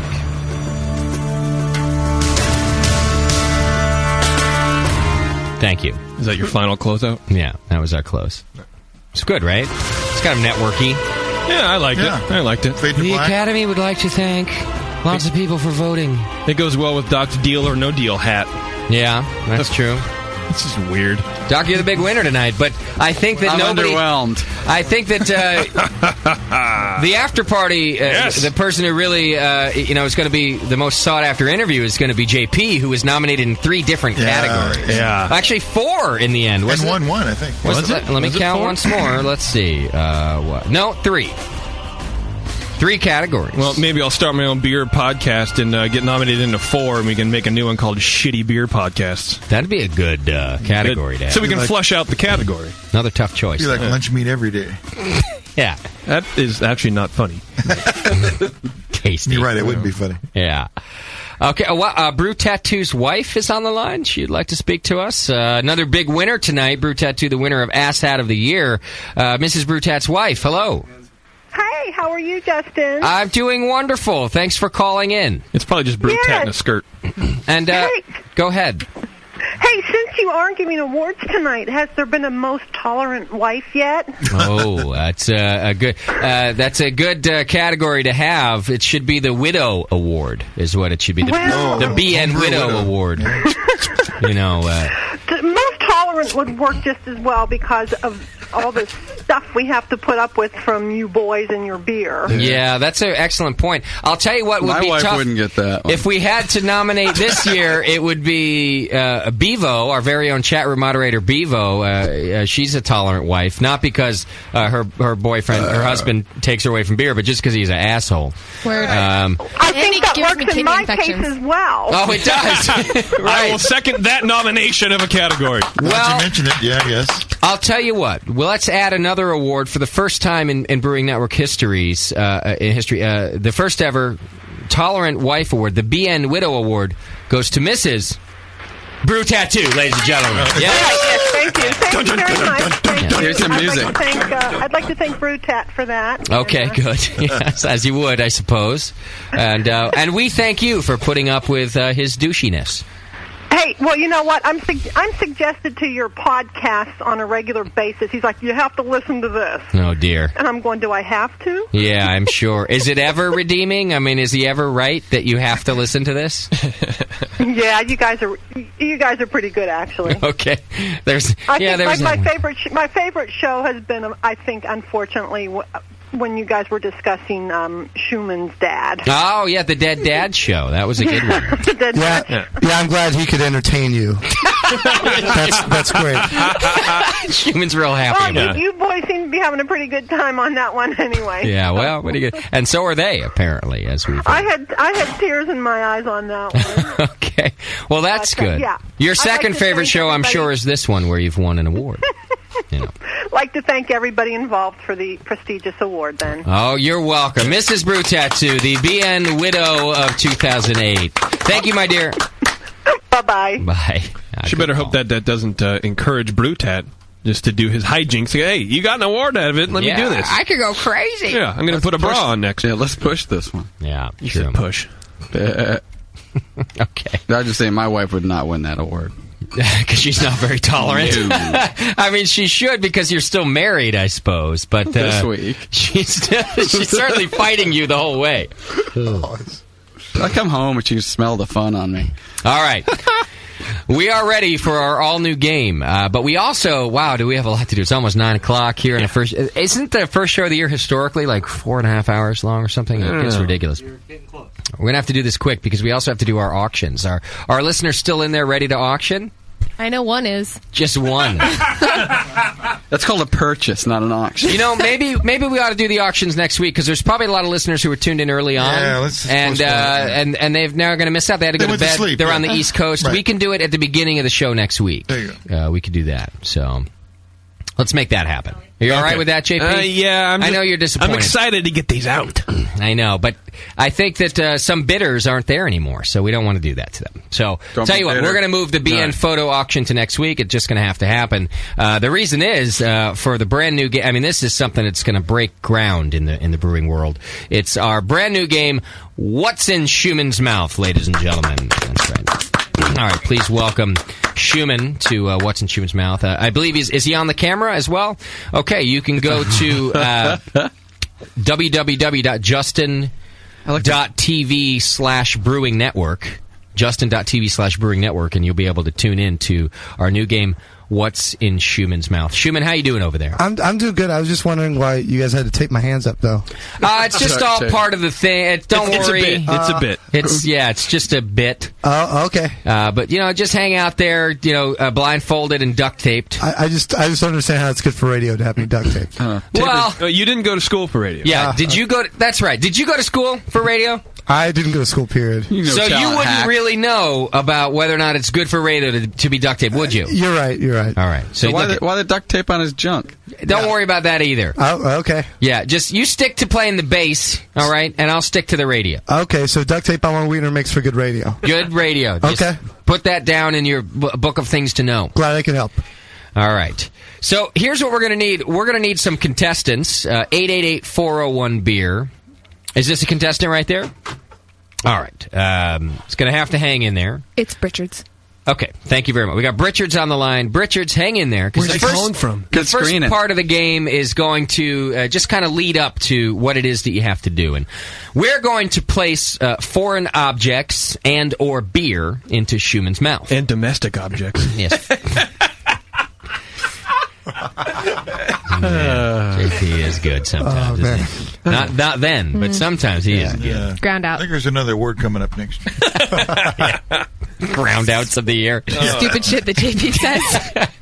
Okay, so Schumann's blindfolded. He has no idea what is going to be put into his mouth for the new BN game, the hit phenom, What's in Schumann's Mouth. So no idea. Schumann, this is new to you, right? You've never had this done to you?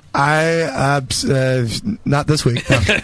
All right. So for the first part of the game, just so that the callers and the listeners get the idea of what's happened, we're going to start placing things in Schumann's mouth. I can't wait. Schumann is going to describe them, and then he himself will guess what they are. When the contestant gets on the air, Schumann will describe them, and the caller contestant will guess what's in Schumann's mouth. So, Shat, go ahead and start with the first object we have to place in Schumann's mouth. I'm looking at it now. Schumann's opening his mouth. He's getting ready for it. Go ahead and start placing it in Schumann's mouth.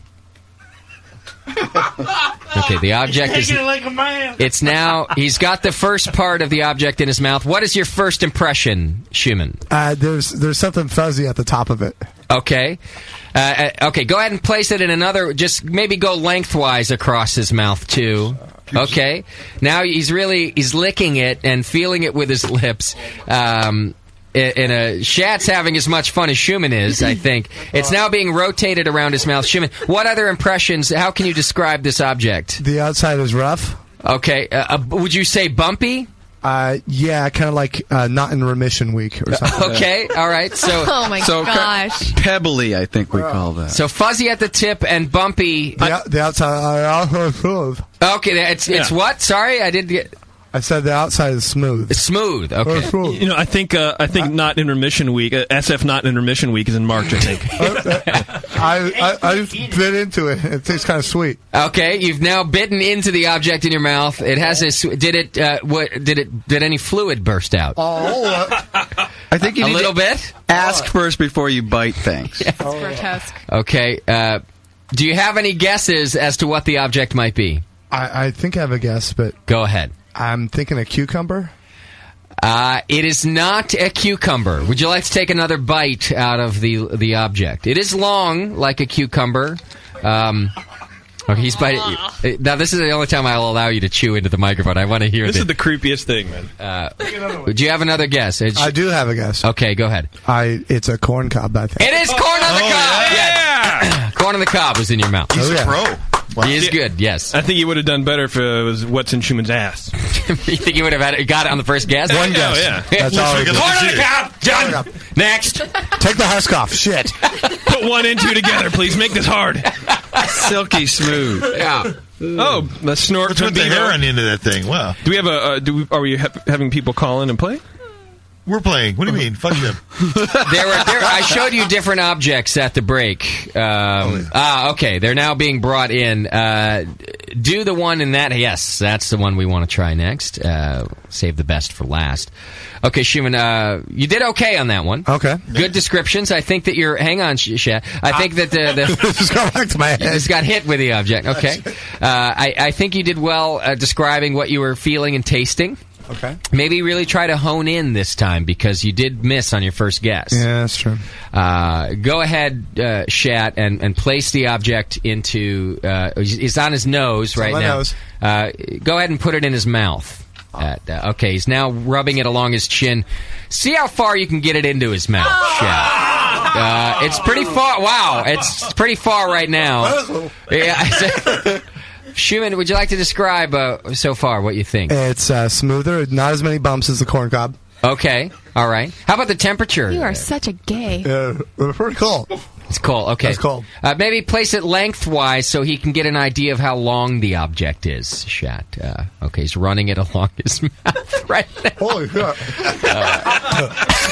That's pretty big. Jesus Christ! Jesus Christ! We'll give you a clue. Terrence is sitting down. Now, Shat, you're not blocking the camera, are you? This is all seen on Justin.tv/Brewing Network. Okay, now you've had it lengthwise along your mouth. Schumann, what do you think? Is it a squash? Yeah, it's not a squash. No, it's... Did I guess it the first time it's a cucumber? It's a cucumber, yeah. Not bad, not bad. It's in the squash family, right? You've been down that road before. Sure. Okay. One last object, just so that the listeners get the idea of the game. This is great, guys. Well, this could keep going on, isn't it? Yeah. Can I take the duct tape off my wiener? No, you gotta leave that there. Okay. Okay, now, same thing. Try to be a little more descriptive with this one, Schumann. Guide us along in your experience. Wait, let me get the object out. Hang on a second. Oh, did a piece of the object just break off? Oh, that's never good. That's not... Okay. All right, go ahead and let him smell the object just a little bit. And go ahead and put it right in his mouth now. Shove it in there, Shat. Shove it in his mouth. Oh. No, he doesn't like the taste of that one. He's all shrivelly now. None of these are dangerous, Schumann. You have my word. Right. None of these will kill you. You don't like the taste of that one. No.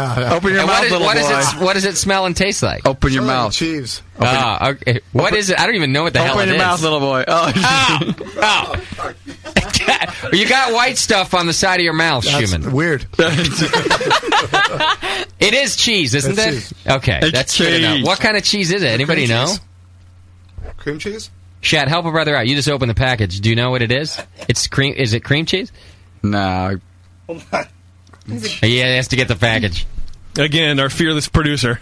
Or is that like a... Goat cheese? Is it goat cheese? Is it It's goat cheese. It's goat's cheese. Goat's cheese. Okay. Okay. Wow. All right. Schumann, you've done great so far. Thank you. Jeez. Okay. I think we're going to eat that for a snack after the show. Okay. Do we have our first contest item ready to go into his mouth? Our first contestant. Show is I'm going, getting contestants in my mouth. Show is going so well. Everything was going wonderfully.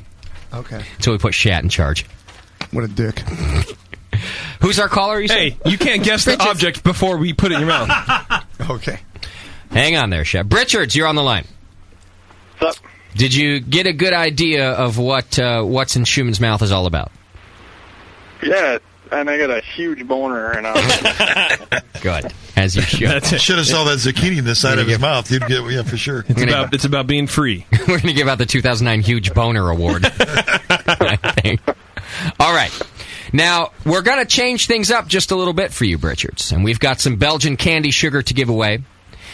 In this version of What's in Schumann's Mouth, we're going to have him taste some beer. Now, he can't see the beer, and he doesn't know what the beer is, but he's going to describe it to you as best he can. And you're going to tell us, based on his description, what style of beer it is. All right? And I'll tell you this, it's very general. We're not diving deep into the BJCP here, okay? So just go, we don't want to make it too hard for our first version of What's in Schumann's Mouth. So do you understand the name of the game? I get it. Okay. I've been given the secret password. I know what style of beer it is. Go ahead, Shat, and give Schumann his first drink. And Schumann, describe what you're tasting as best you can to Richards. Put it in my mouth, Shat. Folks, you can play along at home by listening and trying to figure out what he's tasting as well. Tastes like goat cheese. Yeah, we gave him a goat cheese beer. Give us a couple of things that you are tasting there, Schumann. It's got a bit of a sour finish. Okay. That's probably the goat's cheese. Okay. Disregard that comment. It's wet. Goat's at it. It's bubbly. It's not too hoppy. Okay. It's got kind of Would you say it's effervescent? Is it effervescent? Richard wants to know, Schumann. I don't even know what the fuck that means. That means pretty well carbonated. It's pretty. It's it's not the most carbonated. It's about half and half. Okay, so it's average carbonation. Average carbonation. I'd say I definitely get like a kind of a corn sort of taste with it. Okay, have another sip. It's going to take another sip. And just based on the flavor, if you had to guess its color, what would you guess? I would guess it's a lighter color. Okay. So you've gotten a couple clues there, Richards. You can certainly ask more questions, or we can, but if you have a guess, go ahead. I'm going to go ahead. I'm just going to go and jump at cream ale since you said corn. Okay. I'm going to give you three guesses. It's not a cream ale. No. But you're right to focus on the corn aspect. Couple other hints he gave you was that it's just kind of average carbonation. He's taking another drink. Are there any other descriptors that you're finding, Schumann, worth mentioning? It's wet.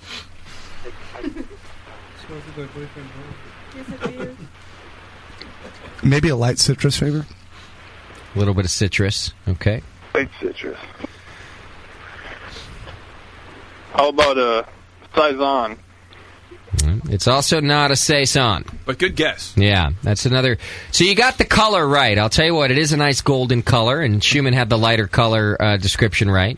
Remember, it's got a little corn in there. Sometimes, according to style, there's a little DMS in there. It doesn't have any sourness, as Schumann said. That was the goat cheese still hanging out on the side of his mouth. Would you say it is a clean beer, Schumann, or does it leave you with a big aftertaste? I'd say it's pretty clean. Okay. I'll give you one more guess, Richards. I want to say Immunicalis. Ooh, he's so close. That was close. I'll tell you what, as our first contestant, and since Schumann's just warming up with his taste, we're going to give that to him. It's a Pilsner. So, kind of the German version of a Pilsner is Immunicalis, in a sense. So, you win yourself some Belgian candy sugar. Just send me your information, name, and address to justin@thebrewingnetwork.com. And good job on the first ever game of What's in Schumann's Mouth. Very nice. All right, thanks, guys. All right, brother. Cheers. First ever. Last ever. What do you think? Should we go one more try? And I think we could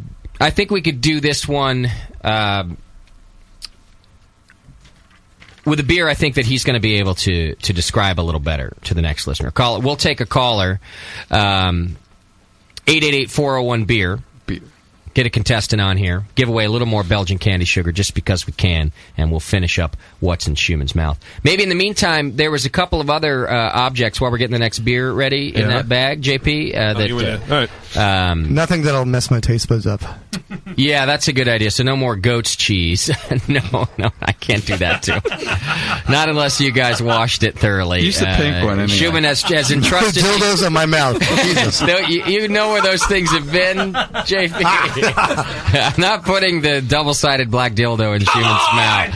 Had you guys, guaranteed me that you cleaned and sanitized it, that's one thing. But he's trusting me with his palate. I would prefer the other one that he... if you want to... That's okay. Although that one's easy. Yeah, the one in your right hand, because it might not be as easy as the one you were going to do first. Let's try that one. Can I take the duct tape off my wiener yet? No. Okay. I don't think you understand the rules of radio yet. Okay. That give you an unfair advantage. Okay. We didn't put duct tape on you. You must. Why did you put... I don't get it. I don't want to talk about it. All right. Go ahead and place that object right inside Schumann's mouth there, JP. Oh, JP. It's a fantasy of mine. Yeah. Mine too.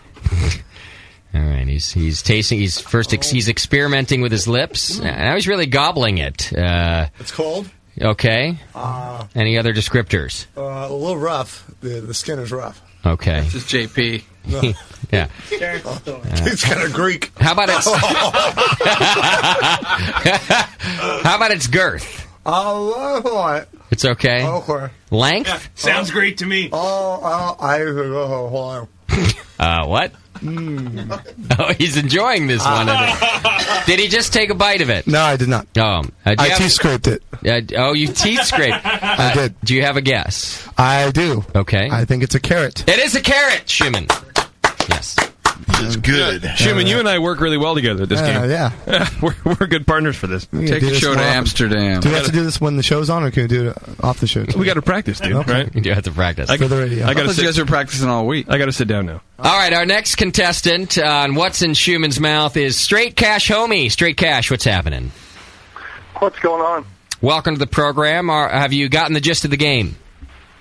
Yeah, I think I got the gist. Okay. Yeah, you do. So here's what we're going to do. We're going to give another beer to Schumann. He's going to give some descriptions to you. Feel free to ask questions, Straight Cash Homie, because Schumann is an amateur palate. So you might help him along in figuring out what he's tasting if you have any questions. We'll let him begin. Schumann, go ahead and smell and taste it. Put it in your mouth, Schumann. Right. I'm smelling it. It already smells hoppy. It smells hoppy, okay. Go ahead and suck it. Thank you. Swish it around the palate. Slurp it some more. Swallow. Swell it. Any other characteristics you can mention so far, Schumann? A little salty. He's concentrating for you. I can tell. Straight Cash. Tastes like bleach. Thanks, Shu. It's definitely got some sweet, some sweet, maybe a cherry sort of taste. My palate's pretty underdeveloped, but okay. I thought I got some it's kind of sweet, berry flavored, just like your last date. Mm-hmm. Okay. Maybe estery. Say again. Maybe a little estery. Shu won't know estery. That's what I was thinking. Maybe the cherry was. Yeah, I would say go ahead and disregard the cherry. Maybe berry. I don't know. All right. First, disregard anything he says. See, this is the tough part. The fun part of what's in Schumann's mouth is the phallic shit. I think he's a tough beer palate. Yeah. Well, cherry you could translate to fruity. Fruity. Yeah. Fruity. Okay. Just think is it fruity. Bigger than a bread box. What's that? Is it bigger than a bread box?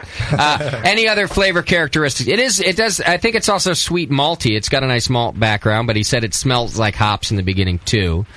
Any other characteristics? It's definitely hoppy. It's malty as well. It's got a good balance. Some citrus characteristics.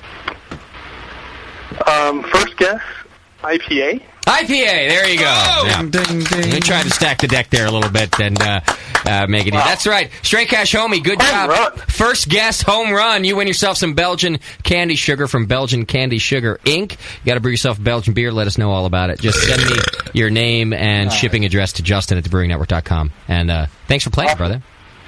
All right, thanks for having me. All right, brother. Straight Cash Homie, ladies and gentlemen. And Schumann with the all-new game, What's in Schumann's Mouth? Wow. You did a great job. You go ahead and keep the duct tape on, Schumann. The show's not over. Oh, okay. Yeah, it's all just part of the thing, you know. Okay. Yeah. You sure? Just relax, you know. Oh, okay. Just hang in there. And JP, sit. JP, don't. JP, stop it. Don't. Okay. JP, leave him alone. Okay. Just one though. Just all right. one. All right, just one. Okay. Jimmy got all freaked out. I took the blindfold off. What the? Fucking A, I did. His hands are still tied. Yeah. Wasn't even moving. You were turning JP loose on him.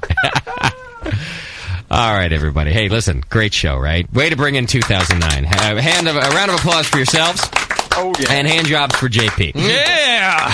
Right? You mean I got to give him? Poor guy needs some action. We didn't give away our first... we do have to give away a drunk of the week for the first show of 09, I assume. So if there's any of those calls want to come in, you know I hate to... Once we're ready to go, we're ready to go. So don't dick around. If you're going to call for drunk of the week, call right now. Call Otherwise, now. we Don't try are to get another beer here. under your belt. Might give it to Schumann if I need to. In the meantime, go to the chat or go to the forum, look at those pictures, pick your favorite, and be ready to bid next Sunday. Yes, we're going to be definitely autographed. We'll definitely auction it. We'll do it at the beginning of the show next week. We'll do that. They're autographed. They're going to be autographed, fully autographed by all the Brewcasters. They're the only copies. They're original copies of the BN holiday pictures of 08. We're not going to run 20 prints of each or whatever. It's just one. You will have the one original copy. We got 5 of them in there. They're in the forum now. What we probably will do is the forum auction all this week. I'll set that up tomorrow. Okay, great. And then we'll do the on-air auction next Sunday like we promised you that we would today. We just didn't get to things. Bevo, who's on the line? Anybody? Or did they hang up? I don't know. All right. 888-401-BEER. Drunk of the Week calls. Get in right this second, or we are out of here. And 2009 starts without an official Drunk of the Week. And what a shame that would be. And how weak could the Army bring it then? But it started with another show. We did do that other show. That was our first show of 09, as a matter of fact. What a way to kick off the year. Our first show of 09 was that other show we did this last Friday. And it was fun. What if nobody listened? I got it, Bevo. You're doing a shitty job. Doc, put that down. Thanks. Caller, who's on the line? Good. Take Sam with you. Hey, this is Baloo. Baloo! Oh, Baloo is the one who sent... Baloo did come through with his hideous lunch meat, 4 sizes too small shirt picture, which... Baloo, you are now the official mascot of that other show. Oh. Yeah, I hope you know. Oh, thank God. That's what I've always wanted. I know. I'm actually getting that picture tattooed on my arm. Are you calling for Drunk of the Week? Well, at least I have to set the bar. Yeah. I don't know if I'll win, but I'll set the bar. Okay. Tell us what you've been consuming tonight. I've been consuming a couple pitchers of porter from Fort Collins Brewery. It's a beer brewed for the Pro-Am competition. All right, Jesus, he's way sober, right? No for Baloo. He's explaining that it was for a competition, and I brewed it this way. That is a sober man right he's there. Way too well spoken. Come on, haven't I taught you guys anything? Yeah, Doc, you are putting... Mr. Drunk of the Year is not accepting this kind of performance from you folks at home. 888-401-BEER. Hurry up. Call the number. Definitely. Dial in right now. It's clear. I promise you. 888-401-BEER. We're getting out of here quick. I'm about to open that theme music, which is about 2 minutes long, and that's it. Bevo's tired of answering the phone and getting yelled at for it. Yeah, they're just tired of you. JP's sneezing. Suck it, I'm not answering anything anymore. Chad's finally doing something. Why won't you answer anything, Bevo? It's a long show. All right, that's it. We're out of here. No Drunk of the Year for our first show of 09. Wow, that's rough. That's bringing it weak, Army. Bring it strong next week. We're back with the Brothers White. We're doing a White Labs yeast discussion, and we'll also be talking about how I beat Mike White's ass in golf. Is Terrence going to be here? I don't know if Terrence the Black will be here. He doesn't show up all the time. Can we have the White brothers and the Black brother? Can we have those two in the same room? Terrence is saying he can't be here because, he can't be in the same room with the White brothers. Yeah. So we can't have a Black brother and a White brother. No. Total platonic reversal. It is. The poles will reverse. The tides will change. Life will end, as we know. Schumann will go straight. Well, everybody, congratulations on your awards here in the 3rd annual BNAs. Yeah. Big round of applause once again for everybody. And our very own Dr. Scott, Drunk of the Year, most coveted BN award. Nice work, buddy. Let's not mention this anymore. Oh, no. Not quite so proud of his award. All right, and no award for Drunk of the Week. You guys brought it weak there at the end. Could have made some phone calls, and you didn't. You got to be on it. Be on the trigger. I expect big things out of you next week and throughout the year. You, too, could win Drunk of the Year next year. Those Irish fuckers. All right, everybody. Thanks for tuning in. And thanks to Brian Yeager. You can go to beerodyssey.com. Check out all the information to purchase the book. We gave away a signed copy tonight, which is very nice of him. beerodyssey.com. Brian Yeager, Red, White, and Brew. And Brian, don't bash us on your blog or you'll get nominated for an award next year. Well, everything was great up until you busted out the double-headed zucchini. Oh, yeah. That's when things go awry. That's usually what happens. Everyone runs. That's when publishers drop you. Not when you bust that out. All right, congratulations on the book, Brian, and thanks for being on the show. All right, a lot everybody. of fun. We'll see you next week. Thanks a lot. Cheers.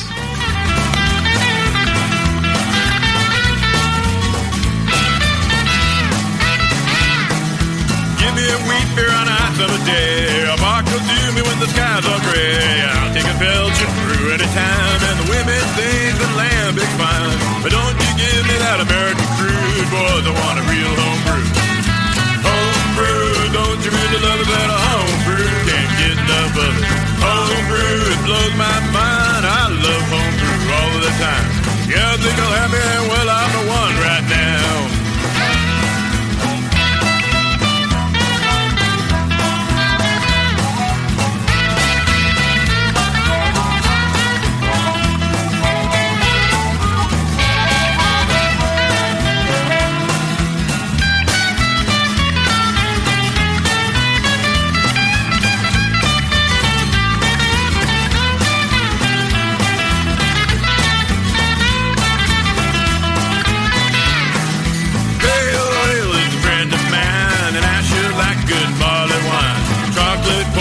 Cherry stout, yeah, you know what I am talking about. So don't you give